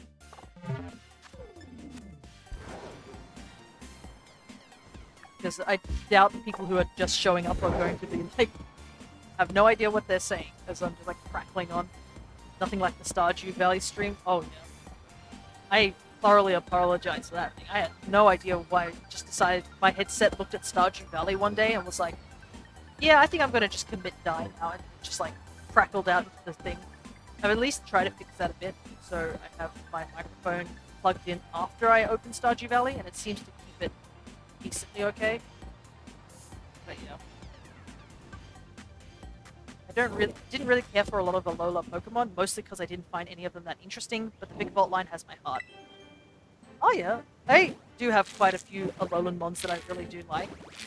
But yeah, Vikavolt line was definitely one of them. And the big reason I think I really liked Vikavolt also was because I don't think we even saw Grubbin and stuff. We only learned about Vikavolt from the trailers. And I was like, I need Vikavolt because it looks like Celtis from Monster Hunter. That was literally the only joke I could think of, was like, it looked like a Monster Hunter creature. So I was like, yeah, I think he's on my list of like mons I would like. Which one was the Viking looking Meowth? That would be in Gala. So that's Galarian Meowth, and it evolves into Berserker. Because Meowth is weird. Meowth is like two Galarian, like a Galarian and a Alolan form. So it's kind of interesting that Meowth actually has like multiple like forms. I don't think we've had any other Pokemon that's had two different regional forms. The Ultra Beasts did take my interest the moment I was a kid, though. I've been thinking about them recently. I miss them. Well, I guess you were in luck, because eventually I'm going to be doing a shiny month next year, because we hit our 150 followers recently. And because of us hitting, I guess, the 150 followers, I decided I was going to do a shiny hunting month. So what that's all about is that we'll be shiny hunting in Scarlet and Violet with sandwiches, Legends Arceus just by the higher odds, and get like a couple of Pokemon I'm missing from that game. And then we will also be doing the Dynamax Adventures over in Sword and Shield. And that means we'll be hunting down the legendaries and Ultra Beasts that appear in those games. I do have, I think from that game, I do have like 2 Pokemon from my main file that I got as shinies. Dynamax Adventures, which was Neoligo and Latios, because Latios is my favorite legendary. They're also weird, and I love them so much for it. Yeah, it definitely has some really very out there on the wall designs. I think that's what makes them stand out even more. And then obviously Ultra Sun and Moon did the whole thing where they added like different new locations for them. Instead of them just appearing in our world, they just added this thing where you could go to like different wormholes and you could see where these Pokemon come from, the Ultra Beasts, and they had some really crazy locations. Like Buzzswole had that stupidly silly like jungle where they had all these small bugs, like trees and stuff like that. Or like the kind of disturbing thing of Guzzlord, where it's like it's implied it's a region of Alola that was totally trashed by Guzzlord, because if you listen to the music backwards, it's actually the music for the first town, like the first major like city that you go to. So yeah, it's implied that Guzzlord ate like everything, and people were forced to flee the world because Guzzlord devoured everything. I love how out there they are. They're probably because they're from another dimension. Yeah. They have the freedom of saying that these are aliens. I know that actually is a point that some people say where they're like, oh, I didn't like the Ultra Beasts because they look so alien and don't look like Pokemon. That's the point of them. They're not supposed to look like Pokemon. They're supposed to be aliens. That's why they're called Ultra Beasts and they're from different regions. Some people just don't seem to understand. Cephalon is definitely my favorite one of them. Oh yeah, Cephalon was added like later. I'm a sucker for Neoligo though. I know it's like the first, but it has a great design and a great shine. So I've always been a fan of Neoligo. I think yeah, that's the point. It really is. Ghost type and all, me like clowns. The black light shiny is cool. Oh, for Blacephalon? Yeah, it goes like a dark blue, doesn't it? Yeah, just has such a wild design. I think another of the Ultra Beasts I like. I don't know. I think it's probably Celesteela is another interesting one for me. I don't know what it is about Celesteela. Celesteela has just like a very odd design to me. But I just find it funny because it's like a bamboo rocket ship. That's like the weirdest thing you can think of. And Kartan is also another one I like. The origami, the sharpest origami in the world. Maybe it's just the Japanese vibes that two of them have, but I like them quite a bit. I actually have every shiny Ultra Beast. Oh, nice. It's kind of the reason I actually went and hunted for Neoligo was because I liked that one in particular. So I was like, yeah, I'll shiny hunt this one, and I actually got it decently quickly. Latios, unfortunately, took me forever. When I first shiny hunted for Latios, I was just like, oh, this is not happening, sort of thing. Not finding Latios whatsoever. And I gave up. And about 2 years later, I think when Scarlet and Violet released, I was like, you know what? I'm going to go back to Sword and Shield just for a little while and do some Dynamax adventures just for the hell of it. And I actually ended up getting the Latios after like 7 attempts. I could talk about the Ultra Beasts forever. Definitely my favorite type of Pokemon. They certainly are a unique type. I've got a question, dear. This is just like a fan theory and stuff like that. Would you consider things like Deoxys and Eternatus to be Ultra Beasts? Do you think they could fit in the same category? Well, I think Eternatus definitely in design-wise, but I think Deoxys could technically fit as a Ultra Beast as well. I mean, it does kind of not come from this world, but I feel like they could possibly be Ultra Beast-like. But, you know, that's just a theory. It's not solid evidence. Because, I mean, unfortunately, we don't know much about Eternatus. Like, oh, I got it! Hey, look at that! There he is! We got him!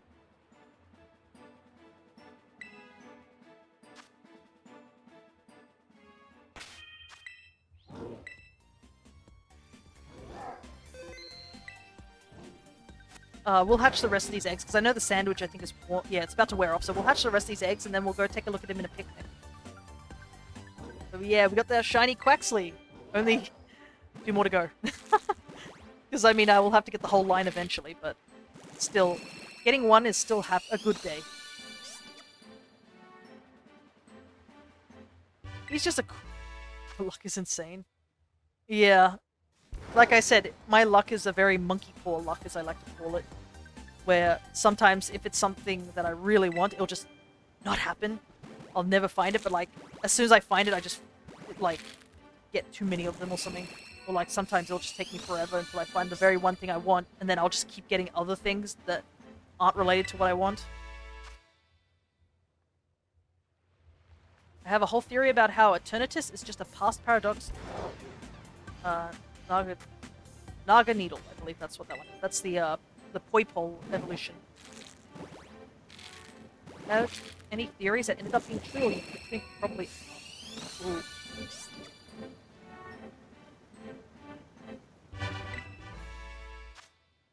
Eternatus and Naga Needle do have some sort of relations.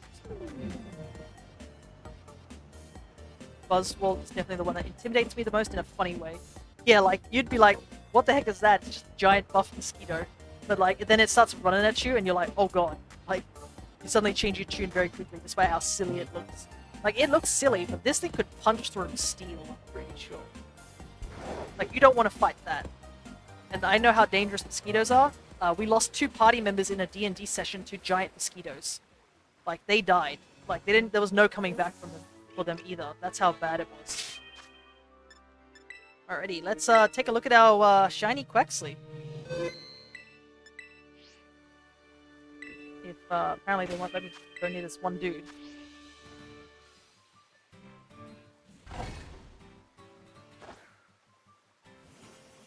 There he is.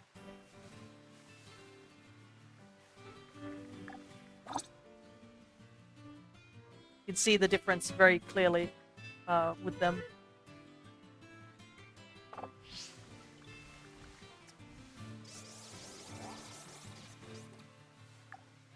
The duckos.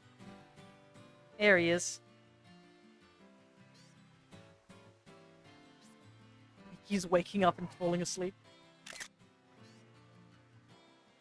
Wouldn't even need to attack me. It could just start flexing, you know, a cower on the floor crying. Got a name for it? No, not yet. So I guess we'll have to come up with a name. Let's see. Both Dragon Poison, both fly, both share important roles in the games. Legends and Eevee share weird designs. I guess we could brainstorm a name for him. It's a guy. Let's take a closer look at him real quick. It is this one, right? Yeah, there we go. Doesn't unfortunately have the hidden ability. I don't think I was breeding for hidden ability. It's a relaxed nature. Takes plenty of siestas, which kind of makes sense considering he keeps falling asleep.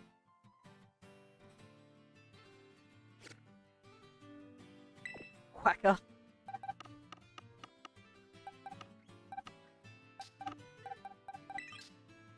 Could be a name. Give me 1 second as I adjust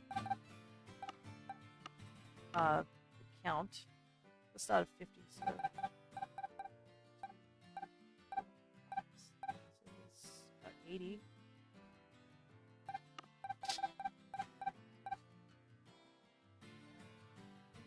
So we got it in about 200 eggs.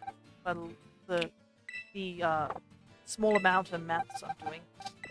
It's pretty neat. Alright. We will continue hatching eggs because we still have a lot of eggs to go. And while I don't think there's going to be another shiny in the group, you know, it's probably best to clean out our box.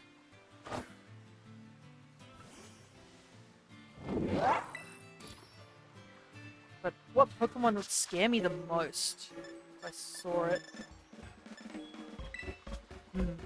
That's tough. There's a lot of pretty terrifying Pokemon. Like, you wouldn't want to see a lot of ghost types at night. Like, there's a good chunk of ghost types you do not want to see at night.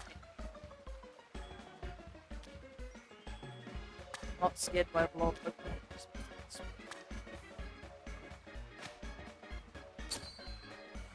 Like, I would not want to run into a Trevenant. Or even, like, things like Dusk Noir. Like, I'm not afraid of Dusk Noir, but you do not want to run into one of those, like, at night. Like, I'm pretty sure it would just kill you. So, a lot of Pokemon, like, if you do not want to run into. Things scare me, but they're also super funny. Yeah, the last thing you see running at you is a buff Marcham. I mean, my OC is Ultimate Spirit Tamer, so ghost types are fine. Yeah, if you can control ghost types, that's totally fine. Like, things like Bayonet could probably be really frightening.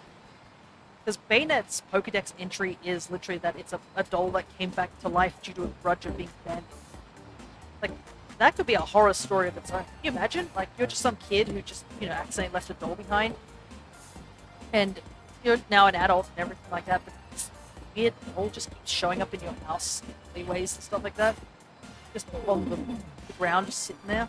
That would be terrifying. So, be like an like the animatronics from Five Nights at Freddy's where they seem to teleport and stuff.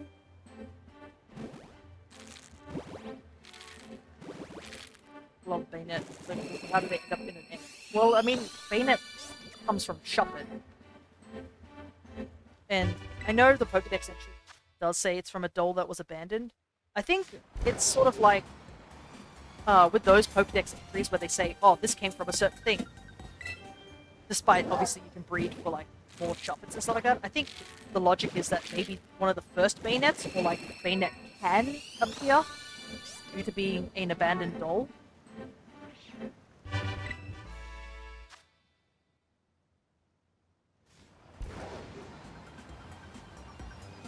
But it can also appear from, you know, obviously evolving from Shuppet. So it's like one or the other sort of thing.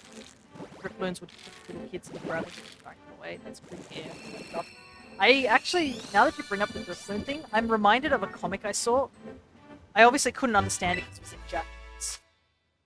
But the premise was like a little girl is just like sitting on a bench and a Drifloon appears. And the Drifloon, I guess, is playing with her for a little while, and they start floating in the air, and she's, you know, she then gets a little concerned that she's suddenly flying. And then she hears yelling and turns around, like, to look down back at the ground, and it's her body slumped over. And her mum is calling out for her, trying to wake her up. And she panics, turns around, and the Drifloon, at the bottom of the Drifloon, opens up into a mouth and just swallows the soul whole. And I was like, dang, that is creepy. Goodness. But it would make sense, I guess, why our Drifloons are able to take kids over them just apparently being able to carry kids around. Would be to find some way of removing their soul from their body. After all, a soul is lighter than a body. But yeah. Sometimes people have some really creative ways to make things even more horrifying. Actually, there's another thing too. What's his name? Juni Ito, who's a very famous horror mangaka. You've probably seen his very pencil-like drawing. Seen some of his works like Uzumaki and stuff like that. I believe he's actually done some collabs with some Pokemon, where he drew some ghost-type Pokemon in his art style. They're pretty creepy, but they're pretty cool to look at. It's just something I find really fun. Juni Ito is just one funny dude. Because, like, you look at him, and he is the happiest guy around. He's cheerful, like, he seems to have a lot of energy, bright and everything like that. And then you see his artwork, and it's like some of the creepiest and weirdest things you can imagine. Like, some of these horror things just don't make sense, and they're just weird, outright stuff. And then you got, like, this series like Uzumaki, where it's just downright creepy, like that entire series. And he just looks like one of the happiest dudes out there. And then you compare him to, like, the guy who draws, like, for Ghibli, and he looks so tired and depressed. But his artwork and all his art medium is just, like, the happiest go-lucky, fluffy stuff. Sometimes the artist is different from his artwork.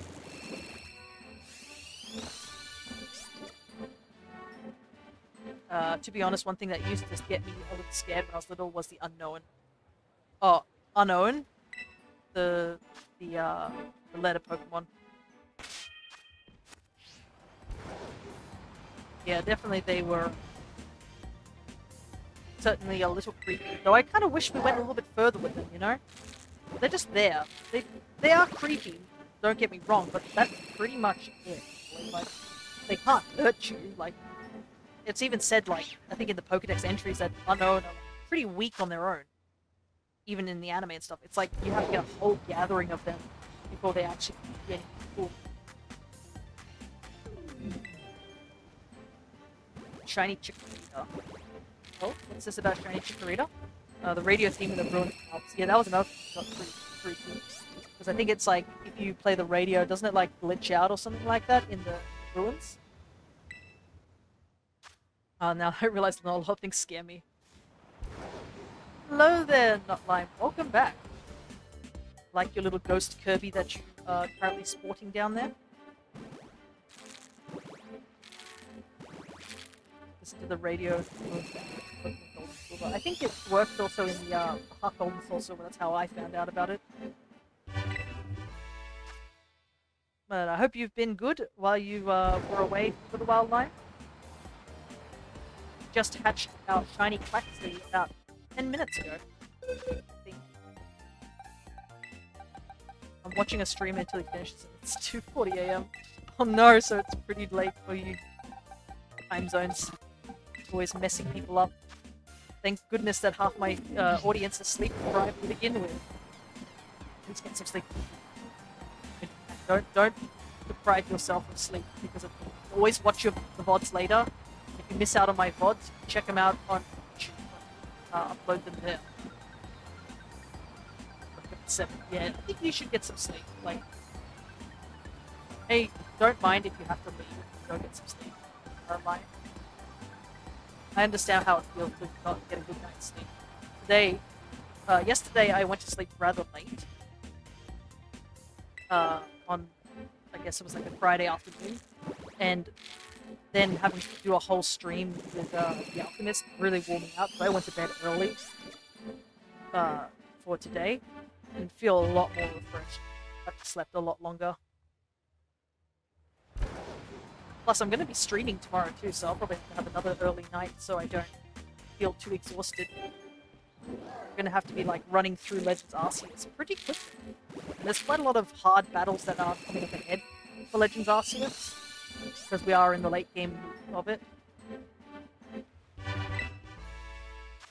And I don't think we can find like Enamoris until we deal with Volo. It's going to be rough. Our team is, I would not say our team is too strong. It's a bit of a mixed bag in terms of strength. We probably will need to like do some grit training just to make sure that they're up for the challenge. So yeah, Volo's team is not easy, and neither is Kira's team.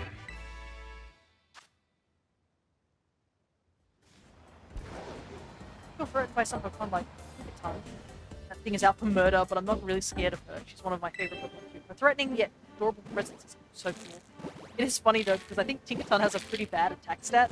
But I mean, yes, you would be concerned by the small gremlin child holding a giant hammer that's 2 times her size. It's like Monster Hunter. How the Monster Hunter characters are holding like massive weapons and stuff like that. Make no sense that they should be holding those type of things.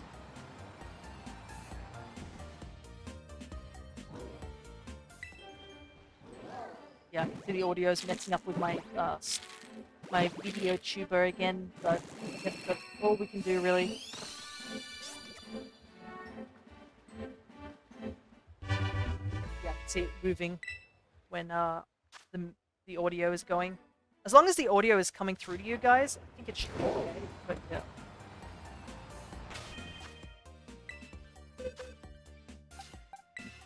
We are getting close to the end of stream as well. And I probably won't go over time for this stream, just simply because I do not have the energy to go over time for this stream. Okay, now my audio works. And after I put it up, then it stopped working. Ugh. Can't win with the audio today. I have to do some double checking and some updating. A chance after stream. But hopefully it'll be okay for stream tomorrow.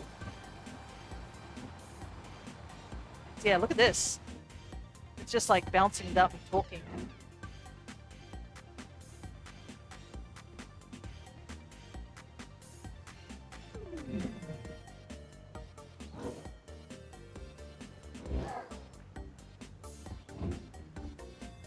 Just put that up, hopefully, a little bit. Yeah, we'll just have to like ignore it. It might be getting picked up by the game noise. Yeah, let me see if I put the game audio down. My end. That seems to be a lot better. Yeah, it is just picking up the audio, even if I just mute my or lower the audio from my mic. Ah, oh well. Just cutting out a little bit sometimes too. Ah, no, it's happening again. Problem is, I don't really want to deal with it right now. Oh, it's so annoying. I have to continue with the sandwich of the egg hatching, unfortunately. So hopefully you guys can handle the cutting out just for a little bit. We are getting kind of late stream.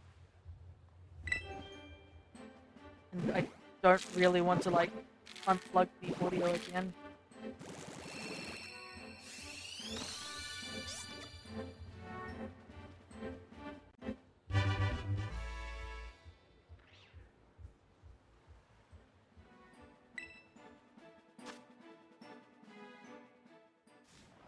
Anyone got Hisui and Typhlosion? I missed the raid. Hello there.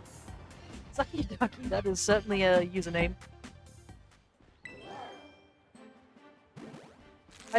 I do have the Hisui and Typhlosion, but I've only got one, so unfortunately I'm probably not inclined to trade it anytime soon. But if you just need like the regular Hisui and Typhlosion, not with the mark, you can definitely just grab one from Legends Arceus and such like that. Or do you need like the specific one from the raid, which has the mightiest mark?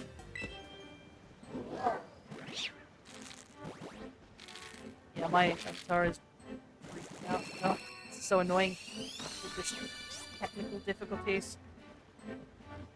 What are you doing?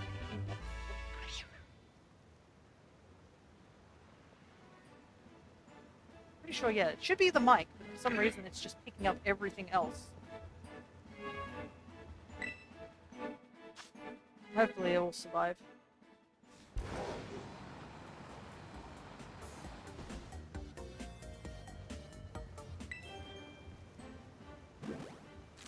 But, yeah, welcome to the stream, Jeff.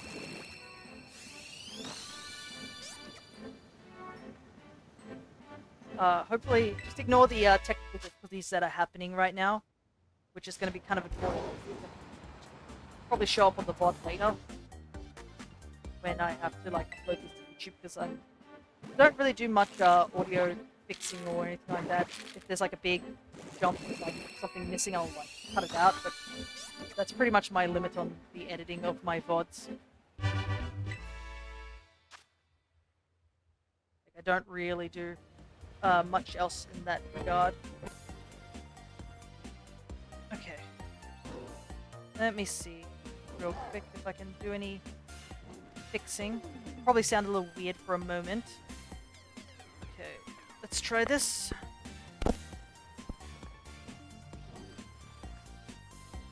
Quick test with the mic. It sounds a bit weird, but can't really hear it at the moment. Actually, I think that fixed it. Maybe. Alright. We'll see how it goes for a little while. Unfortunately, I can't really do any technical difficulties on the fly.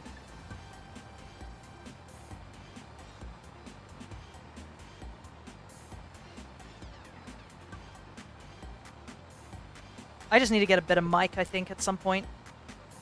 Maybe I'll have to ask, Oh, it sounds clear already? Oh, okay. That's good, at least.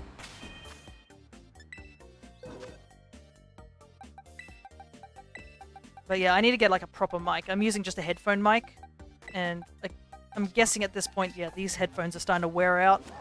I could get one of those mics that, the ones that sit on the table sort of mics, because I know my sister's partner, I think, had a leftover mic, and he offered it to me. So I might have to take him up on that offer and see how it goes. It happens slowly over time, so it's easy to not notice for a long time. Yeah, that's probably what's happening, is that it's slowly getting worse, and I can't tell because obviously, one, I can't hear the voices in my head of the of what I'm saying being repeated to the stream.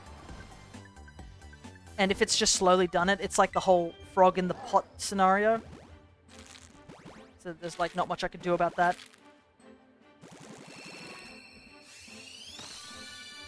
Yeah, it looks like it's not picking up on the mic as well now. So I guess me just slightly fiddling with that seems to have helped a little bit. I don't understand how this mic works at times. It's so finicky at times. Sometimes it wants me to be on the exact point. It's like, no, it has to be at this angle and stuff like that. The voices in my head. Well, people do have some voices in their heads. Like, that's how they think when they think out loud in their head. Apparently, 50% of people don't hear a voice when they talk to, like, in their head.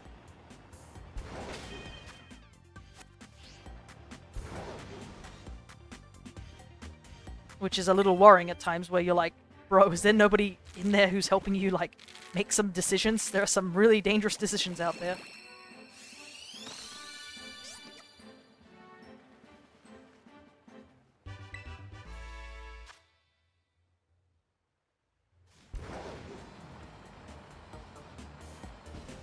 Well, the eggs are hatching pretty well now.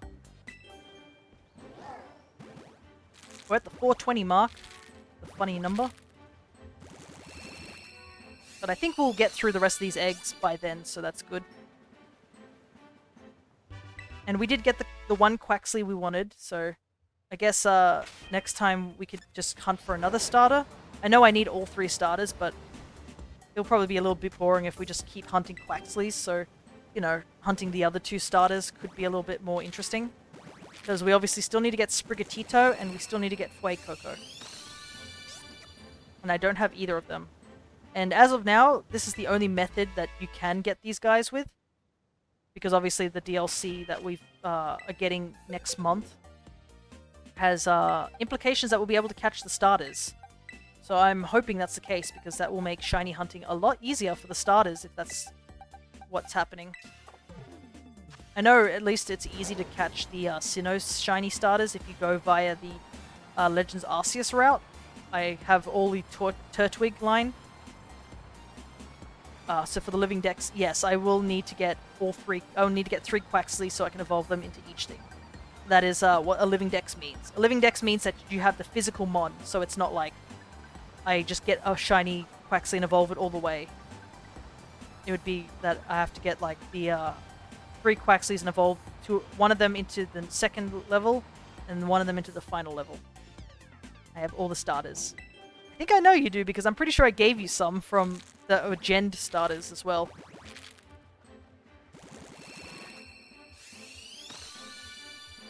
I'm just looking forward to like Hoenn starters coming back. Because I don't know what Game Freak is on about, but they have chosen not to release any of the Hoenn starters in like any of the raids. Like, where are my boys? This is dumb. I want shiny Torchic. It's kind of the one shiny that I haven't gotten yet because I don't think I've shiny hunted for Torchic in Sword or Shield or anything like that. Heck, the only shiny Hoenn starter we have is actually a random Mush Stomp we actually found on stream during our home living decks, if you guys were there for that. If you weren't, I believe a lot of my shiny Pokemon, I make them into highlights. So I should have a folder of just a bunch of shiny Pokemon we have found on stream.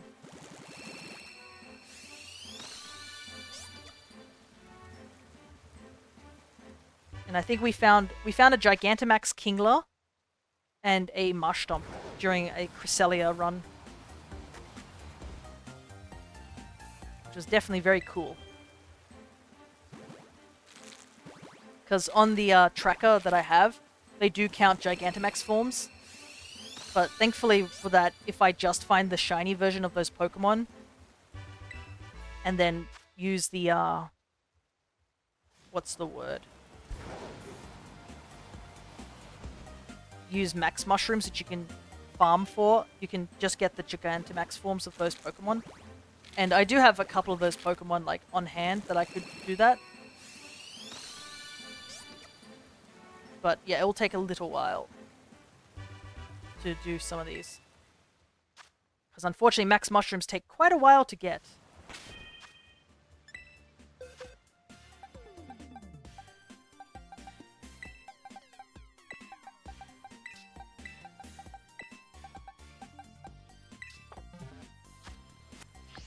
We might even do it during our shiny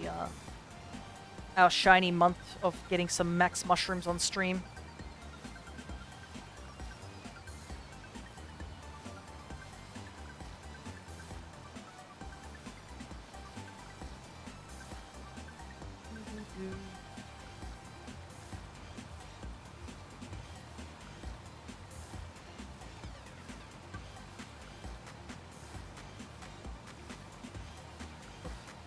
Feel my voice getting a bit worn out. I'm not gonna lie. So if I'm a bit quiet for a little while, it's just because I'm taking a quick drink and also trying to recuperate my voice. The downside of being an introvert is that you don't talk very often and you have a smaller word count.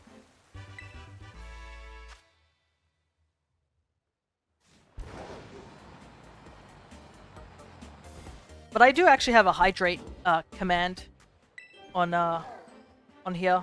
I think I could actually do it. Let me try. What happens if I do that? This? There we go. All the little Tammers get a little drink of water. The Kirby's don't have anything like that, unfortunately. But yeah.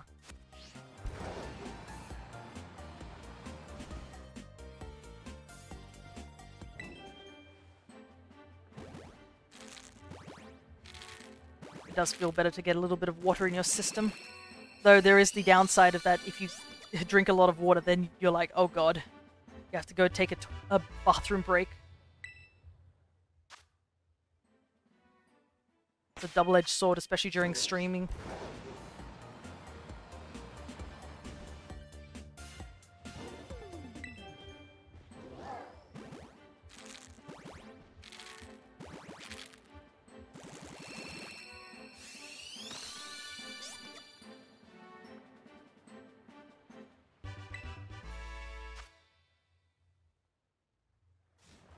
think I remember in our in the stream yesterday, we were talking about how, what was it, like somebody was mentioning, might have been AJ, where they were mentioning, oh, I wonder if we'd ever get shiny eggs, because we were talking about egg patterns in the anime, how like in the earlier days of the anime, a lot of the anime eggs had like egg patterns that like represented what Pokemon was in the egg, so you could tell beforehand. But I believe they changed that so they are just spotted. Because in Journeys, Ash gets an egg that has just light blue spots. It looks exactly the same as the Pokemon eggs. I think we were talking about, like, wouldn't it be cool if eggs had, like, colored patterns on them that were representative of the type in the egg? So, like, dark blue spots for, like, water types, light blue for ice types, green for grass types, like, red for fire types, etc., etc. I think somebody said, oh, what if they had shiny eggs? Like, you could tell there was a shiny in there.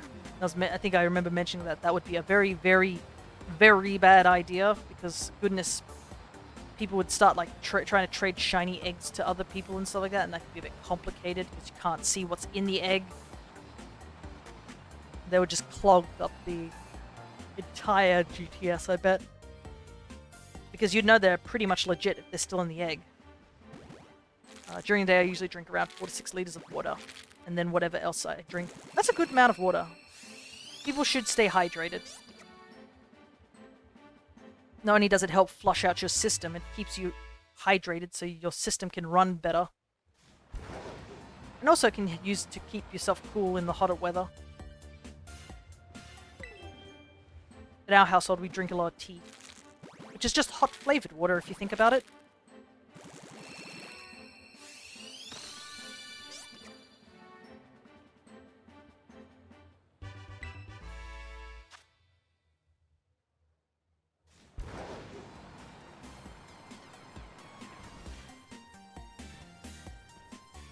Watching this one dude walk in circles with his Rotom that's clipping into the ground is a bit funny.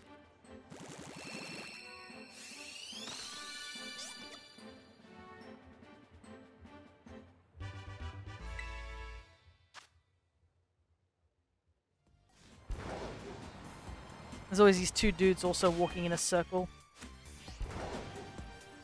The exact same appearance, and they just walk in this endless circle. But yeah, thank goodness I discovered that this point is a good place to hatch eggs, because you can actually let go of the controller for a little bit and only use one stick.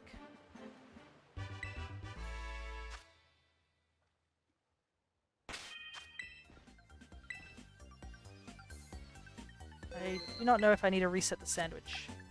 Almost. Probably after the next 2 hatches might have to reset the sandwich, but we'll see how many eggs we have altogether, because it might not be worth getting a full 30-minute sandwich. We could just go and eat one of those Cheerios, I think, that gives you level 1.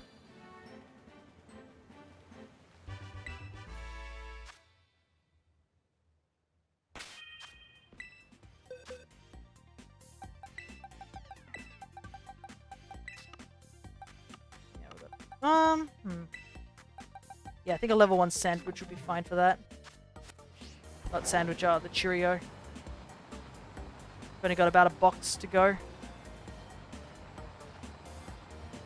then I have to wonder trade all these eggs off, which is often the interesting part, because of how many bots are out there. Sometimes you'll get some interesting finds, to say the very least.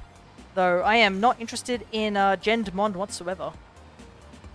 Just imagine you setting 200 Quaxlys outside of town. Yeah, pretty much.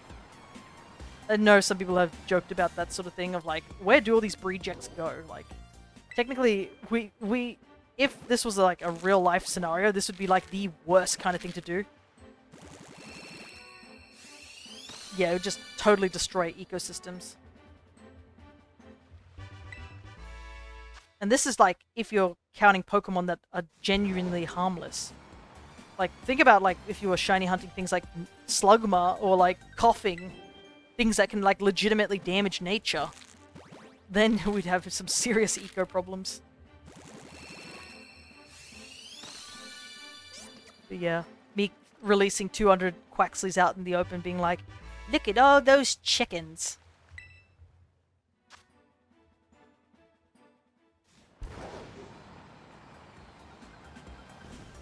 Plus, it would... Unless it's Galarian coughing. There is no Galarian coughing. You have to evolve it into wheezing. So, like, just a regular coughing would not be great. And plus, I'm pretty sure regular coughing is, like, can be quite explosive. So you'd be just putting out, like, 200 floating landmines into the world. Which, I'm going to take a wild guess is not a great thing to do.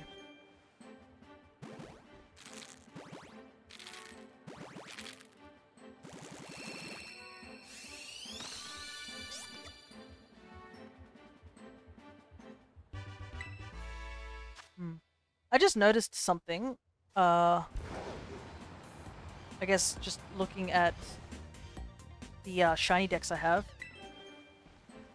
That there's not many Paldean forms out there. There's only 2 of them so far. While like other regions had like up to like 6 or so. So I wonder if they'll... I don't think they can add any more Paldean forms too either. Because if you think about it, the DLC that we're going to isn't even in the Paldea region. It's apparently close to Unova. So I don't think they could add any more Paldean mons. It's just a bit interesting that they only added 2 extra forms this time around. Being obviously Paldean Wooper and Paldean Tauros. And like even Paldean Wooper is only like 1 Pokemon. It evolves into Clodsire, which is a totally different Pokemon. It's not even like a Paldean Quagsire. It's just a whole new Pokemon. So it really doesn't count, I guess? It's like the Berserker Galarian Meowth situation, rather than the Alolan Meowth and Alolan Persian situation. That's an explosive idea, oh god. You just had to prick one, it would be like a chain reaction.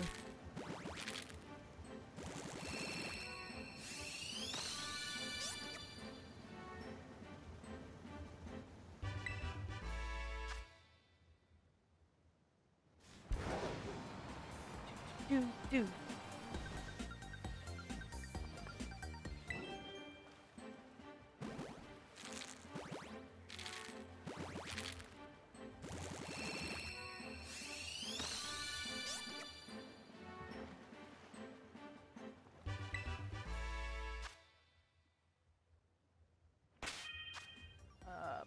I think I'm starting to go a little delirious from the stream tiredness kicking in. It's kicking in hard too.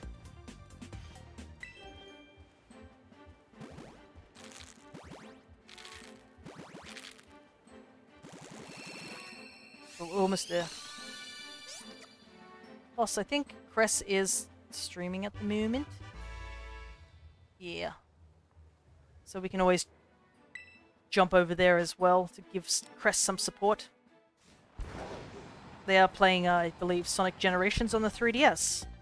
Because they also got a modded 3DS recently too.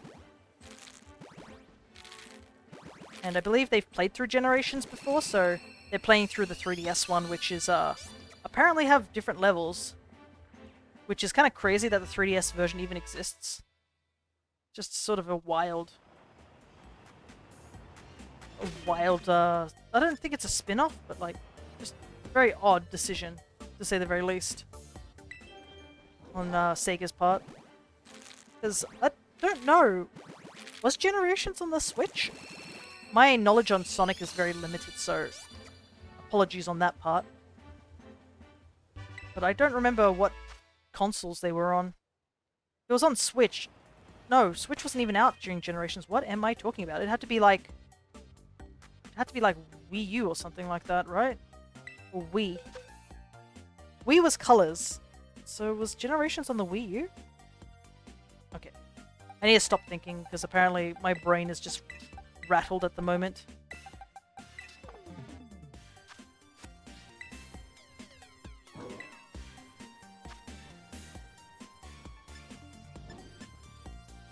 We'll go for a choc banana crepe, why not? Accidentally hit the B button.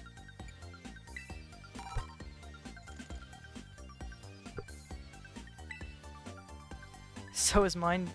You're feeling a bit tired as well, awkward.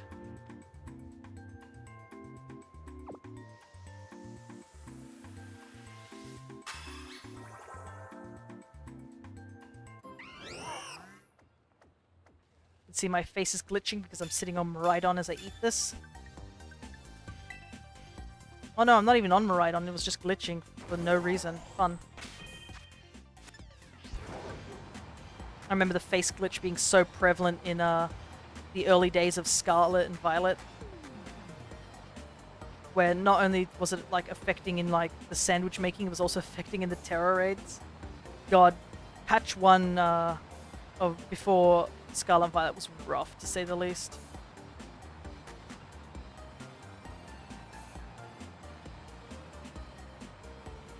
Because I remember like there was also the Pokeball glitch, where a Pokeball would just sit in the middle of the screen on the floor. And that confused me the first time I saw it. I think I saw it during the cutscene with Arvin. I was like, why is there a Pokeball there? And then I later found out, no, that's just totally a glitch. It's not supposed to be there.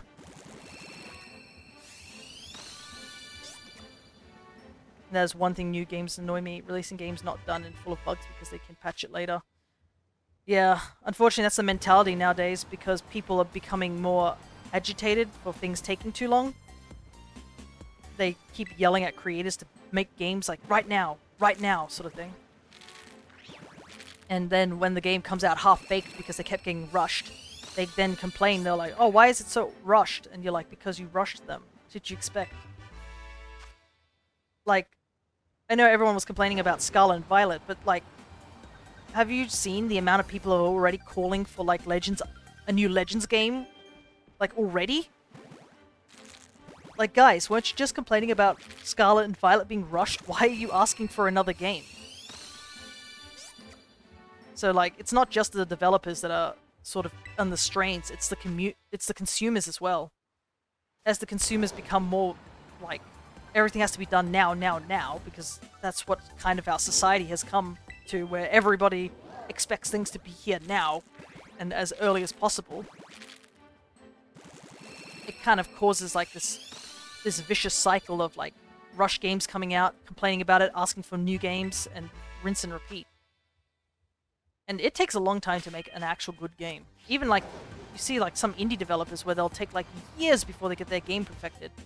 Like, take a look at Team Cherry with Hollow Knight. They're still working on the sequel for a long time, but there are people who are constantly asking for, was it Silk Song? Like, constantly. And it is a bit unfortunate because, like, the whole debacle recently of the whole, what is it, Unity thing? Where Unity had that issue, and because Hollow Knight is on Unity, that might have to mean that they have to rebuild the engine again. Call it the BDSP Violet syndrome. But it's not just those two games, but yeah. Compared to like the recent games of like Mario Wonder and Tears of the Kingdom, just comparing those two games to like Scarlet and Violet, you can see the sheer level of lack of polish on Pokemon's end and the much more polish of the other two games. Release a new fully polished game every year for us. Yeah, that's not going to work. A game can take 2 to 3 years just to get through. And this is not just like making the game, this is also approving the game. You have to go up to your higher-ups and be like, hey, this is a game I want to make. And if they say no, then that's just it. You just have to cancel it. Because obviously you need funds in order to make games. It's just the hard truth of it. If you don't have the money or the backing, the game will just simply disappear. It's kind of why indie games, I think, are becoming more important these days. Because it allows people who, you know, are smaller developers or just don't have the money and stuff, they can make games.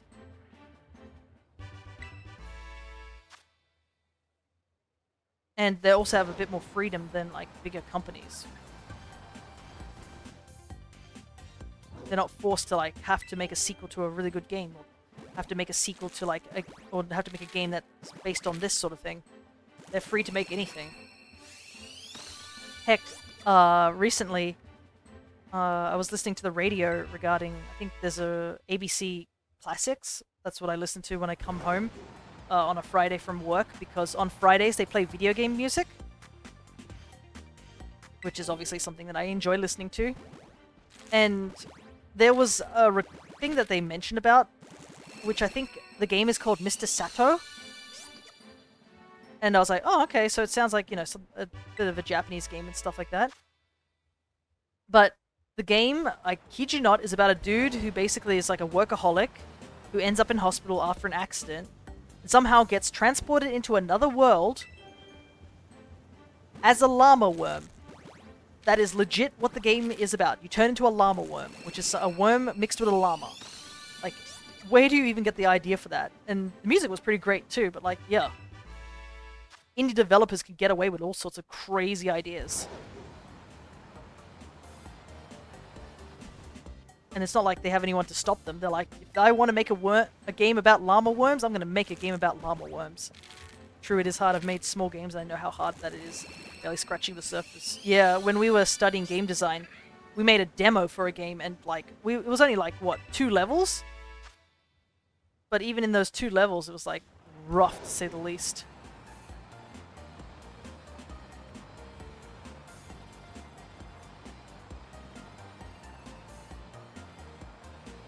And it's a shame that we can't really continue on with that game because apparently if you want to get a job in the game industry, they don't want you to show off schoolwork or work that you got from like studying at a university. They want you to make a game out in the open without using any school materials because obviously also if you publish a game that you made in your studies, any of the like assets and funds actually goes back to the school. So it's under their name rather than under your name. So often on times if game developers are looking at your portfolio, they will not look at those type of games.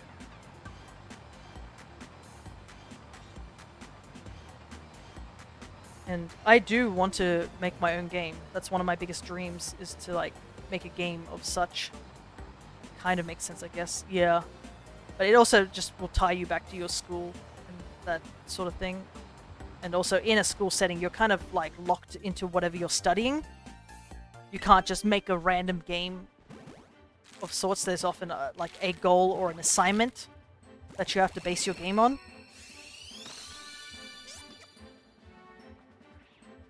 So you have more freedom if you make a game on your own sort of thing. Yeah, I have a couple of ideas I want to work on. Problem is like, I'm not a great programmer. Like, my programming skills are really bad. And it's not like I don't understand programming. Like, I do sort of understand it. It's just I have dyslexic writing. And that's like the last thing you need in programming, because if you have writing that's god-awful, or you make mistakes, program won't work. That's just it. Like, I had an issue one time in my studies where I was sitting there just getting really frustrated over something that wasn't working. And it turns out I had one letter wrong, and that's why it wasn't working. And that's like rough, to say the very least.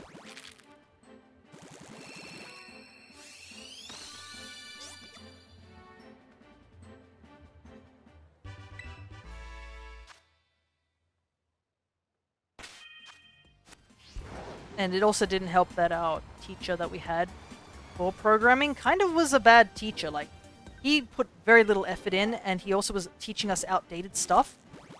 I think eventually the people over there, like, eventually managed to convince the uni to basically let him go because of how bad he was teaching there. But that was probably after we left, so... And it also didn't help that that teacher was sort of protected by a higher up, so it took ages before we had a chance. But yeah, he did not help me attempt to get into programming. And, like, there was, I think I remember a particular thing that stuck out to me was, I spent a long time trying to work on this program, like, code, to try and do something in a video game sort of thing, or a demo, and I was, kind of made a little level, was, you know, did the thing, and I was like, okay, well, I guess I can finally get some feedback, you know, on the whole thing. And I was like, what feedback am I going to receive from this? And he said, that's okay, sort of thing. And then he just shooed me off to get the next student to take a look at the thing.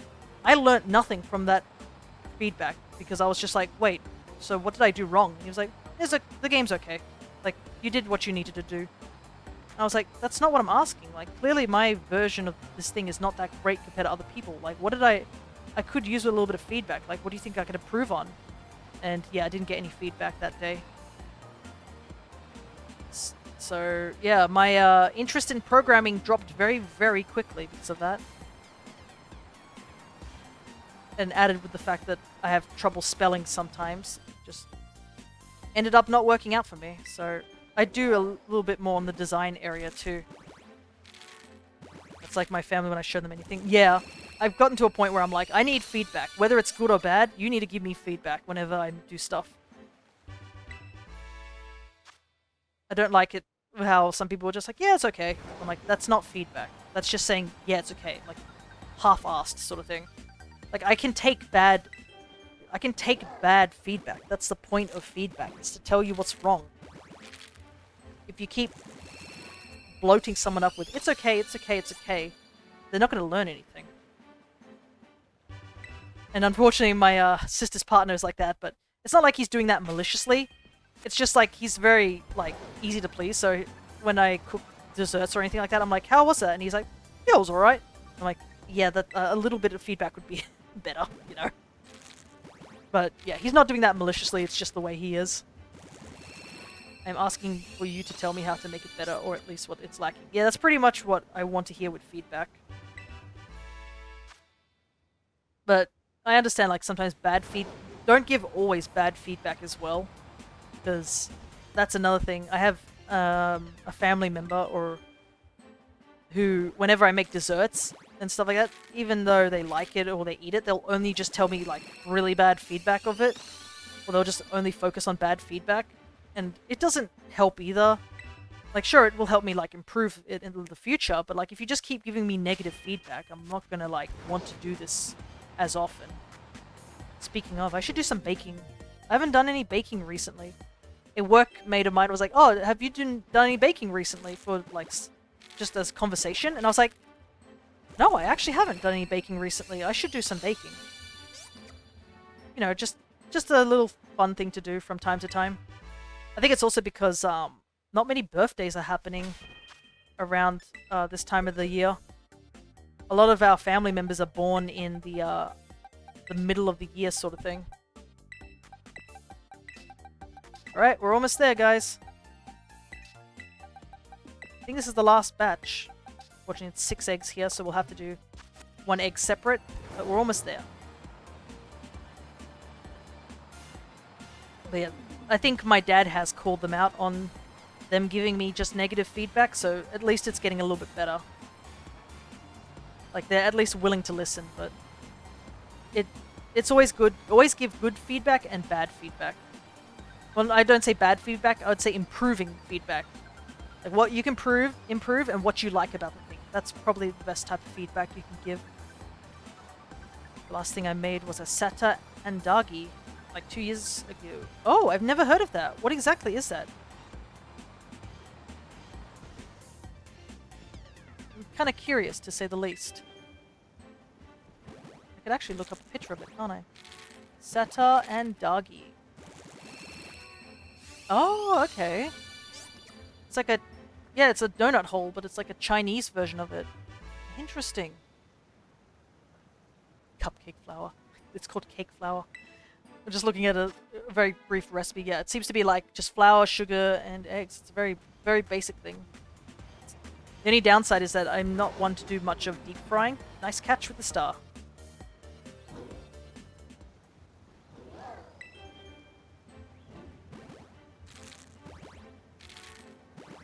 But, yeah. I think what I should make soon... I should make a batch of brownies. I can make a really good set of brownies. Dark chocolate brownies.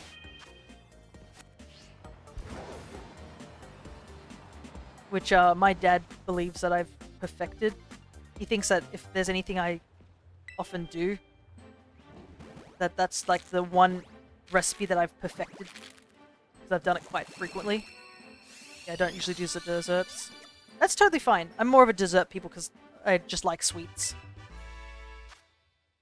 The only downside is that when you do your own cooking, you can really taste the commercialism in some desserts out in the wild. Like, stuff store-bought, you're like, yeah, no. But, like, some desserts are very hard to make, or a lot more. It's not like it's hard, it's more time-consuming. Like, the last dessert I think I've made, or like, was a couple of months ago, which was a apple and rhubarb crumble. And I also made a spanakopita alongside with that, which is like a spinach cheese pastry, which my dad wanted me to give a go at making. But yeah, I haven't done any sort of cooking recently, so I should do some, you know, just for a change of pace. Unfortunately, actually, I realized that a big reason I haven't done any cooking is because I've been playing too much Minecraft. That's not great, now that I think about it. Both of those are great.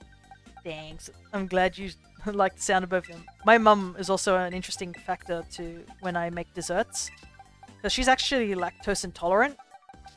So I have to actually work around that sometimes. Like, some desserts you can actually make by using like lactose-free ingredients. Like, you can get a lactose-free thick cream, and I believe you can get a like cream cheese that's lactose free, or dairy free, I guess. Not really dairy free, it has to be lactose free. And then replacing butters with like margarines and stuff like that. Hey Bo, good to see ya. What's up? Well, we were doing some shiny hunting, and we're just hatching the last eggs that we had. But yeah, the only unfortunate part about you coming now is that we're actually at the end of stream. We're actually planning on finishing very soon. So we've done a lot of shiny hunting and a little bit of the event Eevee raid. But yeah, we're actually getting close to the end of stream. I usually start at around 9:30 AM Australian time. So I start way, way earlier than Crescent does. There are a lot of plant-based alternatives for milks and creams. That is true. So, like, looking for vegan options as well.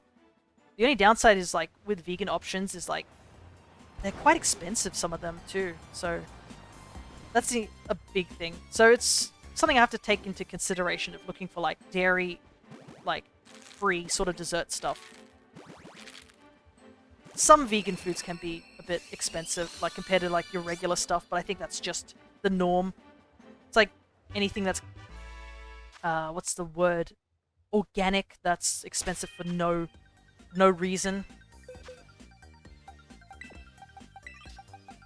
But yeah, even sometimes the dairy-free stuff can be a bit more expensive than if you just bought regular stuff. It's weird. Kind of wish that they focused on, like, making that a little bit cheaper, because...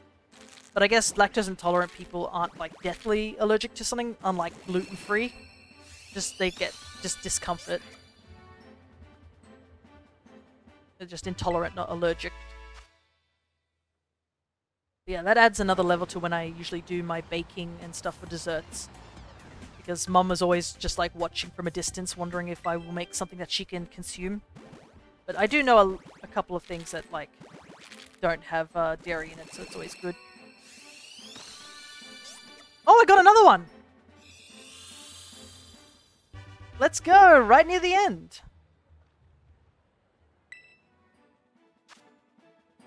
Because we already hatched one, so, like, that's super cool that we finally got another one. Right near the end. I don't know what number this is, but there he is. We'll quickly put him over with his, yeah, they're both guys. Oh, they actually have the same stats, too. That's kind of wild. Let's go. That's really neat to get right at the end of stream.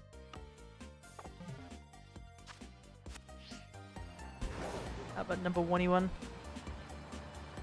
Plant, grain, bean, tofus, etc. are a lot cheaper. That is true, I guess. Though, how many desserts are there that use tofu? I don't think I could really use tofu in a dessert. Maybe there is one out there. Some really weird dessert out there.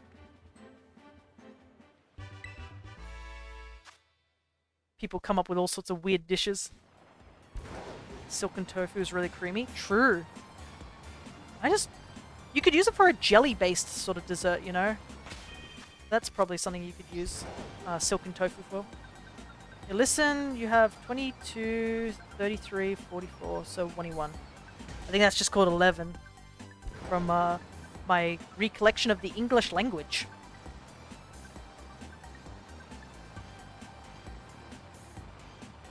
But I hope you've recovered from your experience yesterday in the last stream, because I'm probably going to be sending you guys off to go check out the Alchemist's stream if you guys are still willing to be staying around, because I have just finished hatching all the eggs. I'll send you the hospital bill. Good luck with that one. But yeah, Crescent apparently enjoyed the whole D&D sort of thing, and she and Perry are coming up with some D&D related stuff and have invited me to try out like some DMing, which would be really nice practice, because I do want to practice doing some DM stuff. Like what I did yesterday was my first attempt of doing DM stuff. Like I've never been an actual proper DM whatsoever. But that will be in quite a while, because they obviously have other stuff they want to do. Wait a second, they both have the same personality types and stuff. It's almost like they're clones. What the heck? That's weird. They're like twins. Same nature and same, like, personality types. Two very sleepy boys. Hey, AJ. Yeah, we got some twin shiny ducks just now, AJ. Right before the end of stream. So I think, let me see. We can't bring everyone, or maybe we can. Let me quickly see if I can.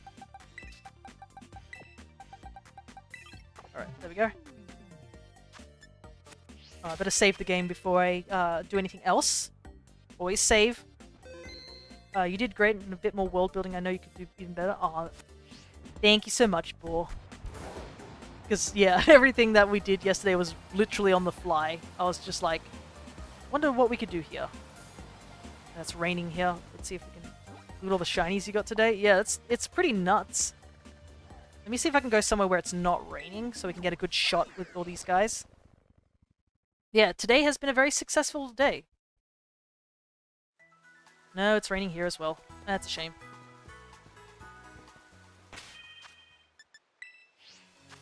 Bring our group out, though.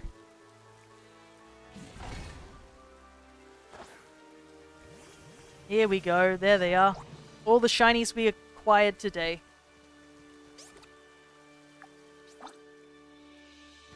Got our little Bond Sweet here, who's jumping around. Got our Mudbray over there. Got our pile of sand sleeping, and that big weird mushroom that's attacking me.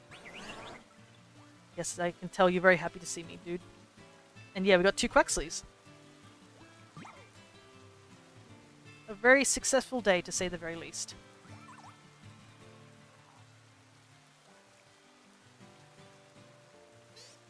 They're all so small. Look at all these babies.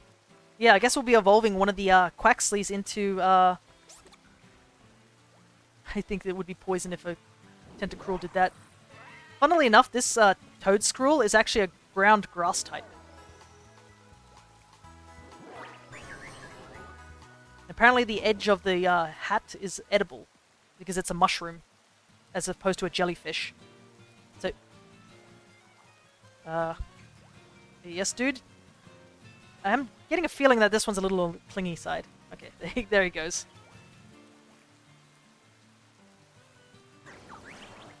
He's so silly, isn't he? I do like them. They're very, very silly mons. But yeah, a very successful day, to say the very least. Nah, he's back. Can't get away from him. He's just being a silly mushroom. But let me see if... let's see if we can raid the Alchemist right now. Yes, we can. So, I guess overall, good day for all the streams that we managed to get. And I will be streaming tomorrow. We'll be doing some Legend Arceus, where we'll be running over and trying to get the last 2 mons for our home living decks. So, I shall send you over to the Alchemist. Say hi for me to her, because I will probably head off to take a break, because I am getting a little tired, and I could use with some food. And I hope to see you guys either when I'm doing Legends Arceus, or when I am doing Stardew Valley. So, till next time, guys. Take care, everybody.